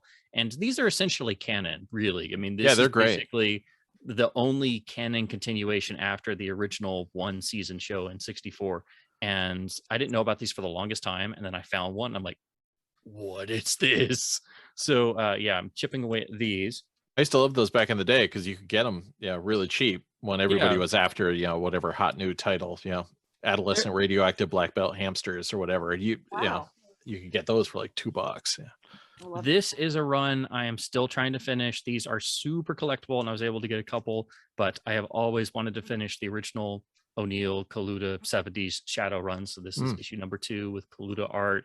These are iconic and freaking amazing, and unfortunately have never been reprinted, except for the first one got a reprint. So I was able to chip away at a few more. There's only 12 of them, but they had others at the usual full price, and I'm like, I can't spend $40 on a single comic. Like it's beautiful, but that's and then I was also able to chip away at some of the great Shadow Strike series. So these are just a couple out of the big stack that I got that I pulled to demonstrate that I occasionally dabble in comics, though I have no room for anything. And then book wise, this is the coolest book that I've wanted to read for so long. Didn't know about it until a couple years ago, and I didn't realize that my favorite reprint company did this back in the 90s as a full replica, very much in the style of their replicas of the original Hardy Boys editions. So this is the Applewood Books recreation of the 1942 Adventures of Superman novel, which is a key part of the early days of Superman. So you had the first couple of comics and starting in 1938, then you had the radio series, you had the Fleischer cartoons, and then this book came out, which kind of built on a lot of that and then added some material of its own, and you had a full-scale Superman novel. But this is a beautiful full replica. Only the rear cover is different. But what's great about this being Applewood, just like on their Hardy Boys and Nancy Drew books, they recreated all the original arts. This is printed on the actual book itself. And what I didn't know was that this is fully illustrated throughout, not just front piece art, but it's all original Joe Shuster Superman art throughout the entirety of the book. So I'm like, what? How did I not know this? So it's building off of the very early days. And again, this is all Joe Shuster art. So you have the original co-creator and Superman artist doing art, and it's throughout the whole thing. And these things never pop up. So Applewood, I don't know if they're technically still in business, but like if you try to find this or their Hardy Boys reprints, you have to buy them on the used market. So this thing usually is like a $30 to $40 book. So I was able to finally find a really nice copy. So I can't wait to read this guy, because it's supposed to have a lot of the building blocks of the Superman mythos. And I find it fascinating reading like really early, like year 1 Batman is of course totally different. 1939 Batman, he's just murdering everyone. He carries a gun. It's great. It's just totally not the Batman you think of. Year 1 Superman from 1938, and early Superman, I mean, he's just a straight up social crusader. This is right when he first starts flying, because originally he's just jumping over buildings. But again, he is just straight up social crusader, battling corrupt mining syndicates. I remember one of the first Superman stories, he's just zooming by and he hears a domestic assault going on, and he just bursts in and like grabs the husband and literally just beats the literal crap out of him. And I'm like, what? Where has this been all my life? So can't wait to check this out. He craps his pants. A lot of people in the first year Superman stories crap their pants. Like totally, even though he's not all powerful. Then moving on to DVDs and Blu-rays, they had if there's a Warner Archive or MOD disc floating around in the wild, that's like, that never happened, so I grab it. Always wanted to see this film. This is Malaya from, or Malaya, not sure I can pronounce it, from, I believe, 1949. Yeah, 49. But it pairs Spencer Tracy with Jimmy Stewart, and this was also apparently Sidney Greenstreet's last film. Oh, So wow. this has always been on my watch list, and you never see Warner Archive discs in the wild. So that was cool. Talking about the archive, had to get some of their new releases. So they finally released Song of the Thin Man, which completes all 6 Thin Mans on beautiful restored Warner Archive titles. If you've never seen any of the Thin Mans, they're they're a joy, they're timeless. The first 2 are the real iconic classics, but they're all great. Once you love the first one, you want to see them all. So now you can get all 6 from the archive. They did tons of work. The first one especially was really just, they thought it was beyond salvage, and they were able to work miracles. So finally got all 6 on Blu-ray. Another one that I hoped would get Blu-ray for years, but had really bad damage problems. They finally did a really underrated Hitchcock masterpiece, which is Stage Fright. Brand new scan. This is one of the underrated Hitchcock gems from 1950. It's really undervalued, and it has a particular, it's hard to describe it because there's a particular plot device in this film that really alienates a lot of viewers. So the first time you see this, it packs a real punch at the end. And that's all I'll say, because I don't want to give anything away. This is one of the films where Hitchcock was like, I don't know if that was a mistake. I don't know if that was pushing the audience too far, but it's very intellectually challenging that way. And it's also interesting seeing it the second or third time, once you know the actual plot reveal and you're looking at it differently. But it's a fascinating film, and they did a beautiful job scan wise.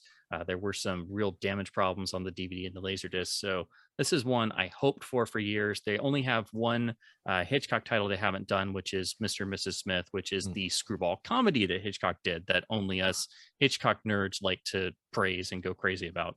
So one step closer. So I grabbed those 2 from the Warner Archive. Then Criterion had a flash sale. So of course I was like, oh, great. Everybody's having a sale right now. And I had that $10 Citizen Kane credit kicking around. So usually what I do is I pick 1 or 2 and I try to chip away at things that I hadn't gotten. So I grabbed the 3 John Ford Blu-rays that I hadn't yet. So Stagecoach, the beautiful special edition. And of course I have all the previous editions. Just been meaning to get this for ages, and it includes an early silent Ford as well. So you basically get an extra mini feature in here. And of course, Stagecoach is one of the primordial American classics. It is the Western that birthed so many Westerns. And of course, the cover is giving you the iconic shot from the Stagecoach scene that was lifted for Raiders of the Lost Ark. Just a little bit. And the funny bit is this is Yakima Canutt doing the same exact stunt that he did the same exact year in the Republic serial masterpiece, Zorro's Fighting Legion. So it's basically like, man, this serial is really good. Can we just lift that stunt and put it in here? Sure. And then they do it again on Raiders. But of course, here it's Yakima Canutt going over all the horses, then going under, and he has no whip. It's just his bare hands. So I still, when you look at the version here in Stagecoach, and honestly, the one in Zorro's Fighting Legion is even rougher because he's just bouncing and he comes out the back and he grabs on with like one hand. And he just barely makes it, and then, climbs back over the back of the Stagecoach. So either way, it's great that that's on the cover. And it's, of course, fully loaded in terms of extras. Then, of course, because John Ford just did everything in the same year, he makes another of the greatest films of all time, and Young Mr. Lincoln. So this is the upgrade to the beautiful Criterion DVD. Keeps the same beautiful art. I mean, that's just, Henry Fonda's Lincoln staring out, and his pensive, darkest moments, just beautiful stuff. Full restoration, new extras, plus all the old DVD extras. So just been meaning to grab this for ages. Ryan likes that because he fights vampires, if I remember correctly. Right? Yeah, of course, right? Vampire Hunter, yeah. And then even though I missed out on the big deluxe Arrow version of this, but the Criterion has its own extras. So of course, finally got My Darling Clementine. So I usually focus on what have I not gotten yet in flash sales. And if it's like, oh, well, I can finish off the, okay, there's 3 Ford titles that I need. So I usually go director a lot of times. Yep. That way you stop the fear of missing out, and you stop the, oh crap, I haven't gotten this yet. Yeah. Oh, what's not sold out yet? And then of course, as soon as you buy these, they'll go, oh, we're going to reissue these on UHD in like 6 months. So I tried to pick 3 that were titles that I needed like really bad. So I went with the Ford 3. What's the situation with Criterion's like number system after LaserDisc? Like, Are things they started numbered? over on DVD. Okay, and then they And started then- over again on Blu-ray, or is it? No, they kept it continuation? going. Yeah, which is wacky. Yeah. Okay, And then so- if it's like Young Mr. Lincoln, because that was a DVD title, uh-huh. the Blu-ray is the DVD spine. Yeah. But like the others are new spines. Okay. But if it's a LaserDisc title that comes back, like Magnificent Ambersons, yes, the Blu-ray is a new spine number. oh my Yeah. god, It's So wild. basically, Yeah. they pretend like LaserDisc was another thing, and if you're like, oh, I love my Criterion LaserDisc, they're like, you know those? Yeah. so then I guess What they- spine is Armageddon on DVD? It's like 365, three something, 340. So they those spine numbers on lasers all fucked up anyway. So it's Well, yeah. they definitely started over. There's some gaps 17A. Yeah. The new Citizen Kane. What number is that? The one. No, it's like it's not exactly. It's not 1000. It's like 1004 or something. Because I'm like, why wouldn't you make that 1000? But it was like just after they hit 1000 on Blu-ray, because they're not doing separate spines for the 4Ks. They're just they're a new spine number. That's so. So yeah, what's like Mulholland Drive on 4K? Is that's a different number than the Mulholland Drive Blu-ray? No, I think that one has the same one. It's the same. Okay. Because it was a Blu-ray. Yeah. So Super there's a easy to sort track of that way. logic there, but Sure. yeah, you got to think about it. I was. Yeah. Yeah. I will the check rest of that the world. later. They decided to forget about Laserdisc and Yeah. I just know. start over. Yeah, that's what we're here for. We're re-educating. Listen, they forgot about Laserdisc in the year 2000. So- Yeah. The hardcore guys like maybe 02, 03. Yeah. I think. Yeah, I think. yeah, the but reasoning- the production companies, 2000. I think the spine reasoning is because you wouldn't have the same shelf space for Laserdisc as you would DVD, and so it would make logical sense to start over. And same with Blu-ray, you would put them, since they're same size, put you them could side by side, yeah. side by side. So that Yeah. that makes logical sense to me. I get why they would start over. I just miss the A's. I Yeah, know. bring back the A's, if man. if I get a movie into the collection, I'm gonna be like, okay, can we do the reverse and make it a mock-up of an old Laserdisc cover, like Yeah. just straight up make it a black cover Criterion, little but image. it's got to have an A in the spine. You know, Like, you- can you this gotta- please be Alpha means 50, it's 63 stripped A? of all the Yeah. special features. The Yeah. A means it's the worst. Oh, version. I know, Yeah, I know, so- but so I just you- want an A spine. Even like So Spencer, you Dash need to B make I'm or making an Dash S spine, 4K. so that way it's one of a kind. All right, so I finally delved into another label, and thankfully somebody had this for cheap, because importing from imprint in Australia, I'm not paying $70 for a Blu-ray. Like, no, Yeah, screw that's that. ridiculous. Pass. But I knew I had to get this because a box set of this I never thought would happen, and I'm obsessed with these films, and I have 50 different copies, but I knew if this sold out, I would regret it. So I got the Harry Palmer box set from Oh, imprint nice. in Australia, which has Oh. their nice lift top design like they have on the noir boxes and things. Sick. And of course, these films are just part of me. The Ipcris Files, the greatest serious spy film ever made. The two sequels are really interesting. They all have different directors. $1 Billion Brain is directed by Ken Russell and is the, shall we say, the most coherent Ken Russell movie, which Sure. means it also makes normal people tear their hair out, and it's beautifully weird, but it's also the most normal Ken Russell movie. Wow. I don't know, the box boyfriend is lifts off pretty like normal. this. Right. To an extent, yes, but basically, $1 Billion Brain, you see what would be a spy film with a larger than life villain, but it's Ken Russell, like literally fighting every scene to make it Ken Russellized.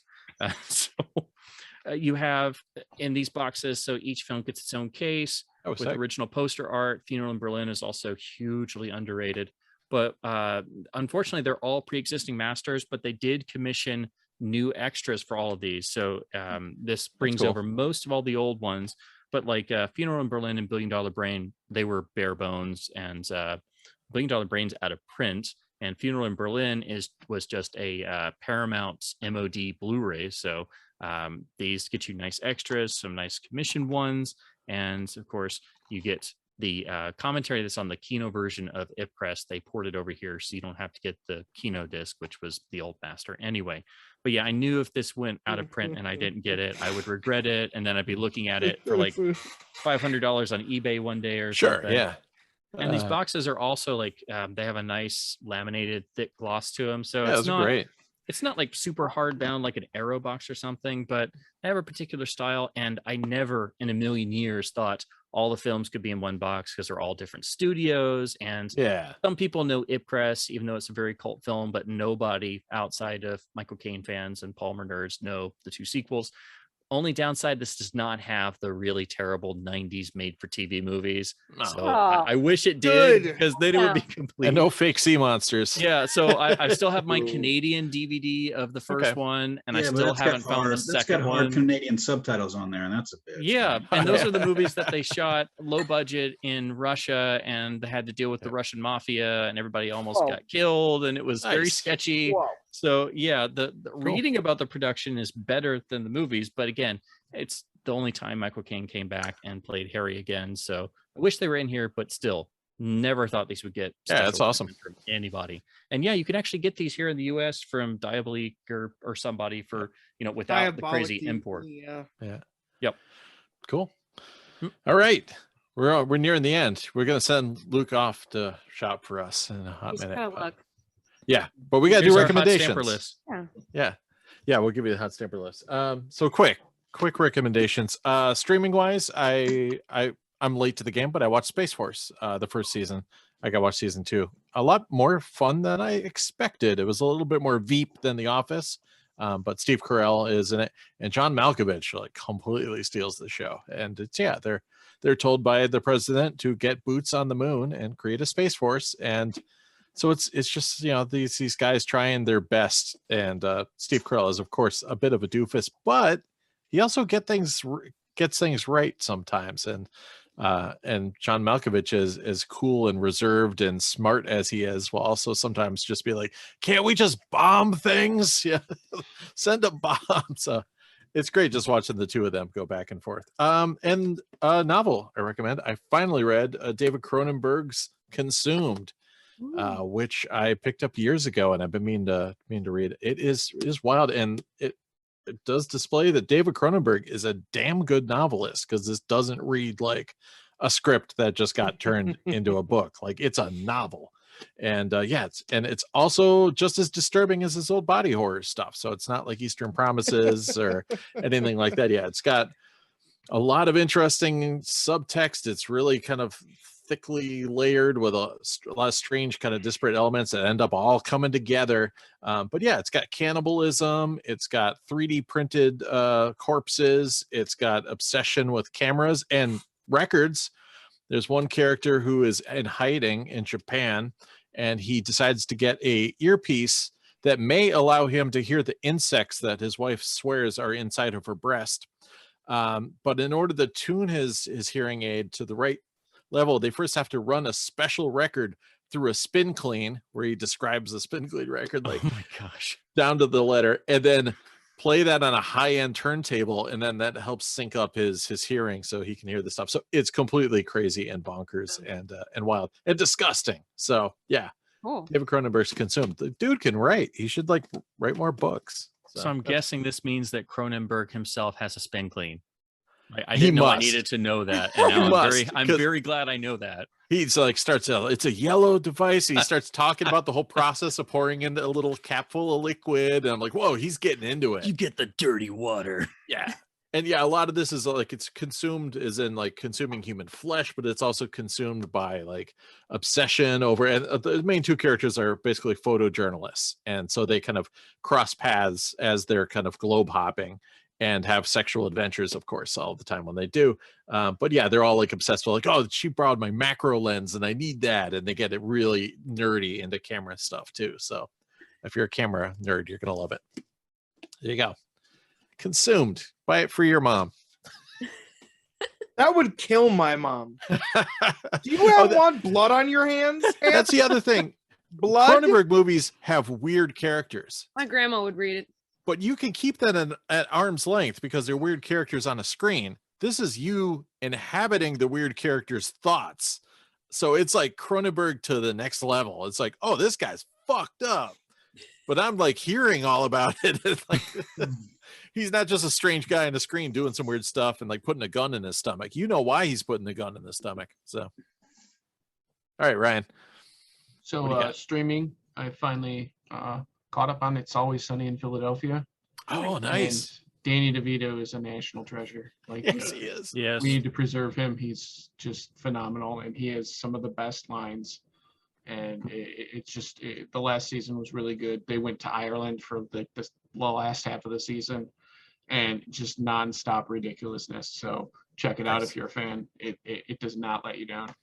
And then DVD recommendation or Blu-ray. Luke, you are right. This movie is fucking great. Told It you. is batshit, dumb, stupid, fighting, random interspersed sex scenes, of course. Crazy nudity. And, Yeah. and Zadar with an amazing facial hair going on. Yep. It's just Bad everything wigs. you could ask for in a movie. So Yeah. go find this. Packet explosions. Oh my god. And of course, there's samurai swords. Of course. Well, yeah. Samurai Cop. So check it out. Aller? In terms of streaming, season 4 of Star Trek Discovery just concluded, and it coincided with the start of season 2 of Star Trek Picard.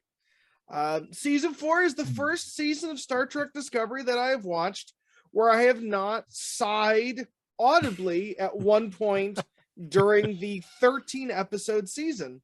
Yeah, that's going on the DVD cover, the Blu-ray cover. Yeah, well, they seem to do this thing where every season they've got to come up with some reason to just end all life as we know it. And they, when you set up the universe's ending, 13 episodes isn't a lot to really come up with a good solution. Sure, yeah. And so every single previous season has always just kind of sped to the conclusion, cut out a lot of things, and done a lot of really silly things to kind of stick the landing. Whereas this one kind of, there was more twinges of like Arrival. You guys have seen Arrival, right? The movie from 2016. Yeah. There was like twinges of Arrival, and it was like a little slower, a little more contemplative. I didn't feel like they were sprinting to the finish, so it was good. Don't start with season 4 because it's heavily serialized, but like season 4 is where it finally is just like, you know what? That didn't piss me off. I like it. Whereas Star Trek Picard season 2, right here. Star Trek Picard season 2 fucks. Okay. All right. It's so good. Yeah. I also, just because there's a new Halo show. You guys know Halo, the video game? I'm aware of it. They decided they were going to make a TV show using the names of the characters and some of the iconic imagery, but set it in a parallel universe so that they didn't actually have to adapt the story of the video games, which was Where's that, Paramount? Who's got that? Yeah, it was Paramount Plus. Yeah. So again, I'm very much in the Paramount Plus camp with their Star Trek and now Halo. They've done 2 episodes of the Halo program, and it's very different from the video games that I've played my whole life. But it's kind of like, do you remember how like there was a lot of network TV programs that were like sci-fi in like 2009 to like 2012? Like, oh yeah, Fox had like half a dozen of them. Yeah, there was a glut. It kind of feels like it's like a remnant of one of those. Yeah. But they took the guy from the front cover of the Halo games and put him in the middle of it. Right. Like the Halloween costume and called it a show. Yeah. Yeah, like it's like surprisingly robust and interesting, but it's also just like, well, this doesn't really remind me of the things that I'm familiar with. Like I could put this in front of my parents and they would enjoy the new Halo TV show. Like you don't have to give a shit about, what happened in Halo 3 in 2007 to enjoy it. And then I also started Only Murders in the Building. Mm-hmm. On Hulu, is that right? Yeah, that one's on Hulu.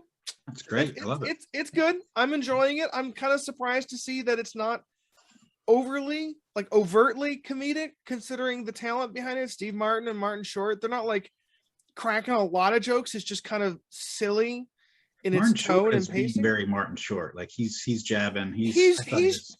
I don't know. I didn't laugh a whole lot in the first 2 episodes, but he's getting a little goofier in the third. I'm enjoying it. I'll finish it. It's good. It's got a good. It's a very good show. I enjoyed watching it, and I even rewatched a little bit of it too. I think it was very interesting how they threw her in with those 2 guys, and it worked. Like, what's your name? Yeah, it really does. Selena Gomez. There you go, Selena Gomez. Selena Gomez is very good in this program. Yeah. And again, it's Martin Short and Steve Martin, and you can tell they've been buds a long time because they just have wonderful on-screen chemistry together. You know, West Side Story's out there on Disney Plus. Go watch that. All right. I've heard about it. Yeah. Yeah, that's a movie. All right. God, it's so fucking cold down here. What's up next, Luke? You got any recommendations, Luke? Luke's just laughing at my pain. Okay, so obviously I've not been streaming anything. I don't have anything on my phone or Netflix on any of that shit. I did go see Nightmare Alley at the movie theater the other day, and I loved it. I did not think I was going to enjoy it. I kind of stopped giving a shit about Del Toro after Shape of Water because it was whatever. But he really hit a home run, I thought, with this. I've never seen the original one, but this was Bradley Cooper was good. I enjoyed his character. Like, it was just a nice, it felt like a 90s indie art house movie, and that's been lacking a lot. Cool. I felt in movies now. It came around full circle in a way that you knew was going to happen, but it just did, and it made me think about my life, man. I was like, oh man, Jesus, life is a slippery slope. What is going on? Like, I gotta order some discs on eBay. Anyway, that's it. That's other than that, yeah, not much. Cool. Max. I have been pretty much exclusively watching RuPaul's Drag Race and on YouTube, the Pit Stop, and then besides that, basically just binge watching Mike Matei on YouTube. Just playing through games that I have on Raspberry Pi, but will never play. But you watch him play. I'd rather buddies with the Angry Video Game Nerd. Yeah, right? he just came back on like the last Nerd episode. Like, he came back for the first time in years. Yeah, I think Mike's like the OG, like the inspiration for the nerd. Like, when he's totally raging, like he's way more nerd than James is the nerd. Like James is like the nerd character that the two of them like wrote together. I feel like I could be wrong in this, but that was just like, from watching a lot of Mike Matei, I feel like he's the guy. Yeah, you watch him for 5 minutes and yeah, it's obvious. Yeah I've been watching the one I'm watching right now.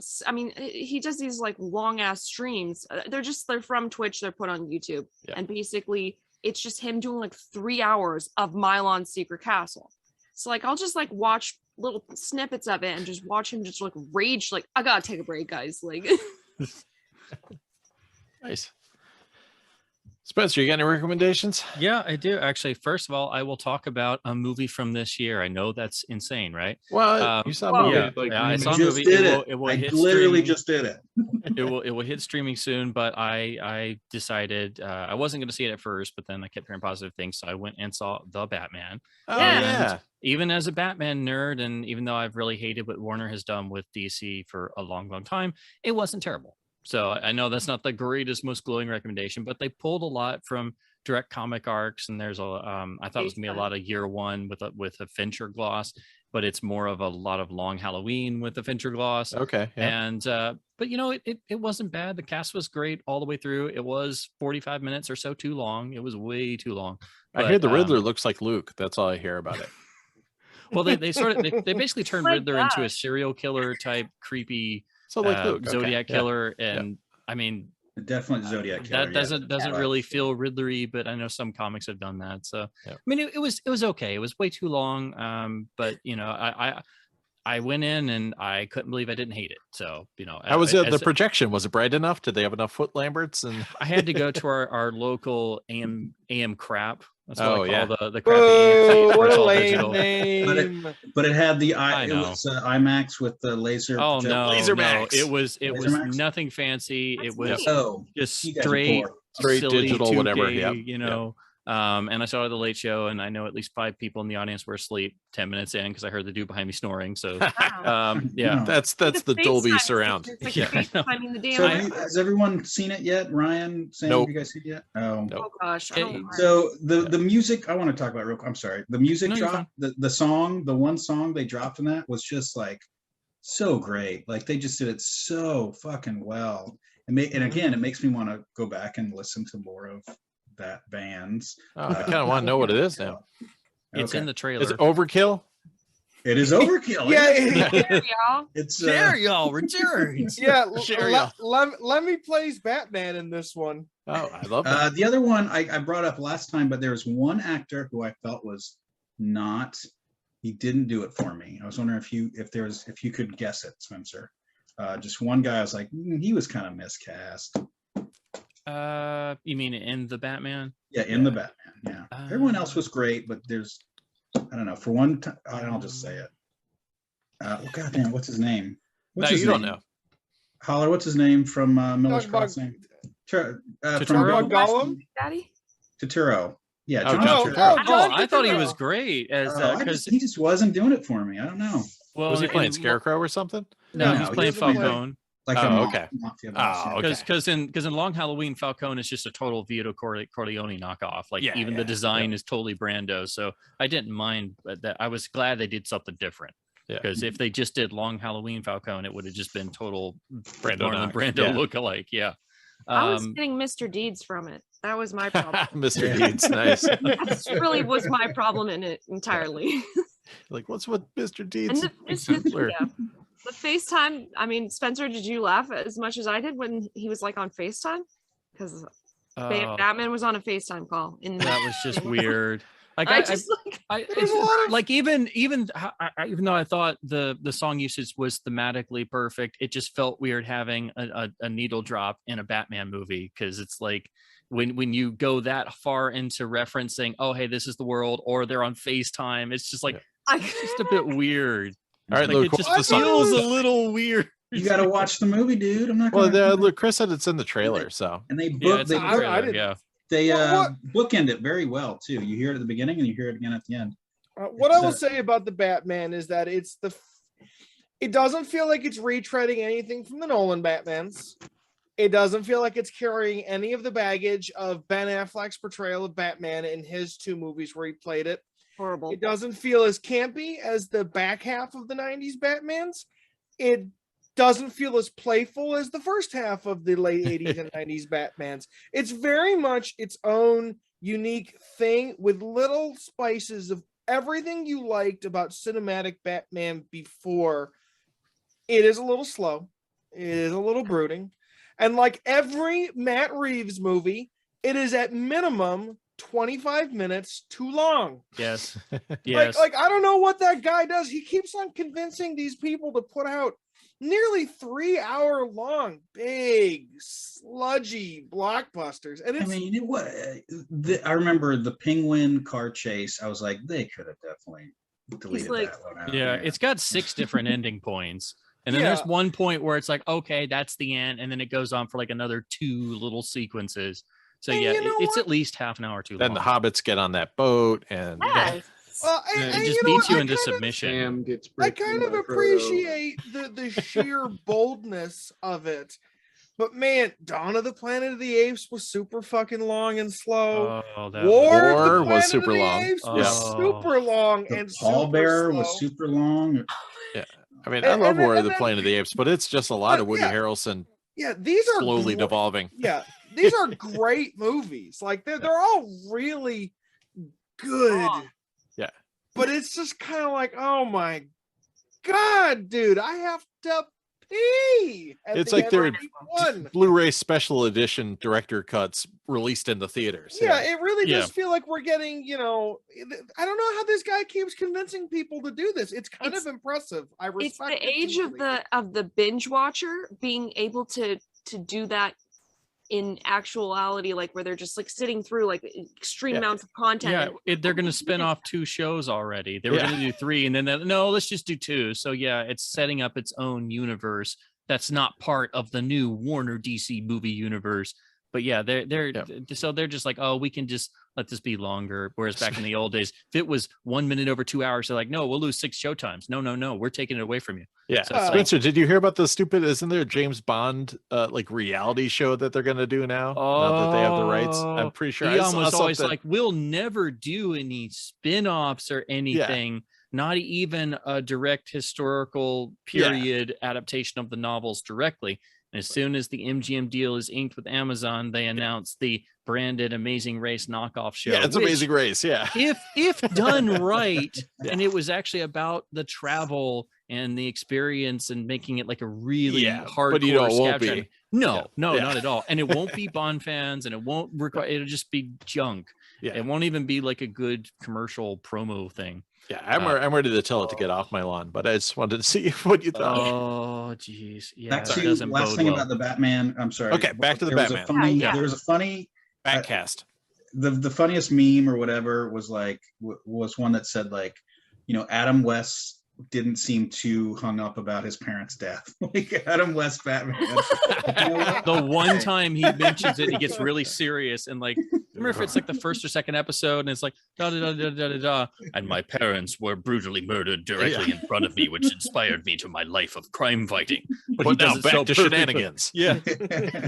That was the weird thing though. There were so many little nods and pulls and references, which, you know, it got old that they kept pulling story elements from 70s films. But what I didn't expect in a big, dark, brooding Batman movie, okay, I'm like, okay, they reference a comic here. There's a nod to Batman 89.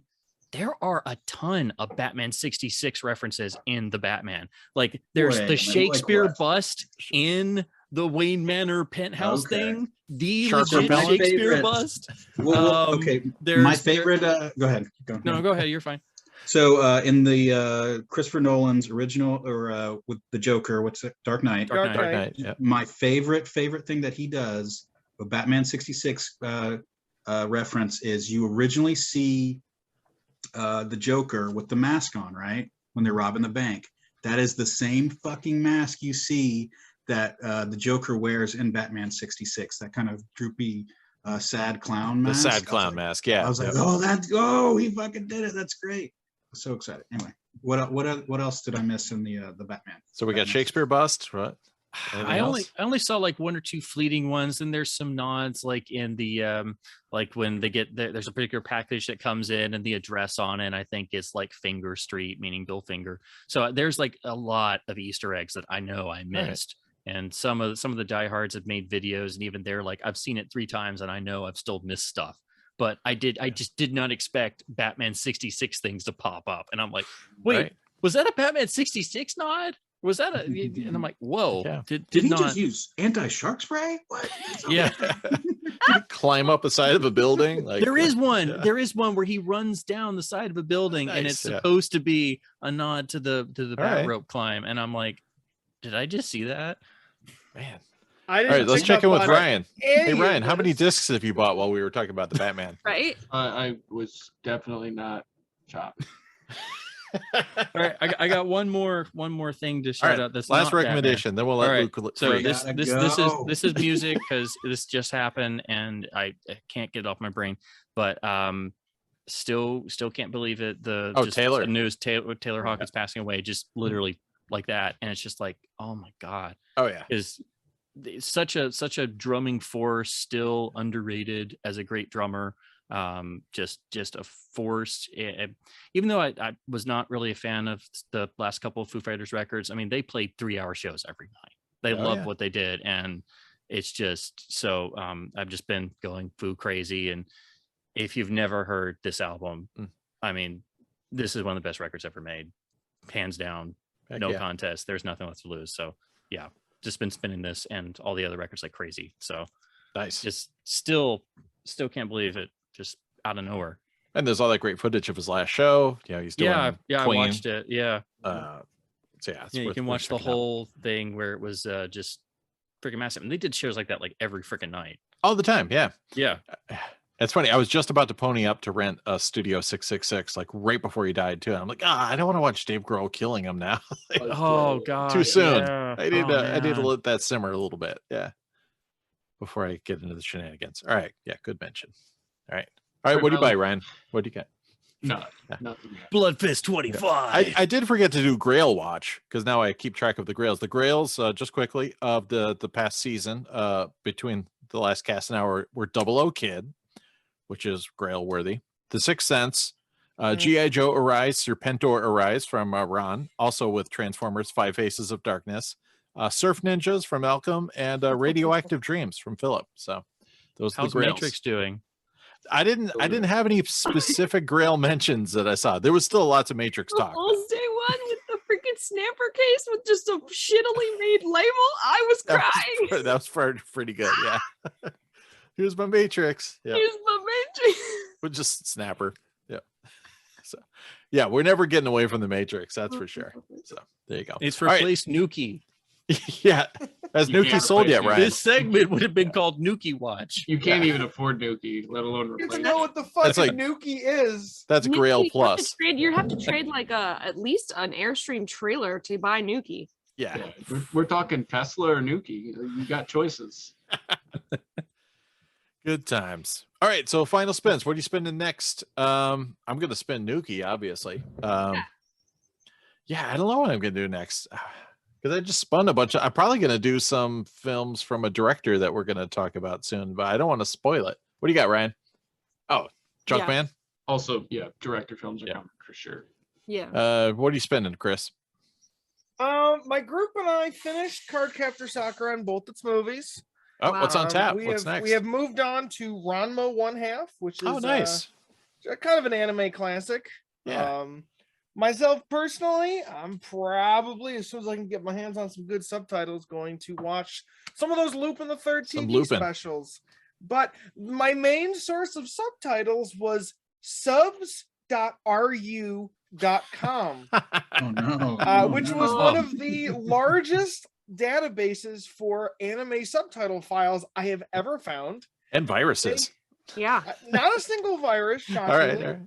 All right. They have been down since Russia invaded Ukraine. All right. I have not been able to That's access subtitle. that website. I was checking one of my backup sites and it's down too. So they Man. keep on stripping me of my subtitling sources. So this may be the end of my gen locking days. Hit some of the guys in LDF. There's some hardcore subtitle collectors in there. So Start might the have sub some swapping places. group. yeah, exactly. Because I know Kootso, I think, had some. There might be a couple other guys that have a big. I mean, Sean's probably got some. Yeah, there's gotta be a few other I've sites got out basically everything Sean has at this point. I Oh, okay. suspect.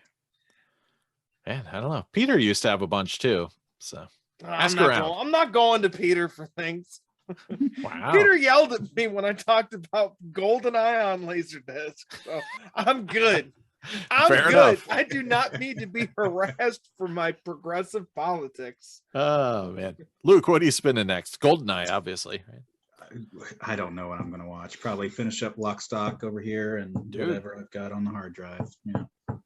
Nice. When are you coming back stateside? Yeah, we miss you. I've got like 1-2 more weeks now. Yeah. Okay. So I'm going back to Yoko I'm staying here in Sasebo for a week, back to Yoko, Yokosuka for a week after that, and then I'm finally heading home. I'm telling you, I'm starting to get weird. Like I'm starting to forget how to talk to people. Like it's just, you know, it's when you have this much kind of alone time, it's weird because you always want it, but then when you get it, it's like, oh, I kind of miss people. Yeah, you're going to be a Yeah. character in that David Cronenberg book in about 2 minutes. It's going to be a character in the Batman. Ah, It looks all right. like one. What are you spending next, Max? Hands down, I'm pulling. I have Magic Kid 2. Yeah. I have Magic Kid 2, and now I have to watch Magic Kid 2 because Okay. it was like a cliffhanger at the end. Oh my gosh. I didn't even mention though, at the end of this, they go through the credits. Each character, they like show like a little, like the montage moment with the character's name and the actor's name. And then Ooh. they say like what the character like was doing after this. Oh, Like, it's like the Animal possibly- House Stripes thing. It's the yeah, follow-up. but Yeah. not every character even got a blurb. Ooh. Like it was just like they just randomly picked certain ones. Like they made a joke that this guy was like a pizza delivery guy, even though he was not actually anything to do with pizza delivery. And then he actually became a pizza delivery guy. Oh, okay. That's funny. Yeah. It's weird. I'm like, Wow. I'm fully invested in this All right, series. report back. Third. And Spencer, what are you spending next? Well, I was sitting here trying to think of that because I knew we were going to get to this, and I'm like, dang, what should I do? What should I do? And then it hit me. It's time. Yeah, obviously. Finally going to check out the LD transfer of Avengers 98. So. I bet it's gonna look nice. Yeah. Oh, I It'll bet. look I'm nice. sure it'll probably look better than the Snapper because I bet their Snapper. Well, the Snapper has a lot of Super DVD compression artifacts. early And, crumminess. So yeah, Yep. most late releases you'll get that little benefit. All right. Have fun with that.